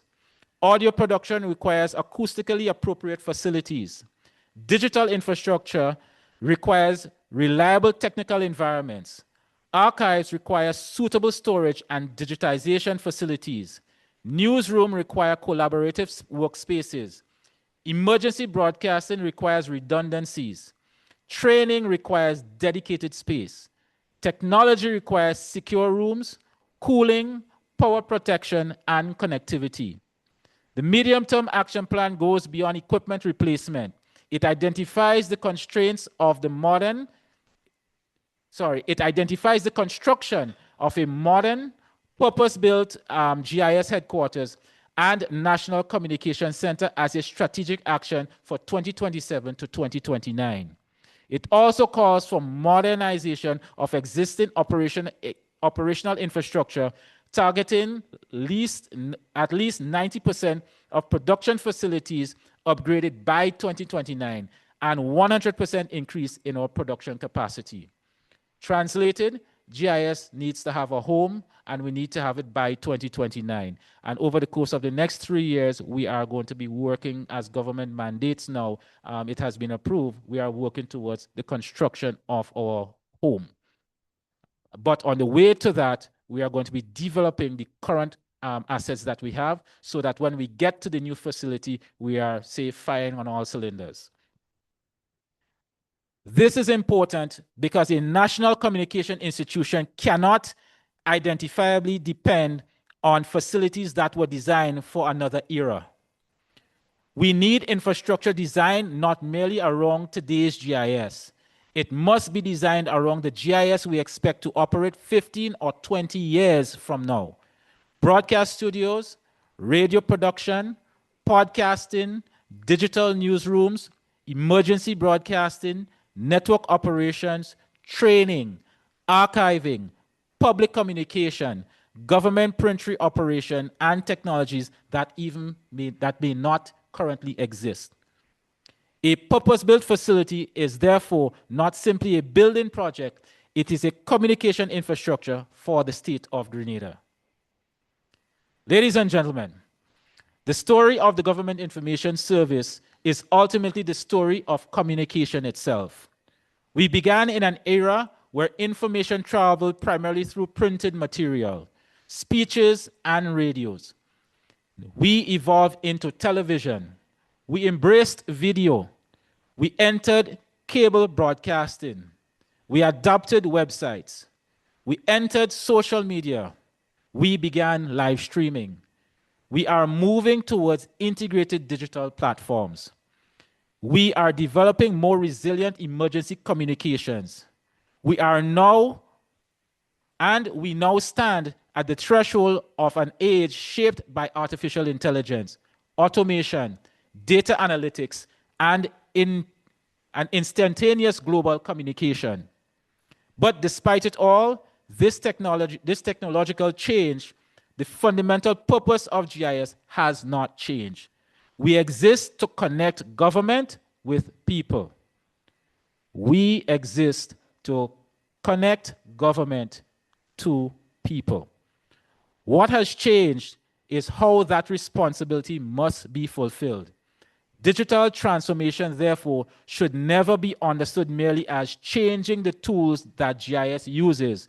It's about changing the institution itself, from reactive to strategic, from event coverage to public education, from individual platforms to integrated platforms, from broadcasting at citizens to engaging with citizens, from isolated government communication to whole of government communication, from equipment ownership to technological capability, from measuring output to measuring impact. And I like to say that is a word that our deputy director constantly stresses: impact.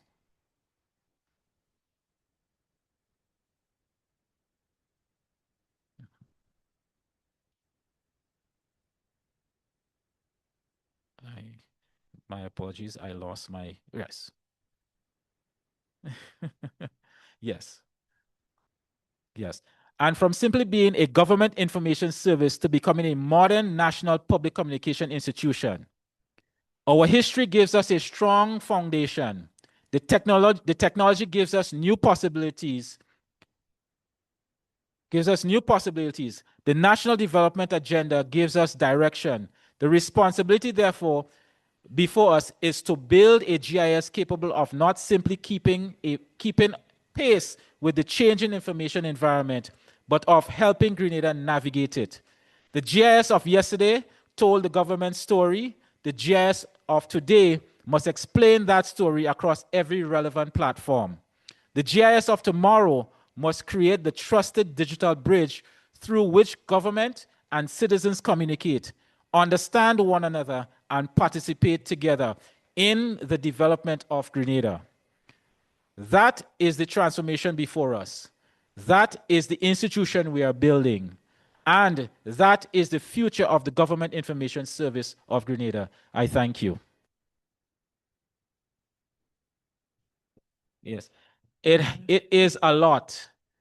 It is a lot, but I want to say to you that the work that has gone in for me to be able to make this presentation today, like I said, it is decades in the making. However, over the course of the past 4 years, there has been, I would say, a very significant push. There has been the will, there has been the governmental will, there has been the political will, there has been the institutional will. And to get all these wills to come together, it is a rare thing. And the momentum that we are now seeing towards these plans, which have now been approved by the Cabinet of Grenada, will now see the GIS move in the direction that has been presented. So this is not a pipe dream. This is reality as it's now about to unfold. So our solution and you being a part of that as we move into the future together. Thank you. Thank you, Mr. Philip. Don't leave just yet. Do we have any questions for the director? Kalisha? Yes. Director, interesting presentation. Cameraman, not so close this time. Or not at all. In this presentation that you've given, traditionally, and I'm reluctant to use the word traditionally now, given the age that we are existing in when it comes to information and communication. But traditionally, the mainstream media, the people who actually serve the cause of the public's right to know, GIS has always been a conduit between government information and the people. But I did not hear much of that in that relationship and how that relationship is going to fit into the transformation of the government information service going forward. Or, how do you intend to speak to the people directly?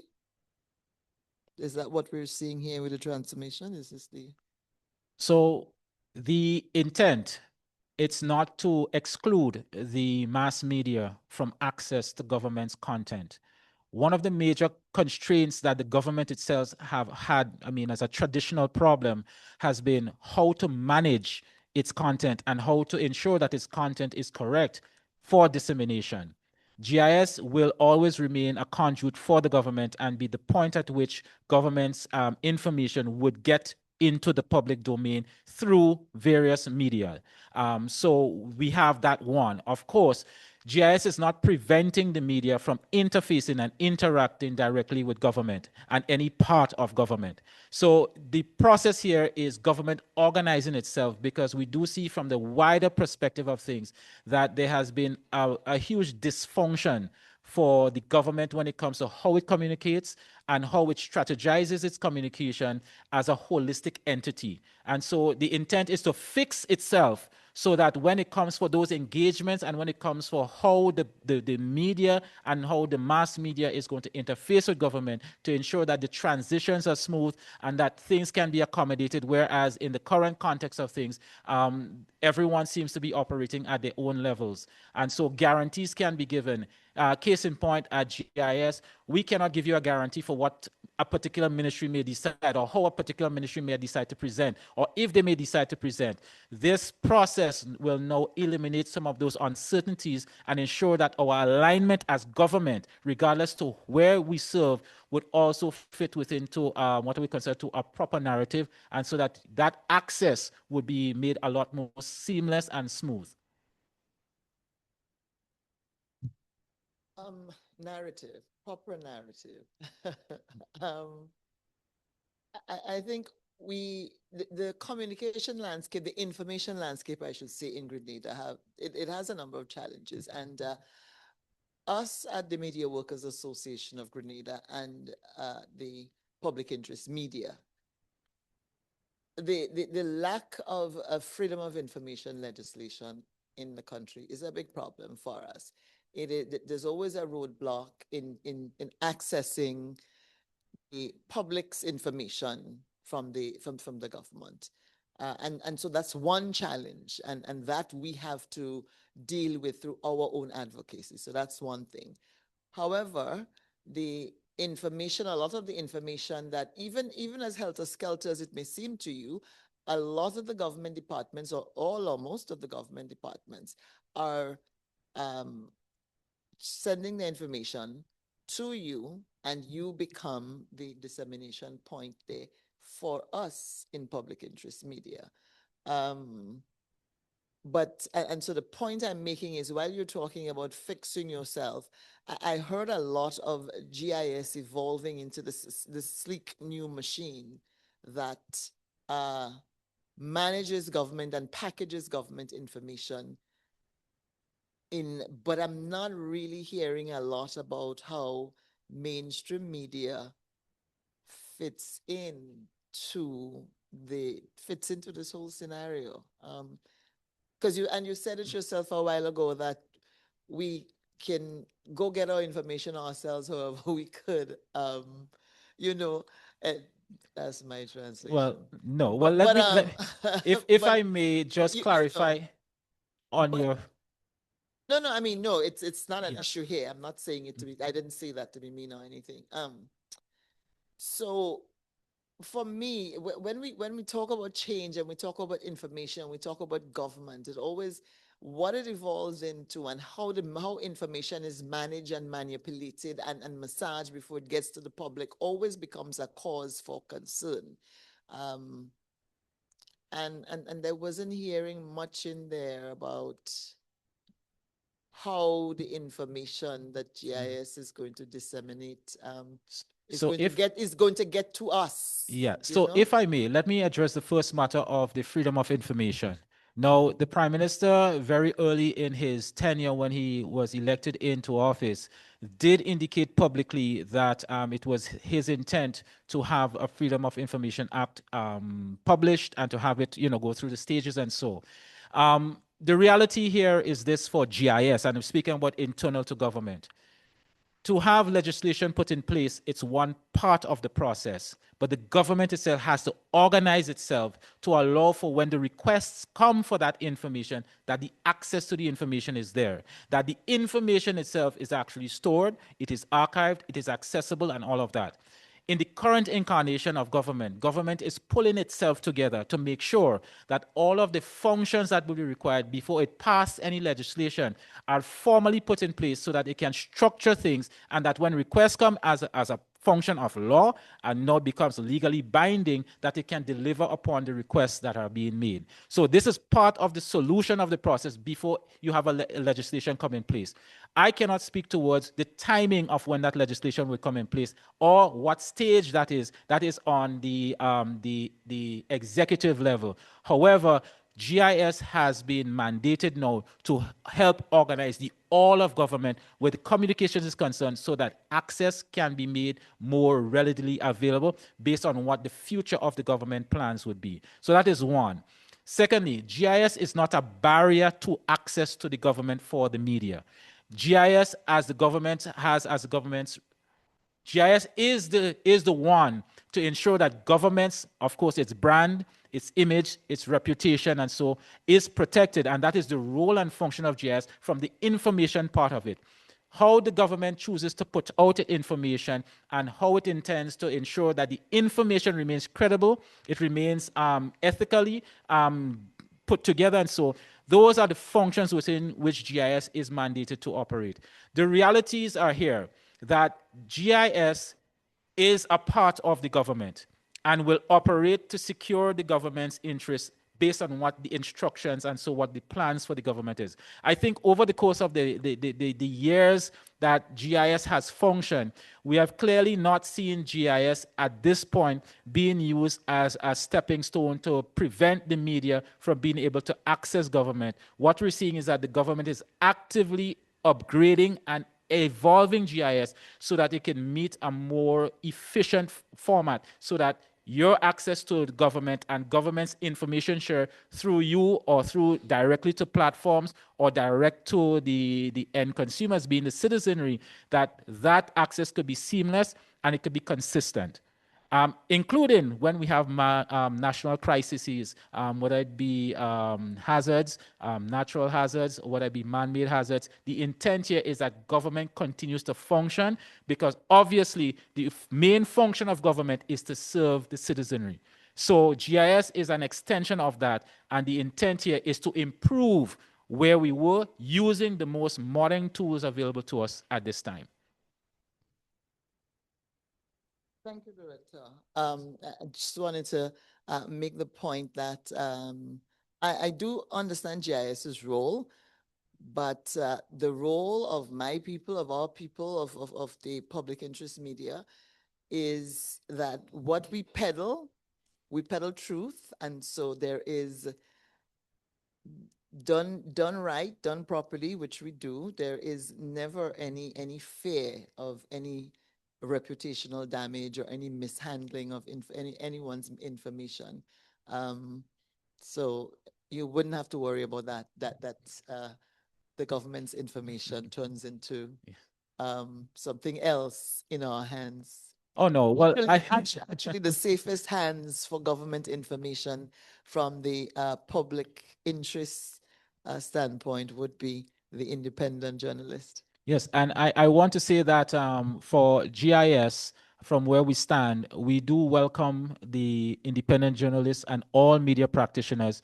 It is our goal and our intent to continue working closely, and the same ethical standards and so that are being held to the independent journalists and the private media. GIS is also expected to maintain those ethical values. That is why we're here together and we're not standing apart by having individual sessions. We do see ourselves as part and parcel of the wider media landscape of the nation of Grenada. And of course, as citizens of Grenada, we all want the best for our nation. So I think from the public service perspective, that is the only definition that sets GIS apart, because our main and only customer, our client, is the government of Grenada. And so what the government requires in terms of to get from its perspective out to the public, that is what we are required to do.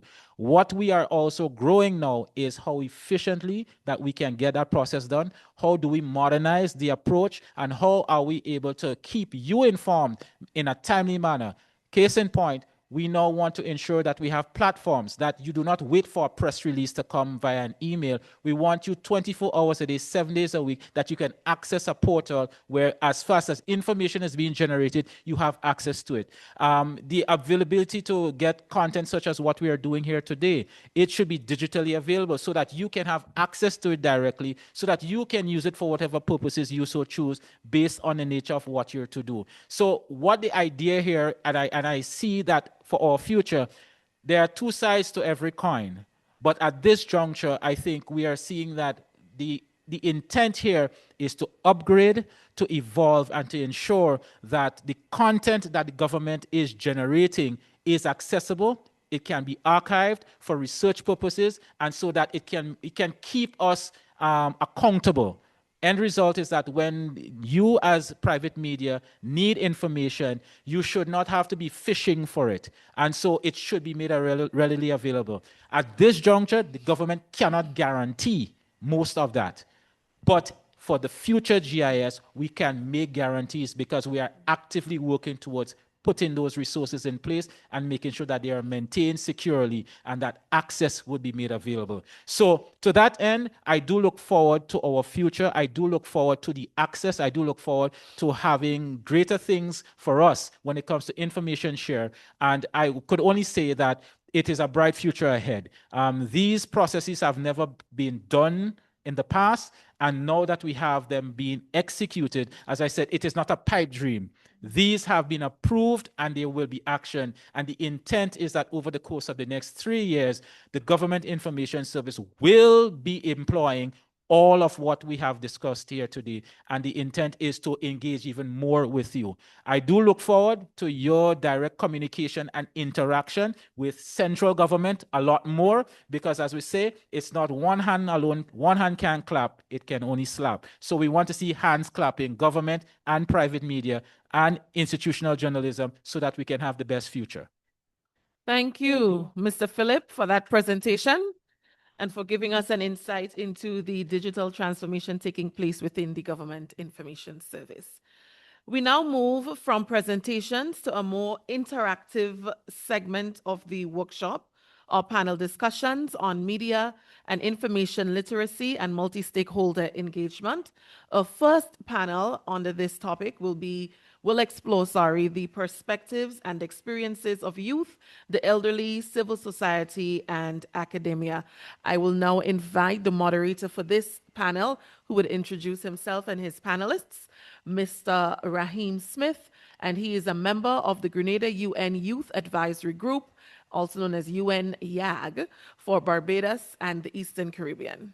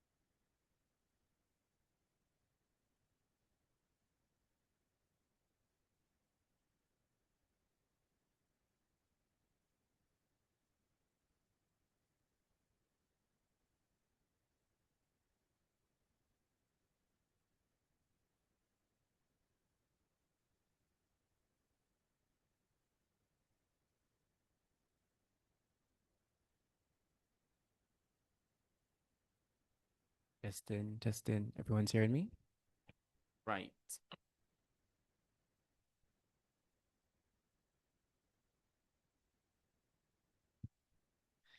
Good afternoon, everyone. It is my pleasure to moderate our first panel discussion this afternoon, which places young people at the center of the conversation on Grenada's digital transformation.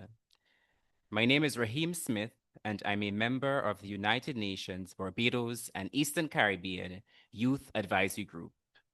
Throughout today's discussions, we heard about the media, information literacy, journalism ethics, artificial intelligence, and most recently, the digital transformation within the GIS. This panel gives us an opportunity to look at the transformations through a youth lens. Digital transformation it's much more than moving services online or introducing new technology. It raises important questions about access, inclusion, participation, trust, digital literacy, and whether young people are being included, but not simply online users, but as partners in shaping Grenada's digital future. Joining me for this conversation are two of my colleagues from the UNYAG, Ms. Karian Maras and Ms. Zinzi Noel. Karian Maras and Zinzi, welcome. Zinzi, are you online? Yes, I am. Okay, awesome. So we have two principal questions for discussion. I will invite both panelists to respond to each question, and as we go, I may have follow-up points that emerge. So starting with the first question, as Grenada digitally transforms, what concerns do you consider to be the most pressing to address? Karian, I will start with you. Thank you, Raheem. Good day, everyone. All right. So for this question, I believe that Grenada's digital transformation presents tremendous opportunity, but we must be equally intentional about ensuring that people are prepared for that transformation.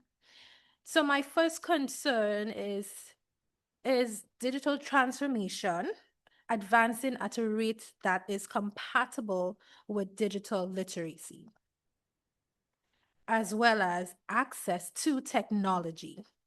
So can persons safely navigate services online? Do they have the appropriate devices to do so? And do they have reliable internet access? Because if we don't ask those questions or we don't consider those factors, we will be facing a greater challenge of inclusion, where we would have some persons being able to access our services, whereas others cannot. I'll give an example. I work in an organization where, we assist persons from various age groups to access services online. And sometimes you take their devices to assist them and you find it's riddled with ads. You can barely access anything on their phones without having to clear like 50 ads. There are even instances where you would have to assist them in clearing their data so that they themselves can use their devices as it should.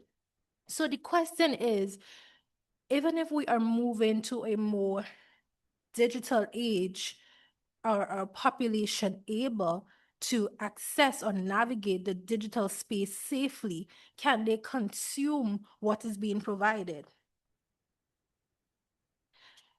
And although we are the most active users of technology right now, it is not the same as being digitally literate. This brings me to misinformation and disinformation. We heard a lot about that today. How can persons need to be aware of how can they scrutinize what they are seeing, what they are hearing on the media.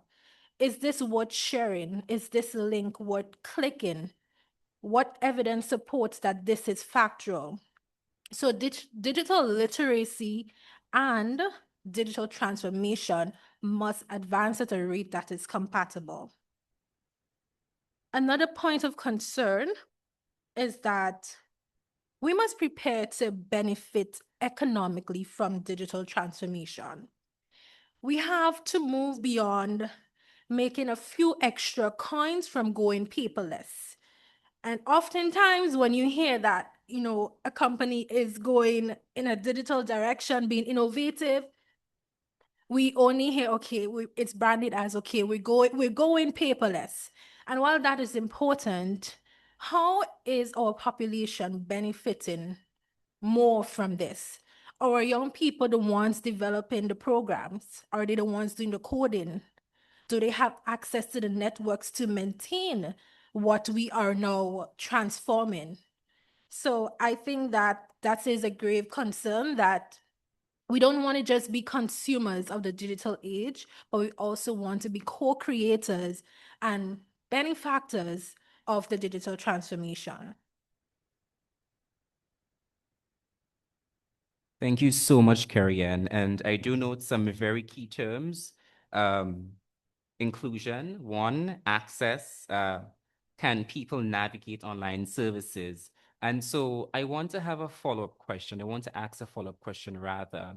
If you had to identify one issue that requires the most urgent attention from policymakers, which one would it be and why? Definitely digital literacy. Because I think it defeats the purpose if we are going digital and nobody's able to use it or use it safely. You would constantly have the long lines, which we do see in some business places that have moved a lot of their services online. And we don't just have long lines from older people. We have long lines with disabled people being in the lines, young people being in the lines. So that is very telling of what is happening, that our people need to become more informed about the digital space and how to use it and how to use it safely. Thank you very much for that intervention, Carrie. And so, Zinzi, I want to now bring you here into the conversation. As Grenada digitally transforms, what concerns you consider the most pressing? Zinzi, you have the floor.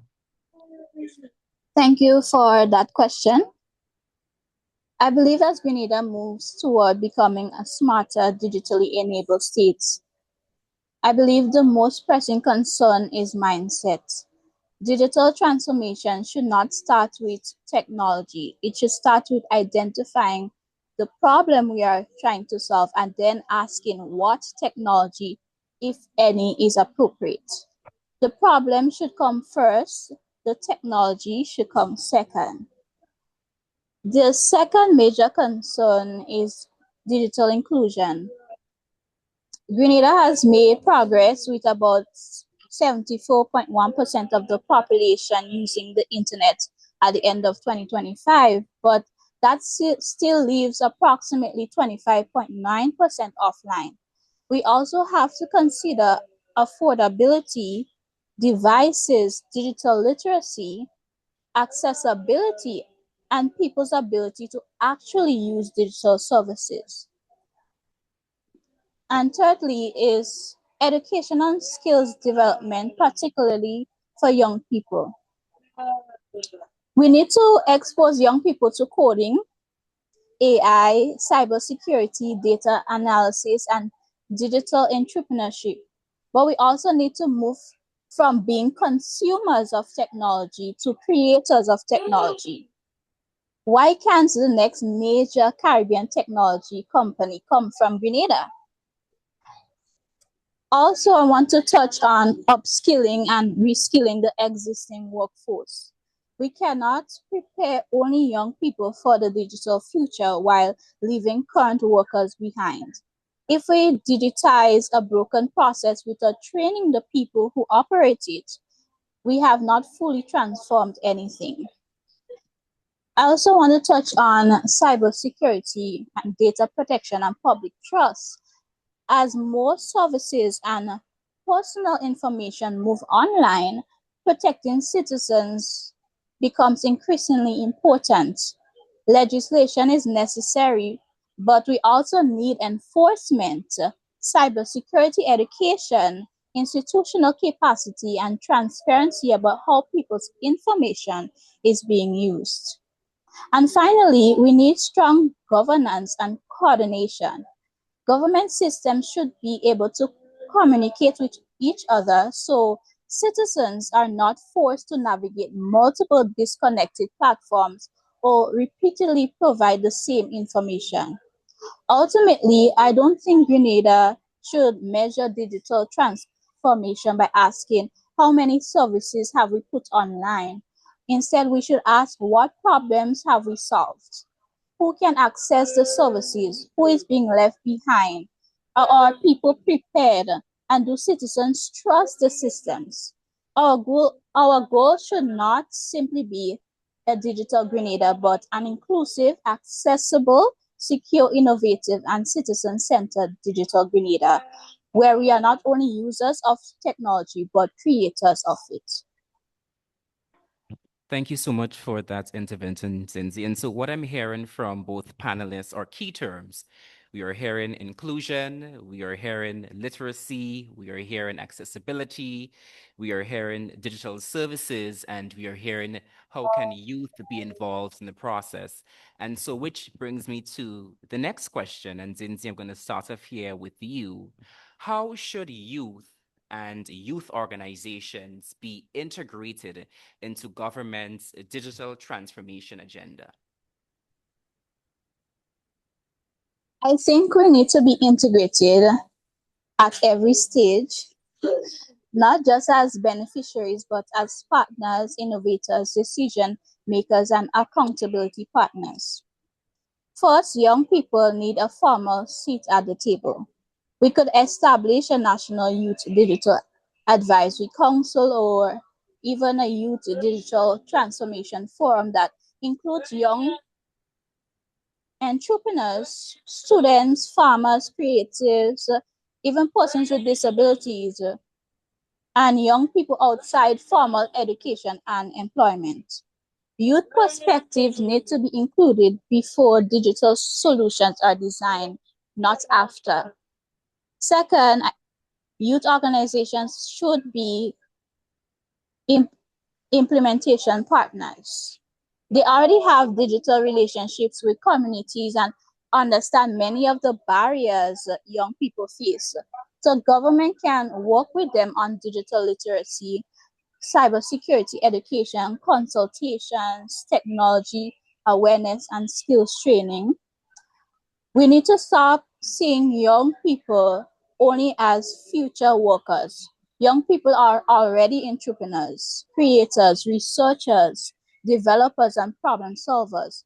Government should create opportunities such as technology challenges, hackathons, innovation grants, internships, fellowships, and innovation labs, including opportunities for young businesses to develop solutions to government problems. We need to distinguish between being digitally connected and digitally capable.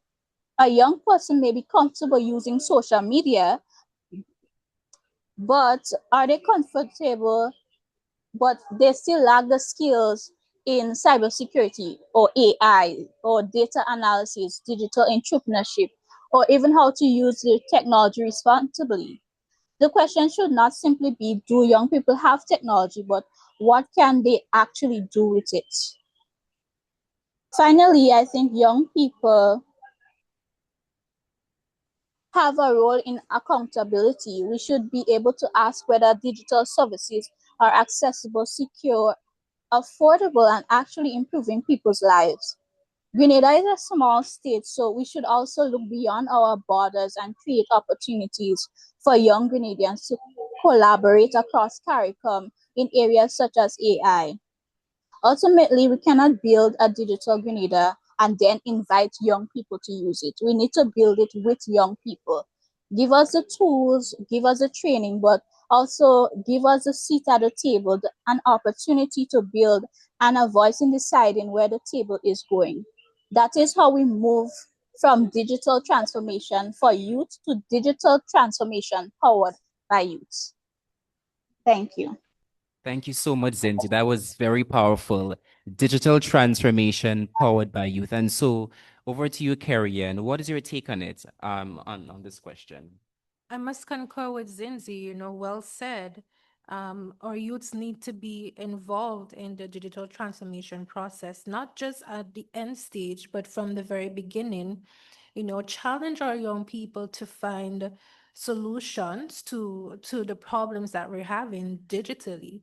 Oftentimes we have various scholarship opportunities and you have essay writing competitions, creative pieces. But if we are indeed advancing into a digital age or digital space, we should see more scholarship opportunities like that for young people, or give them the opportunity, like I said, to solve a problem in their communities by using technology. You also want to partner with young people in educating persons, how to use technology safely. So you give them the tools, they have the platform. Yes, of course, young people are more online and consumers of mass media, but they can also be the ones to share information that is accurate. So you want to equip them to know what should be shared, how to navigate some of the services that our governments or ministries are now utilizing. You want to use them to network with other young people, network within their communities to advance those information, advance cybersecurity awareness, how to use AI. And of course, as mentioned by Zinzi as well, you want to encourage young people to develop businesses around technology, expand our horizon. You know, what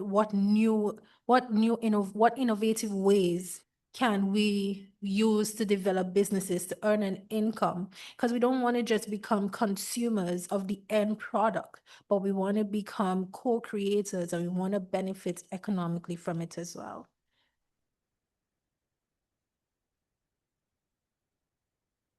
And I'll stop there.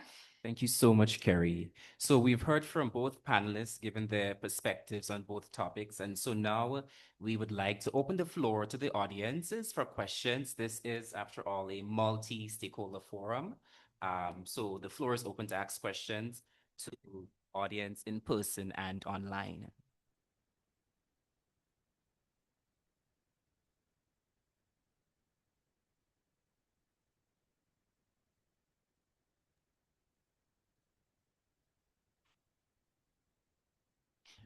Are there any questions online, Ms. Phillip? Yes, I actually have a question.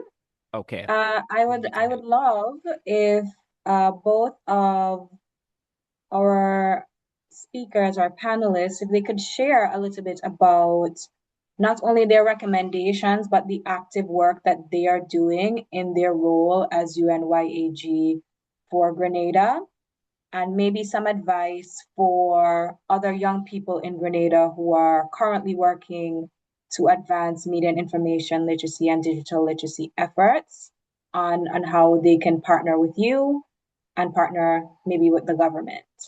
Over. Okay. So, Karen, would you like to start first? I'll give Zinzi the opportunity to go first. That's it. Okay, so Zinzi? Thank you. Sorry. Thank you for that question. Can you please repeat like the first part? I didn't catch everything. Sure. So the first part centers on the work that you are currently doing in your role as a UNYAG to advance digital media and information literacy in the Caribbean. And of course, with specificity to Grenada. Okay. For me, my work is not entirely centered on media literacy, but given that my subgroup that I work on as chair for my subgroup is education, we do often get the training for media literacy. And what we try to do as the YAG, we try to get listen to what it is that is required the terminologies, the information, whatever it is, we take that and we try to disseminate it through campaigns. We try to see how we can incorporate it into the different initiatives. We're not just putting out information and labeling it digital literacy, because sometimes when you just put out information like that, people don't pay attention to it. But we try to incorporate it in an innovative way in which we are giving the information, but not people not actually realizing that we're talking about digital literacy in a lot of our campaigns. Thank you so much for that, Zinzi. Carrie Ann? All right, thank you. Well, first I'll start off by saying the YAG, has just celebrated 5 years. And one of the goals of the YAG is to advance the SDGs, which they have been doing, we have been doing in various capacities. I'm kind of on the spot to talk about a project that I have been working on behind the scenes.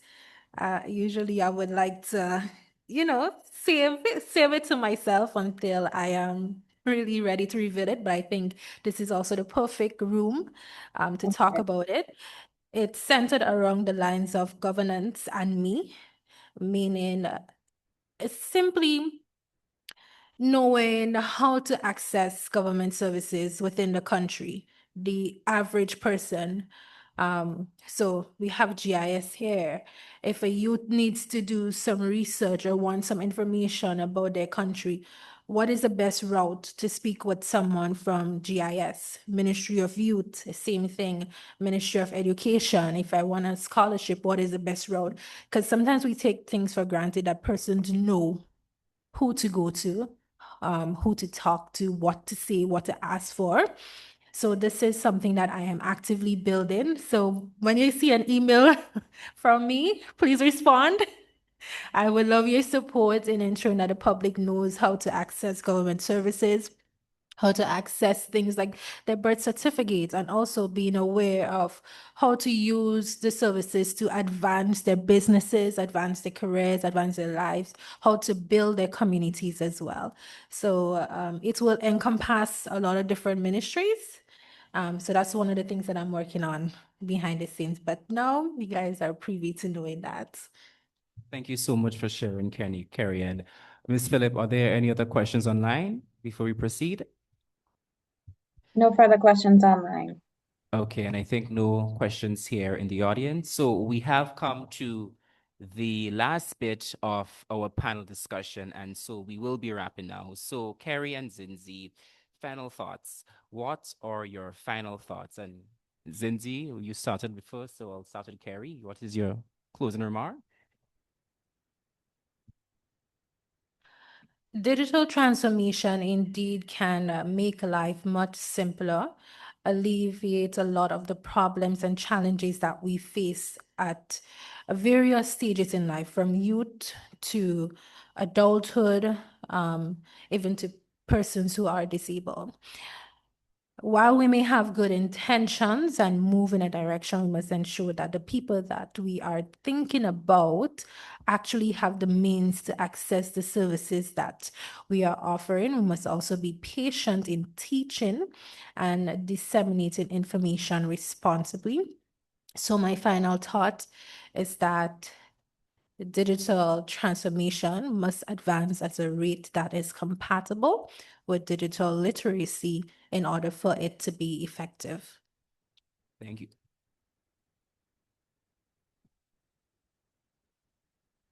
Oh, so okay. Zinzi, before you make your final thought, the director of GIS has an intervention. Proceed, sir.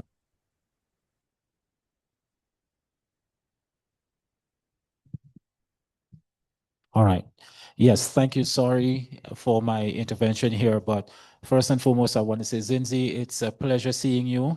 I remember Zinzi at secondary school up at McDonald College, and seeing you into college, and now here as I sit as the director of GIS, I see you presenting. I am very proud of you. And I want to say that for those of you who may not know Zinzi, Zinzi is an inspiration to persons who have disability, and I want to continue to encourage you. So Zinzi, it's really good to see you, and keep on keeping on.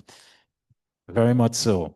Towards the panelists, regarding the nature of our culture here in Grenada, we are still in the view that young people have to wait, or we take very long before we as adults integrate you into anything.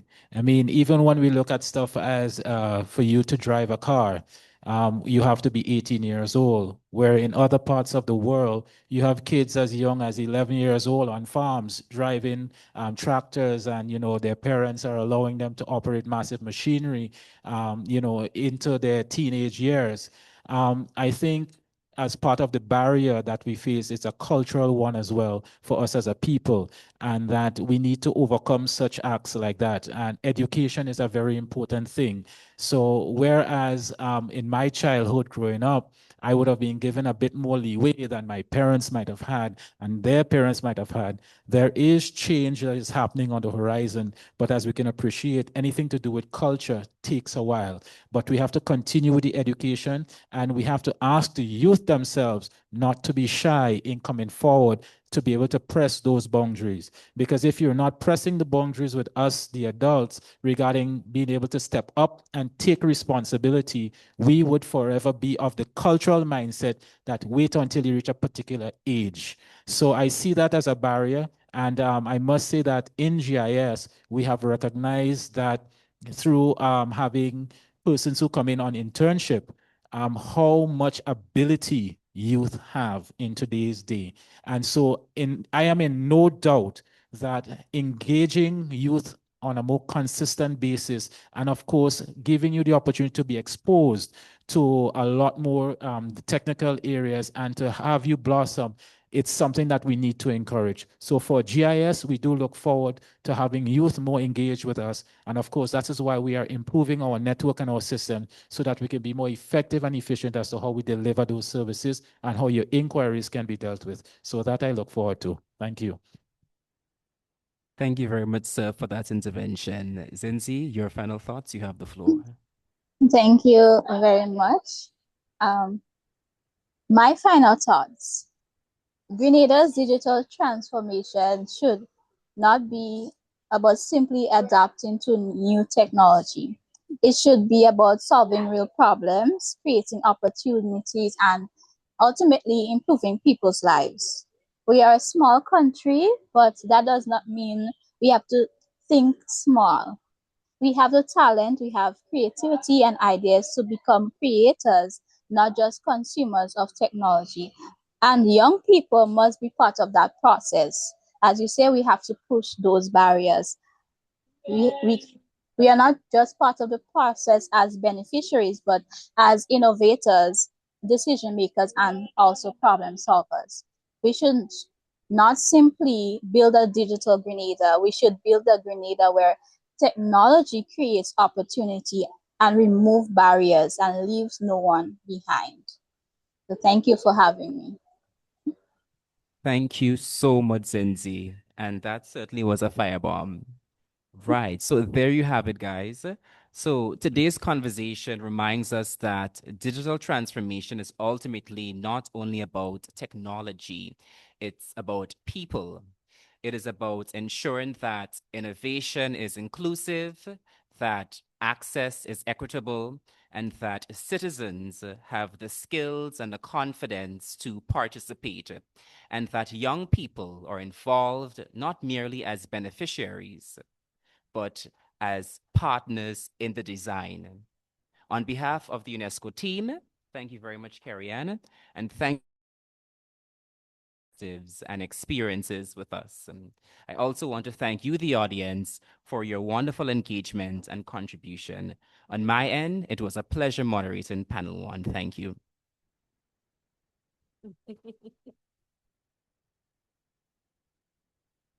Hey. Thank you so much, Mr. Smith. And thanks as well to your panelists for that engaging discussion. We now shift our attention to another important group of stakeholders, government, the private sector, and development partners. Building a strong media and information literacy environment requires collaboration.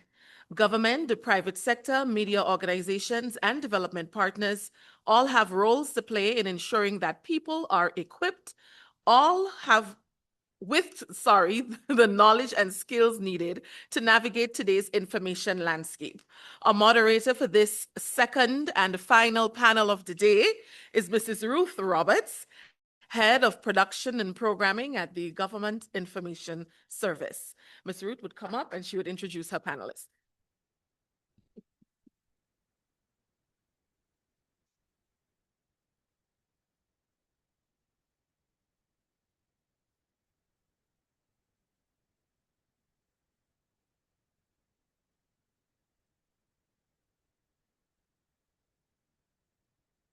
Thank you, Ms. McIntyre. And thank you, Mr. Smith, and these two amazing young ladies. Ladies and gentlemen, please put your hands together. Oh my God, they were so, better round of applause than that. Yeah, they were very proud of you, young people. So good afternoon, everyone, and especially those who are joining us virtually and who are missing this experience being with us in Grenada. Mr. Philip, you tried to steal my line. And welcome to this panel discussion titled The Government, the Private Sector, and Development Partners. I am Ruth Roberts, and as Abigail said, Head of Programming and Production at the Government Information Service, and it is my absolute pleasure to moderate this important discussion. This panel provides an opportunity to examine some of the key issues surrounding Grenada's digital transformation, including the concerns that we must address, which is the role of the government, the private sector, and the way public perceptions of the media actors can influence communication and suitable development. Let me introduce, with bells and whistles, our panelists for today. We are pleased to have with us Deputy Director and Head of Communications at the Government Information Service, Ms. Shireen Thomas Isaac.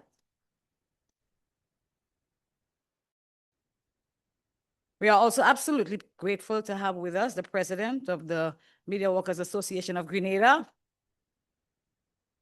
who needs no introduction. Ladies and gentlemen, welcome and thank you for being part of this conversation. I'm sure you will agree with me. We've had a wonderful learning experience today, and it's been such a journey, and hopefully we will leave here so much better than we came. Thank you for being part of this conversation, and I'd like to again welcome our panelists. Let's begin with our first question, getting straight to the point, which is directed at both panelists, but as Grenada digitally transforms, what concern do you consider to be the most pressing that needs to be addressed? I think I will start with Mrs. Isaac. I will be going with you. Thank you, Madam Moderator. Good afternoon, everyone. I think one of the concerns, as we've heard reiterated today, is that of policy, structure, and the mindset and preparation of persons for this evolution of information and communication dissemination. As a government entity, it's important for us to maintain that authority that we have for trust, accuracy, and that collaborative nature with media, the private sector media. So I would say the concern that we have is ensuring that there's a structure in place for this type of change that we are seeing. Communication has become very dynamic, and we have to keep with the trend, but we have to also remember intent and impact. What is the intention? What purpose it is serving? Who are we targeting? And for the desired impact based on what is disseminated. I'll start with that. Thank you very much. Ms. Ferre, your answer to the very same question. concerns.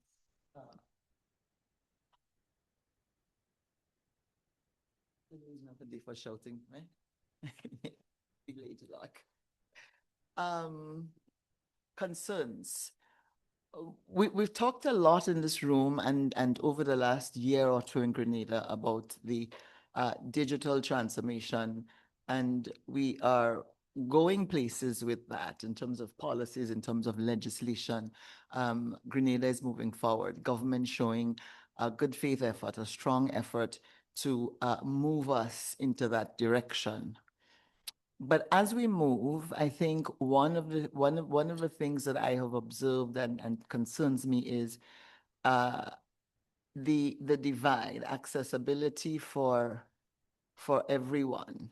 Sometimes I listen to the language and the conversation, and I think we want to simply just go digital first, digital only, and that, because of the various generational gaps that we have, we must bear that in mind as we develop and jump into this new era that we are moving to. That it cannot be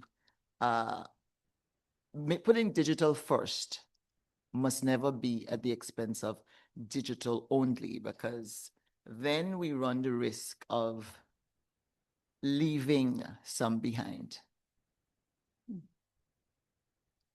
Thank you very much. So we have heard from the panelists the need for the appropriate structure to accommodate this digital transformation we are talking about. We heard about intent and impact and how important it is for everyone to be involved. So you've raised important consideration about ensuring that this digital transformation is not simply about introducing new technology, but also about ensuring that people, institutions, and systems are adequately prepared for this technology. So let's move to the next question. Notice I'm going very quickly. How should the private sector organizations be integrated into government's digital transformation agenda? Again, I will start with you, Mrs. Isaac.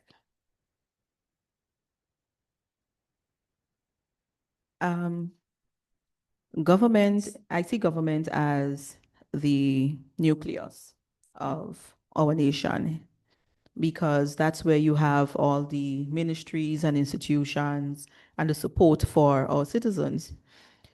When it comes to us collaborating and partnership, the private sector media is very important. It's a relationship that has to go hand in hand, because the narrative is not only coming from what government would say. For instance, I would use case in point. It's not only what you see on the Government Information Service, but we are a channel that works with other channels of communication. So there's this collaborative and coordinated approach that must be maintained.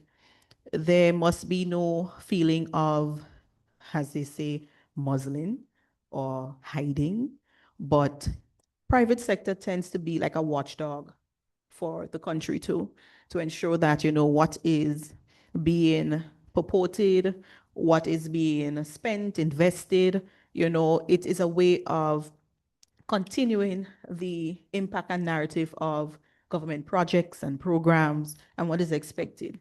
So I'll just backtrack a bit. When we speak about government information, we are talking about everything that happens within government, the length and breadth of government. It can be projects, it can be programs, the everyday existence of what government entails. So that could be from the Treasury all the way to signing of treaties, MOUs. All of these tend to guide what the government does, the activities of the government, the expectations. And private media, they have a stake in that information also, because that's who our publics are looking to. And the publics are not public. Publics meaning those who are for, those who are against, those who are learning, those who don't know. It's a dynamic group of individuals that we are targeting. So when we're shaping our narrative from the Government Information Service, through whether it is GIS or it is the MDAs, meaning the ministries, departments, and agencies, because within the government, we have public relations and communication officers and information officers. So there's a dynamic range of how information is to be shared internally and externally. And the relationship, it's important because this is where persons are looking to the authority, one, and that's what we want to establish and maintain. The authority of the Government Information Service and the government of Grenada, because the image and the perception that persons have of government is directly tied to what we inform, how we inform, when we inform, who informs. So it's pretty dynamic. So the standard that we set ties hand in hand with our private media practitioners. I think it's something that should be, we work together. It should be a collaborated, coordinated approach so that everyone benefits from it. So I think what I hear you saying is that we've had the concept that the public media or private media has to get a peek into the window. What you're saying is there should be an open door where they're invited to come in because they are part of the stake. That's what I hear you say. I hope that's what you said. So, Well, Miss- essentially, yeah, Yeah. they're a part of the conversation Yeah. because they're a group within our society. They're part of the publics also. And it's an important part of the publics because they are communicators, they are the information bearers. They shape their narrative. The stake of the narrative, I mean, that is something that could be debated as to what is being shared because, you know, persons would have different perspectives based on what is happening or what the issue may be or what program it is. Like they would take different approach to it. So for instance, if we have, let's look at the Ministry of Infrastructure and the work that's being done now with the roads. Government Information Service, along with, let's say, Ministry of Infrastructure, what we would disseminate is the closures, the updates. We would look into the community, those who are benefited. We would give briefs, etc. Whatever communique we decide to shape the narrative around that. For the private media, they too are looking at the updates. They too would look at what the stake is for the community. They would look at, how long it may be taking to be done, if there are any issues that come up. And based on what is happening, if they're shaping a story, for instance, of, let's say, a delay, they would do their inquiry as to why is there a delay? Who should we speak to? They would get information from infrastructure. They would go to contractors who are hired by the ministry. So it's a hand-in-hand approach, I would say, when it comes to dealing with private and public media. So, Madam President, how would you like to see, that's so nice, not true. How would you like to see the private sector organization being seamlessly incorporated into this government entity when it comes to this digital transformation agenda? I would want to broaden it a bit and not just focus on the private media's role, but the private sector role, be it in communication, information, or anything else. Because we're moving into this whole new strange area where a lot of the skills have to be developed, training has to happen, or people have to be prepared to take their place in this new space that is opening up. And so government cannot train the entire population. So that's where the private sector comes in. The financial institutions, the telecommunications companies, the media organizations, that's where we come in, other employers. And we need to invest in young people. This is where the real impact in our move towards digital is going to happen, the younger generation. And so investment and so I think the private sector plays a key role there, not just the financial institutions, but also large corporations who understand the vision and understand that they too have a role in preparing the society for this new frontier that we are entering in. And in terms of building applications and so, I met this young man last year, or was it earlier this year? He went to PBC and he came to an event that a government department or agency was having. And I was talking to him, and it turns out I got so excited because he built an app that is connected to ChatGPT. No, this is, and it's been used. No, this is a Grenadian boy from the cannons on the hill.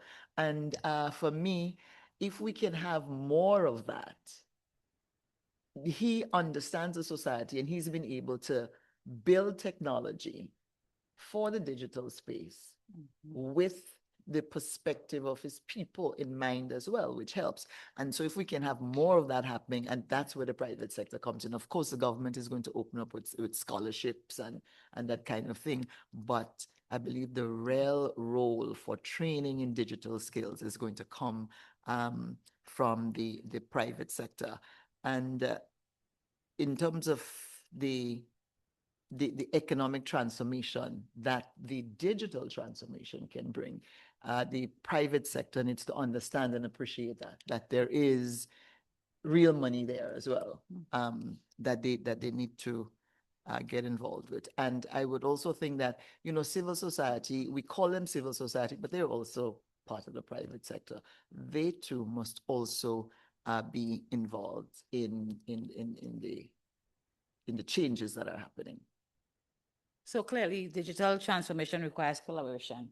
Government can't do it alone.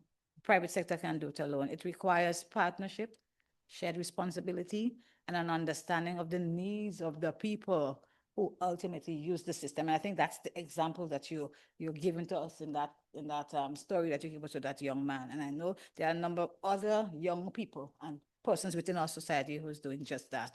So how does the public perception of media actors in government and the private sector impact government's ability to communicate effectively with the public and achieve sustainable development?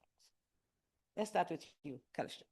Repeat the question. That was a really long question. How does the public's Give it to me in narrative style, not GIS style. How does the public perception of media actors in government and the private sector impact government's ability to communicate effectively with the public and achieve sustainable development? It comes down to trust. It's about trust. And we are currently facing a crisis of trust in government information, in information, sadly to say, from public interest media. And because there is a confusion as to who is reporting legitimate verified information because of the internet and the same digital development and people and greater access, the trust issue has deepened. And so at the end of the day, I think we need to take steps to repair that damage that's been done so that people can begin to believe in public interest media again as they used to. With the government, well, I'm not so sure because they operate in a sphere that's fueled by double speak and smoke and mirrors. And I think there will always be between the public and the government. And when I use the government, I speak of the political arm of it, because of course the government is made up of public servants who are there in continuum. That I'm not sure if that can be fixed really because of the very nature of how they operate. But yeah. I think this is particularly relevant, and I guess everybody's listening, where information travels so quickly and where the public trust can influence how government's messages are received. So in some scenarios, you have the good information, you have right information, but how people receive it is a little bit different. Besides that, your take on that? So I would like to challenge that narrative as it relates to public perception. And I would go to a psychological response for this. Looking at trust and credibility. Now, we live in an era where persons are driven to what is trending and what is, thank you. Now, we spoke of critical thinking. In my early teaching days, I taught critical thinking for 2 years. I challenged it when I started to teach it. Case in point, I am of the firm opinion you cannot teach someone how to think critically. I believe you learn along the way and you have the tools that would allow you to develop critical reasoning and critical thinking. There are many things that the public would always ask for, always asking for. However, where is the accountability and responsibility of individuals in obtaining true information, accurate information? Now, let's use social media, for instance. Most of us are on social media. However, who do we follow?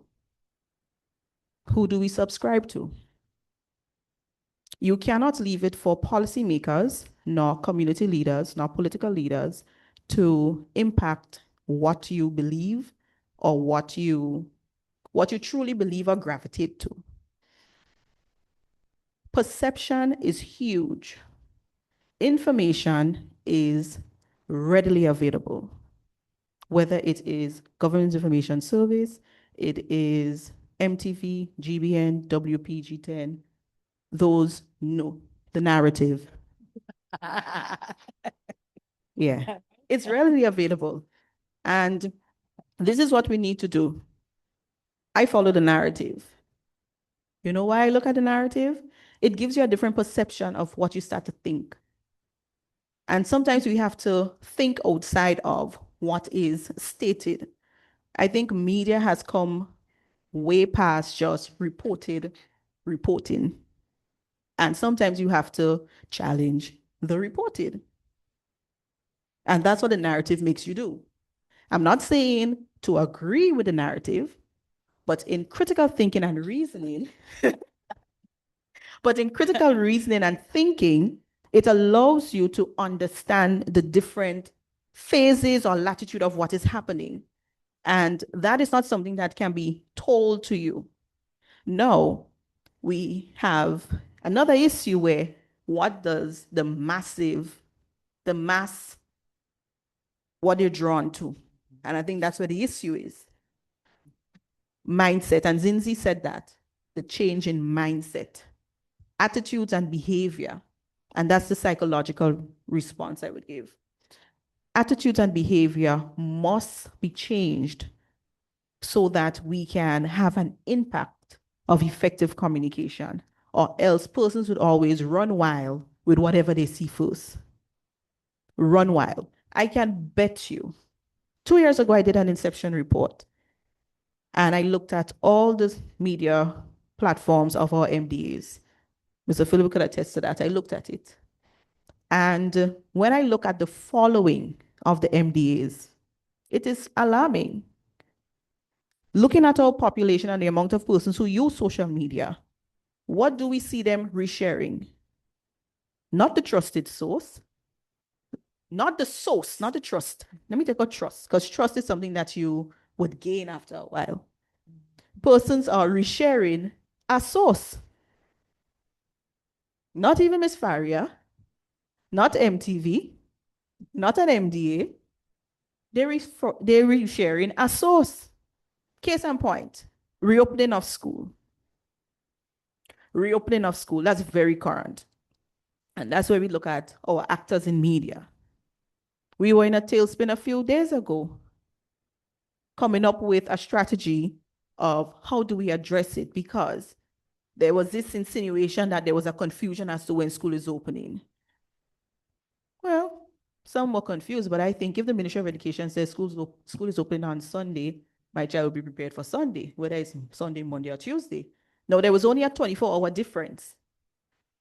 Now, if we follow the releases that came from the Government Information Service, that came from the Ministry of Education through the Government Information Service, you would see the timeline of when things were shared. But people don't pay attention to that. They pay attention to who is sharing it and what they think about it. So we had a whole drama about when school opened, until we even had September the 7th, which is St. Vincent and the Grenadines. I don't know how that came into the narrative, I'm sorry. But it became a part of the conversation. Information was disseminated early June. It went to late June, I believe. And then there was some further corrections to it. Now, would you believe we disseminated a press release plus shared it on our media pages? And in the comment section, people are asking us to clarify still when school is opening. And we are the source of the information. It goes back to person's behavior and attitude, what is learned and what we are accustomed to, because we want to go with what is the talk on the street. And I think that's sometimes where we have to separate what is good information and what we need the information for, and stop running with the different, narratives. The third time and we're calling a lawyer, copyright issues. No problem. I'll give you royalties. Yeah. Oh, we love But royalties. what I'm just saying is sometimes we have to be very responsible as individuals, and I think we need to encourage those who follow us, those who listen to us as media personnel. We need to encourage them to test the source. Now, when it comes to our media actors, I think we have credible media personalities in Grenada, whether it's government, whether it's private. We have credible persons. And when I say credible, people who actually know and understand media, information, and communication, not those who act in media and communication and information. I hope you see the difference there. Not someone who just goes up and just shares stuff and writes stuff and they just speak about it. Opinion pieces is not trusted. That's just an opinion. And we must know when to decipher when something is an opinion and when it is something that is credible, like the narrative, giving you a different perception on something.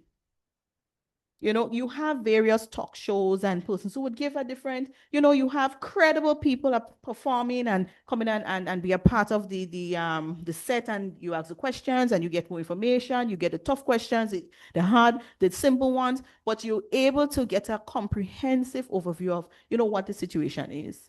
So I think as media personnel, information and communication, we have a very important role in shaping this mindset. And sometimes we have to not get caught up in the trend and social media. The era of social media could be our demise also, as well as this transformation. Because if persons are not cognizant of what is doing and their mindset and their behavior isn't there, then we're setting ourselves up for failure already. But can I just... Yeah, go ahead. In everything that you say, I was sitting here wondering, is it pointing to a bigger problem that we have in society where, and I don't know if it goes back to the school system, home upbringing, or whatever. Just about maybe like 20, 25 minutes ago, I was in a conversation with the chief of security at this very hotel where we are today. And he said to me, "Oh, I have not seen much from you these days," and so on. And I said to him, the narrative took a break. And the reason I gave was that I said to him, "You know what? I'm tired with Grenada people." And he wanted me to explain that. My explanation was that the process, because a lot of our stuff goes up on the social media platforms as well. It's not just the TV alone where nobody could comment and talk back at what you do. Oh, how I miss those days. And what I was saying to him was that the way people engage with information, they don't engage with the information that is in front of them, maybe offering a differing opinion or a differing perspective on the information. They simply go off the reservation. They're simply not making any sense. They're simply arguing for the sake of arguing, or for the sake to hurt or to wound or to misinform. And is it a situation where we are now suffering from something that has been cultivated by our politics of these blind, unthinking robots who simply just pick a side whether it makes sense or not and attack information because it's not from their side, or take something vicious and run with it, or something that's not true and run with it because it wounds the side that they are not on? Are we suffering from that, or are we suffering from a school system that has not raised our people to believe, not to teach them how, but to make them believe that they can think critically, that they can reason, that they can think on their own. Miss President, I think you read my notes that I just wrote just now, because I'm wondering whether this is an issue of the way we are educated.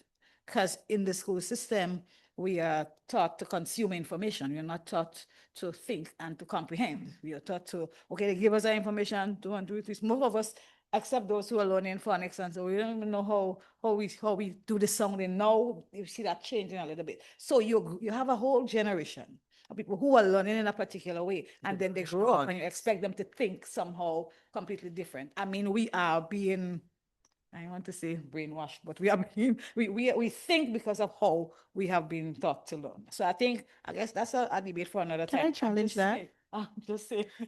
I'm sorry, but I have umbrage with that, because there's a section of persons who were educated and they were not brainwashed or how they think. I'm certain most persons in the room here would see things from a comprehensive, a holistic way when they rationalize. That's why you have a two sectors. You have So- some that didn't and some that does. Yeah. But if you look at, then again, there are some persons who you see making statements that you wonder how. But from my experience and my education, it was not a holistic one where they told you that I wasn't taught critical reasoning or thinking. I'm sorry, I wasn't taught that. However, in my experience, not only in the classroom, learning does not occur only in the classroom. Learning occurs throughout the community and other societal groups, through socialization, etc. Now, it makes you wonder, where have these persons been socialized? How have they been socialized? And it's not only, thank you, and it's not only, huh? Okay, yeah. And it's not only what you are formally taught. There's an informal learning that occurs. Why is it that we have a society where persons feel that it has to be a top-down learning? Where is the responsibility and the accountability to learn on your own also? Now, I have an 18-year-old nephew who started secondary school in the height of the pandemic. And contrary to popular belief, most of the students in that graduating class have excelled and continue to excel as young men despite what they faced. Ms. Francis there from Ministry of Foreign Affairs and I were in the graduating class of 2005, and we dealt directly with Ivan. That was a catastrophe, if anybody know about 2004, 2005. That was a catastrophe. But we were able to excel. So sometimes where we like to pass blame, we have a culture of passing blame because we don't want to be accountable. We don't want to do things on our own. We prefer for someone to say that it's okay or not say it's okay. I'm not disagreeing. I'm just throwing a different. But the question is, where does that conditioning, because now where does that conditioning comes from? What has caused us to, on such a mass scale, because of course there are exceptions among us, okay? But on such a mass scale, that sort of sheep mentality, that, it has to come from some place, because it's not one person or two or 20 people in the population. It is a big chunk. I mean, I don't want to say numbers because obviously I don't have data, but it just, I mean, but then I wonder, is social media now acting as a magnifying glass for who we always were? What's happening now on Instagram and Facebook in particular? Is it what was happening across the fence and across the Busherie when they were washing their clothes back before people had their washing machines and their pipes? And on the edge of the playing field while Hurricane was beating up Queens Park Rangers, and the women were sitting on the dry wall. I'm from Victoria. The Victorians would know what I'm talking about. Is it just now that who we are is being amplified because now there's this huge magnifying glass in front of us? And is it human nature? Because the things that we talk about are not New. It's not new under the unique sun. to Grenada. I deal with almost every Caribbean island directly, and this is not like a unique thing. I mean, I think we have it worse. We have it the worst. Maybe I find so because I live here. But is it just human nature that we see happening, and what conditioned us this way now? I think we could consider that question. And because it's really important for us to think about what's actually going on. Because you have a sector that is fully literate, as we will say, and then you have another sector is a whole different ballgame. So from your perspective as president of the Media Workers Association, I think we could finish that discussion on GIS one of these days. Or on the A narrative. Right. From your perspective as president of the Media Workers Association, what needs to be done to strengthen public confidence in the media and the information being provided? We need to do our jobs better. Okay. We need to not. Is this live? It's not live. Oh, okay, good. We need to not use Simon Says as a source, as a single source. We need to not practice our journalism that way. Yeah, I mean, as a single source, even if someone, no matter who, someone may have information that is a story, but the source, you cannot use them as a single source. You have to go verify them, especially somebody who is in no way, shape, or form a media practitioner, a reporter, or a journalist. So that is one of the things that we have to guard against. Our media managers need to invest in their people. Training goes a long way in people being more competent at their jobs. Now, mind you, we have some very, very good media people right now. We have some young people. I get so excited. It's like I'm young again when I interact with them or when I deal with them because I see the fire and I see the passion and the commitment. But media managers are throwing their people under the bus.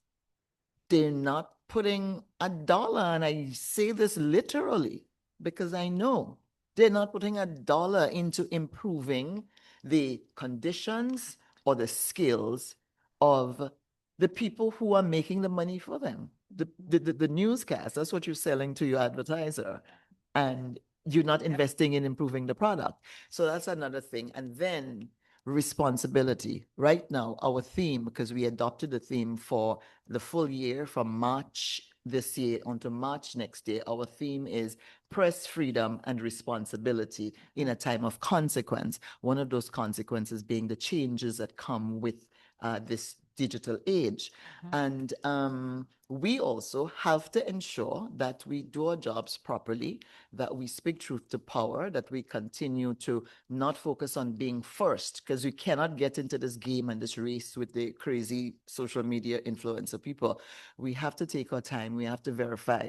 It's better to be a day late than a dollar short or whatever the thing says. And anyway, better to have it correct the next day than to be rushing to do it the day and embarrass yourself as well as misinform the public. So yeah, those are some of the things that we need to do now, where it basically comes down to the public being able to rely on our information. So yes, they're going to go on Anna, and yes, they're going to go on the other person I just mentioned. They're going to listen to stuff and probably be excited and scintillated by it. But you want the next day for GBN or MTV or WPG10 to come with the proper version of the information. And mind you, the truth always comes out. The truth always, and if we continue to provide the truth and provide the credibility, I think we have a ground to stand on in repairing the rift that exists between the consumers of the information and the harvest and the producers of the information. Thank you. Thank you both. Before we close, I would like to give both of you an opportunity to leave us with some, whatever takeaway, final takeaway. Mrs. Isaac, I'll start with you. No question? Don't worry, don't worry. Don't panic, don't panic. I was about to say. Oh, you turn it on ready? This week? Yes, sorry. For me, I would like to encourage us all as media and communication practitioners to be intentional as to the impact that you are looking to achieve. Those are my 2 words. Since I got to GIS, I'm always saying intent and impact. Why are we doing it? How are we doing it? For what reason are we doing it? We're not doing it just to report, but we're doing it because of the entity that we represent. And in our collaboration and our stakeholder engagement, we ought to maintain what is favorable for our entity that we represent. No misinformation, malinformation, all those informations. We want effective communication of the information. I think that is a premise, and that's where intent comes in for the impact that you are looking for. Thank you, Mrs. Isaac. Ms. Farron? I want to make a statement of intent here that the Grenada Media, the members of the Media Workers Association of Grenada, despite all of the constraints that we face, will continue to make our priority mission, mission 1, genuinely serving the cause of public interest media and the public's right to know. And we look forward to collaborating with all of the stakeholders in ensuring that the environment remains a fair, balanced, and clean one where we can do our jobs without any sort of undue influence from anyone, including from within ourselves. Thank you very much. We'll take some time to take a few questions. Okay. Abigail, go ahead. Okay, so good afternoon, and thank you to the panelists. It was really, I think this was the best way to end today's session, and I think we could have gone on for much longer. But to you, Madam President, I sort of have a two-part question. So the first, you spoke a lot about access to information and credible information and having information readily available, in that type of way. Could you just, from your perspective as head of MWAG, share, how do you think GIS can play a role in, assisting mainstream media with that type of access? What can we do to help? That kind of way. And secondly, you talked a lot about training, which is so important. A lot of us here, myself, Rikisha, and so Deanna, Isaac, we work in government, yes, but our training is in journalism, and I don't think you ever forget that journalism, it's like that's in your blood, and working within government, I know that there is a lot of access to a lot of different things when it comes to training and that kind of thing, Do you think that it would be possible as head of MWAG to have some type of collaboration with GIS to probably come up with a training schedule or somewhere, or, GIS, let's organize this, let's do this, do you think that that's a resource that you can tap into? Madam Gigi, and that's an inside joke. The rest of you won't get it. That's an inside joke. She's a Gigi, MWAX Gigi. Madam Gigi, the question's too long. This is not post-care briefing.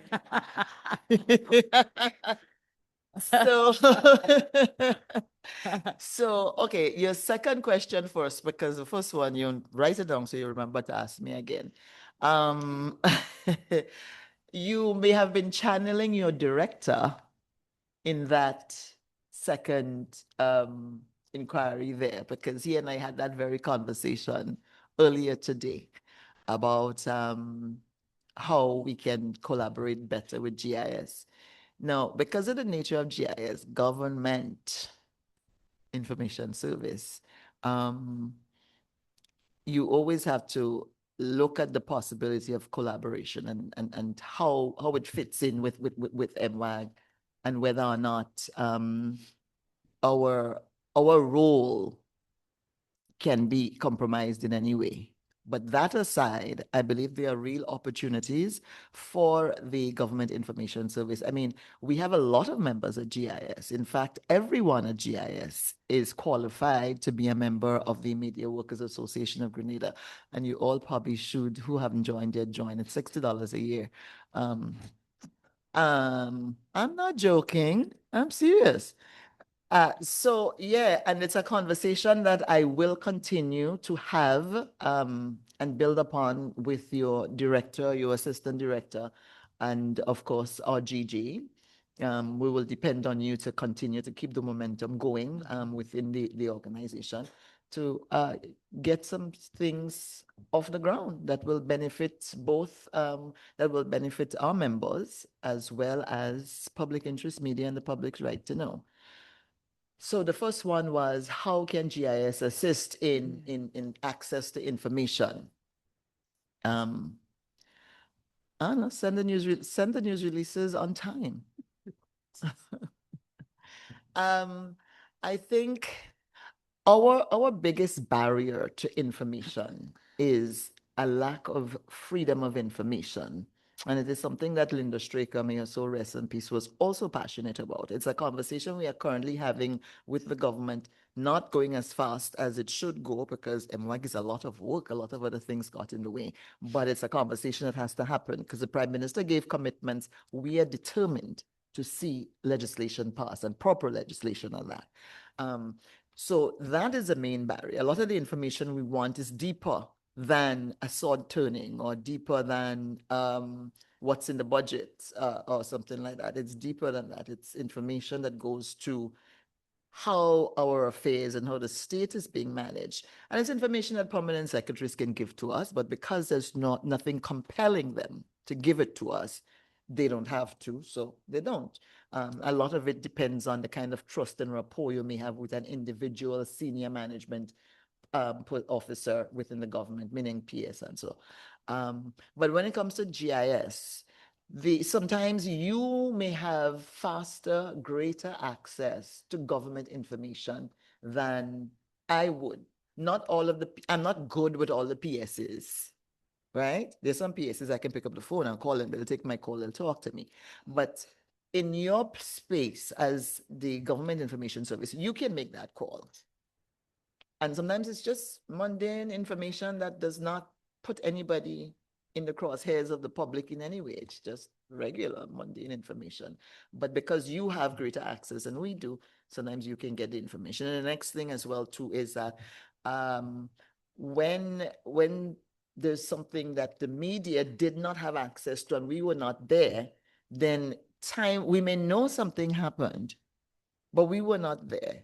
We would like to get the information that we now take a look at and make the calls and verify and turn it into a story.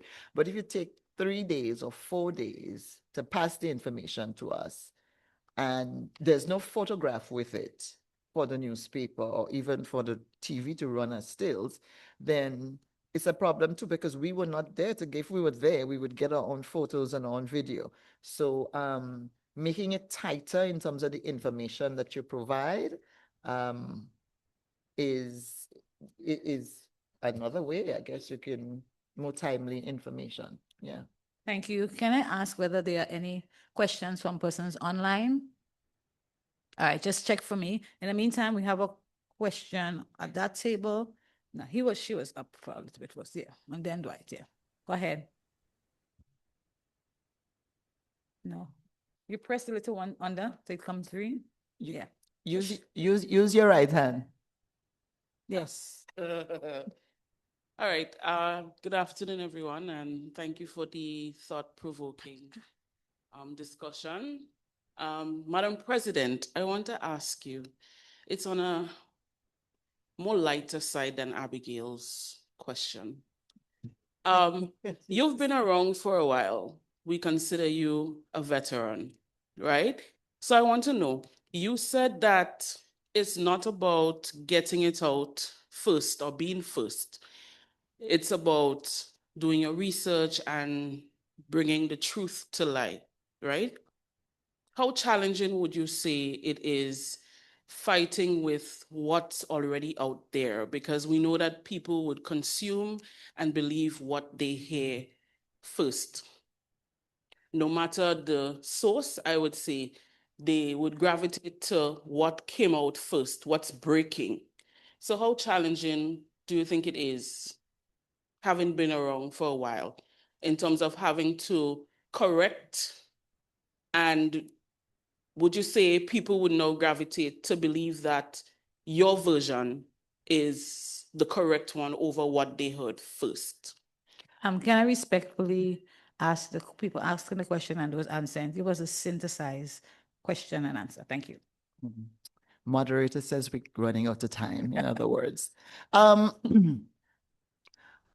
It it comes down to credibility, yeah? For me, I don't find that it's a challenge for me. I can wait because I have been lucky that I do not feel an eroding of the credibility that I have as a journalist, because you can feel the relationship you have with the public.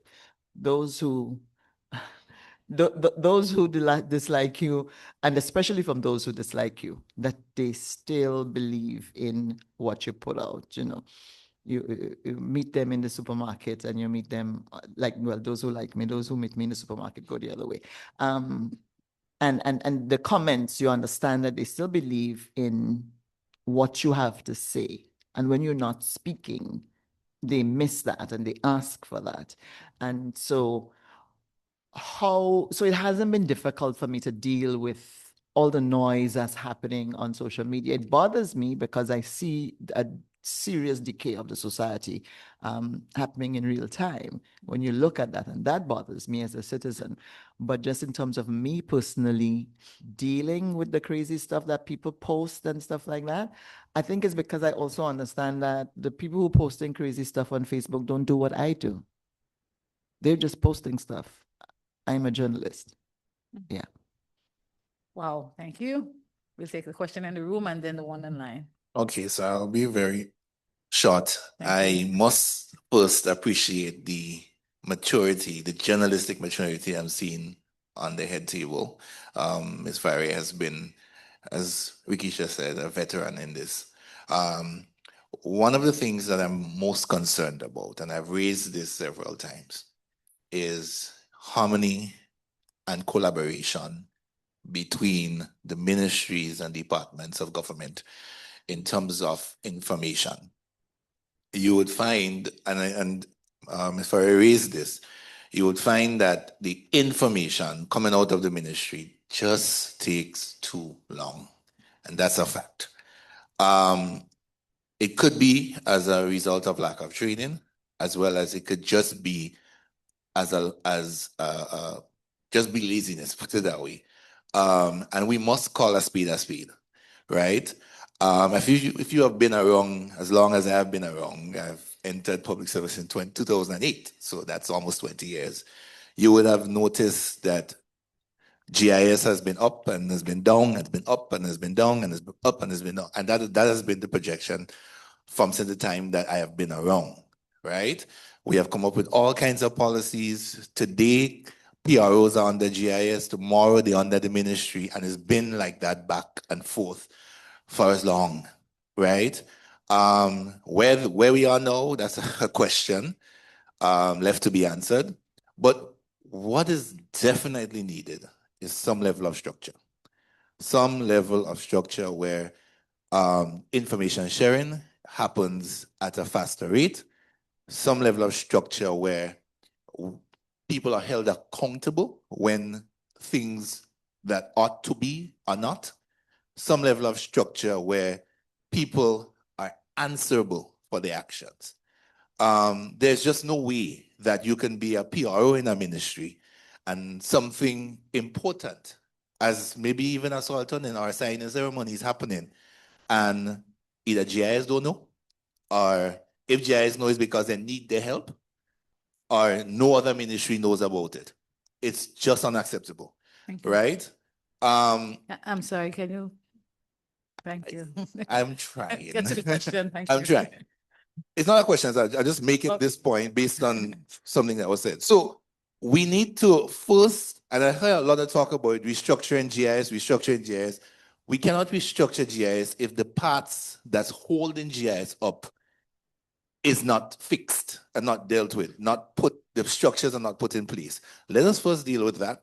Let us first create the avenues, create the policies, create the decisions that is going to ensure that because the information comes from the ministry. Similarly, Just as in the private media, the information comes from outside, they take those, turn them to stories and make news. Similarly, the information comes from the ministries and so, and goes up the ladder. Okay, thank you for your Can, comments. can I just say, sorry, I know you're on a crunch time, but can I just say that in listening to your director and, oh, I'm defending someone in the government, geez, or explaining for somebody in the government, fever. But from listening to your director of information, Dwight, what I got from him, and you talk about repairing the paths that all are supposed to converge at GIS in terms of information dissemination. So you do this and then you do this. That he seemed to be talking about, while I didn't feel a channel leading to us, and I did ask a question, but I did get the impression that he was talking about a holistic government information systems repair. So I don't know. Yeah. Thank you, Miss. Thank you, madam. I was going to say it, but it sounds better coming from you. Just let's take the person online before we take the final one. Mr. Okay, we Sampson? have one question online. Are we going to take the question online now or? Yes, my dear, go ahead. Okay, the question is from Roxanne Thompson of Now Grenada. And the question is directed towards Mrs. Thomas Isaac. She says, understanding her view, are there specific protocols that will ensure that digital state publishing does not serve as a substitute for real-time media scrutiny? Over. Can you repeat the question, please? Sure. The question says, understanding her view, are there specific protocols through that will ensure that digital state publishing does not serve as a substitute for real-time media scrutiny?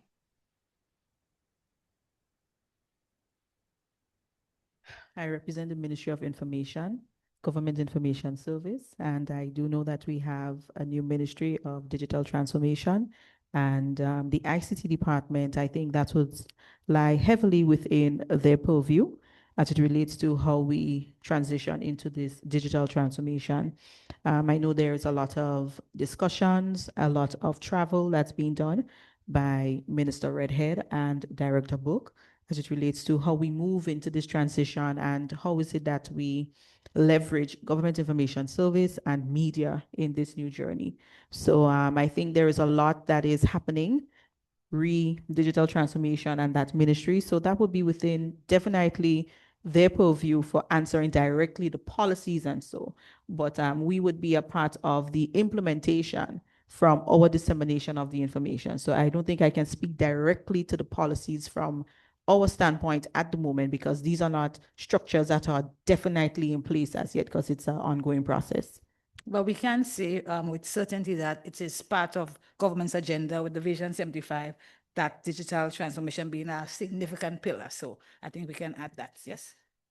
Permit me to ask perhaps a juvenile question because I'm not very much in the media environment, but I've heard a lot on reputable and credible journalists, and I wanted to ask who or is there an authority that identifies who is a credible and reputable journalist? Because the comment made earlier on a specific platform, and as a layperson, if you don't know or if you're not accustomed to someone from over the years, you may think, oh, this person is a journalist because this individual has a platform, is able to voice an opinion, comments are being made. And oftentimes, or many times, the information that is shared, there is truth sooner or later that comes out of it. So is there an authority that tells the public that this is a reputable journalist? Actually, no. I think it comes down to critical thinking, what makes sense, understanding what journalists do, that while we are not without our own opinions, that we have canons and ethics to follow. And like one red flag that you need to look for, Rikisha. You're burying the child. One red flag that we one one red flag that we need to look for is slander, a willingness to say whatever you want. You see someone slandering people at will, saying outrageous things, things that make you go, that's probably not someone who can actually get membership into the Media Workers Association of Grenada. So then, from a layperson's perspective, not anyone perhaps involved, a farmer on the side, not that I'm discrediting the intelligence, but, along that path, to them, they might think, oh, they're hitting the hard questions, they're hitting the hard points, they're getting the information. Wouldn't that sort of not be able to, they wouldn't think that that is slander, so to speak? What do you say to that? Or is it then that we need to go to the drawing board and perhaps use the media association as an authority to say that this person is a reputable journalist? Should we perhaps start thinking about creating an authority or use the media association perhaps? I'm not sure. You see, being a journalist, right, I mean, you have guilds and associations where people gain membership, and there's criteria for membership into our association, all right? But one does not have to have a master's or a first degree or whatever in journalism or communications to be a journalist. In fact, someone with a degree in journalism could really suck at it, and someone with no qualifications except maybe 4 or 5 CXC, because you do need to know how to read if you want to be a journalist. Somewhat would really follow the rules that need to be followed and to serve the cause of the public's right to know and public interest media. And so it comes down to that. We do not have an official, well, a government level accreditation system for media workers, because it's not just journalists, all right? The media is a wide place. And I think all of this confusion came because of the very thing that we've been discussing now, the rise of the digital age and smartphones, and where most people in the past, who they've always wanted to make mischief, they've always wanted to do these things, but they never had a way of doing it except across the fence to the neighbor. But now there's a smartphone and there's the whatever else and the internet connection. And so now everyone is able to speak. And there's this crazy thing that they call the citizen journalist. But the citizen journalist does not have to stop and verify things. And so as we navigate this, one of the conversations we probably have to have is, how do we make the distinction?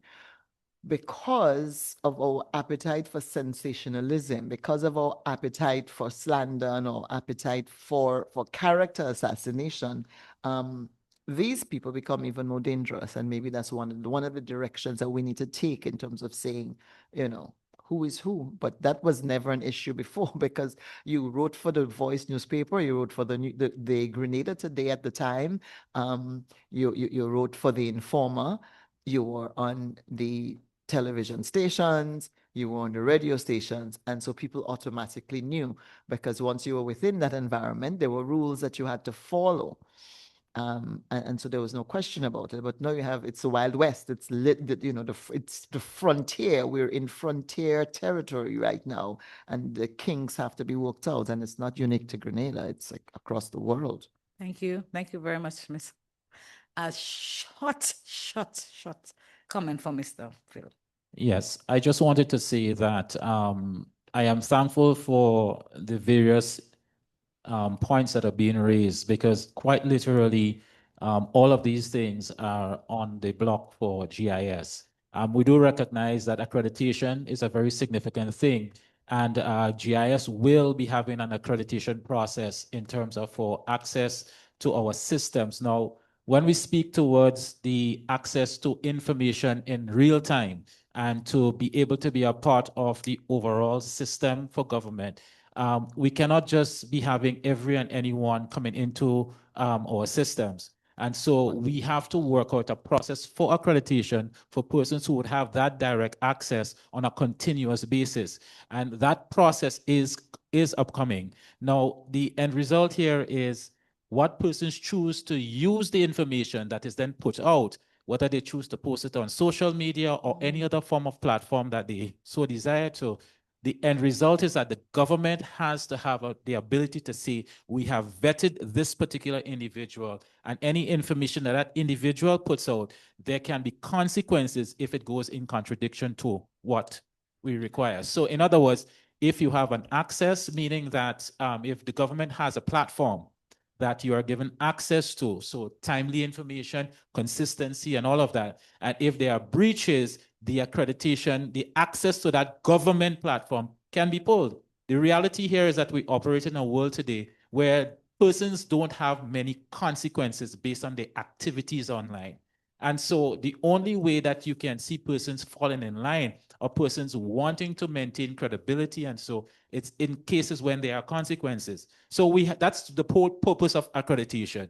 If you're going to go into a university, if you're going to go anywhere, you have processes. And if you do not meet those process requirements, you can lose the opportunity. So the end result is that we have been trying to dance away from consequences. And I think that is where our society has been leading down a very dark path.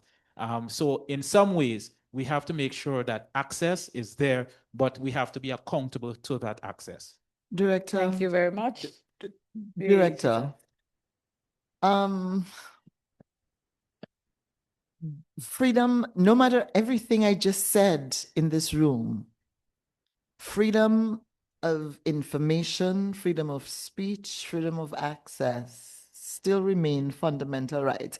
And what you just said sounds threateningly as if the government wants to, you talk about pulling access. So you have accreditation, but what happens if you don't like how I use the information? No. Then, so it is a fine line that you are walking there. And I do hope that the government and the Government Information Service gives the media, the Press Freedom Advocacy representative in Grenada, the Media Workers Association of Grenada, the opportunity to be part of this conversation from the ground up, because this can go very wrong very quickly. Yes. So as I indicated, the intent is to have an accreditation process. The development of that accreditation process has not begun as yet. And of course, stakeholders will be integrated into the process of the development of that accreditation process. MWAG is cited as one of the key stakeholders who will be engaged in that process.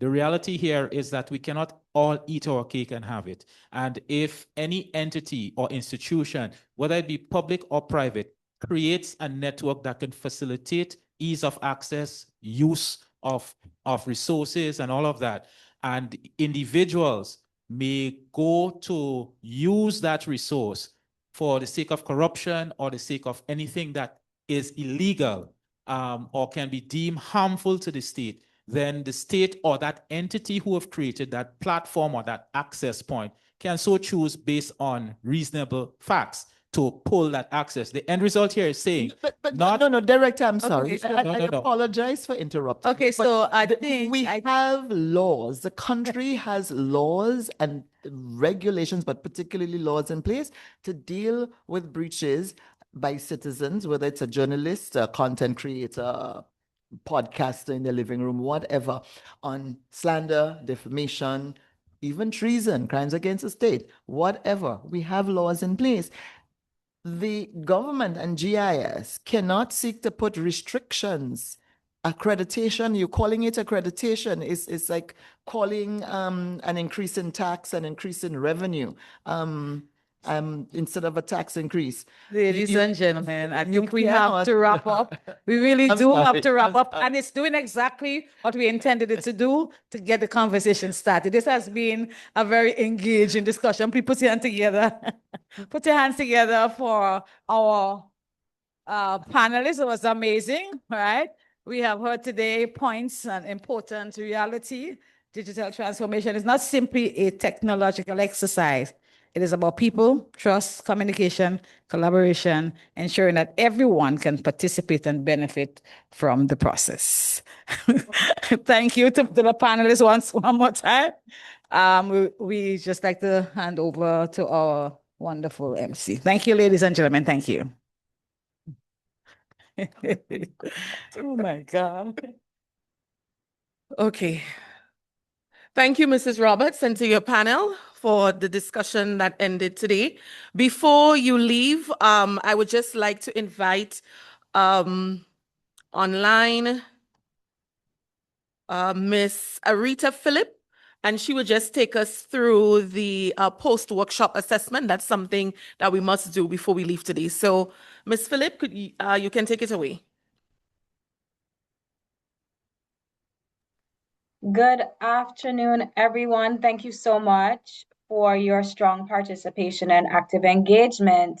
As we mentioned earlier in the workshop, it's very important for us to have a very strong understanding of all of the thoughts that you would have shared throughout the day, so that we can all locate those in one place and, of course, channel that into our work. On screen, you will see that we have the QR code for the post-workshop assessment. I have also shared in the chat a link for persons to complete, and I believe in the room as well, there should be a copy of the QR code which is being disseminated. The post-workshop assessment will only take you approximately 10 minutes to complete, so I do encourage you to complete it before we wrap today's session. Each day of the workshop, there is a specific component of the post-workshop assessment that must be completed.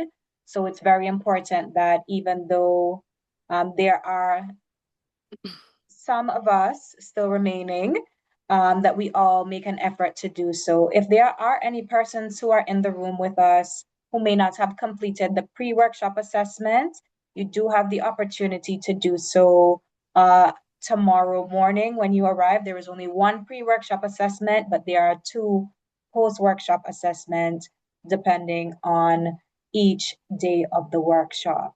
So I will now hand back over to the MC to wrap up today's session while you complete the post-workshop assessment. And of course, this is something that you can complete in the comfort of your homes once you have access to that link. Thank you. All right. Thank you so much, Ms. Phillip, and thank you to everyone for participating in the assessment if you're doing it right now. Ladies and gentlemen, this brings us to the end of day one of the Media and Information Literacy and Media Stakeholder Engagement Hybrid Workshop. On behalf of the organizers, I extend sincere thanks to all our presenters, moderators, panelists, participants, partners, and colleagues joining us virtually and here in the room. Today's discussions have highlighted the importance of responsible journalism, ethical use of technology, digital transformation, access to information, and importantly, collaboration among the various stakeholders within our society. We encourage you to take the lessons and conversations from today into tomorrow's session and beyond. Thank you for your participation, your questions, and your contributions. We look forward to welcoming you back for day two of the workshop. Have a safe and pleasant afternoon, everyone. Thank you.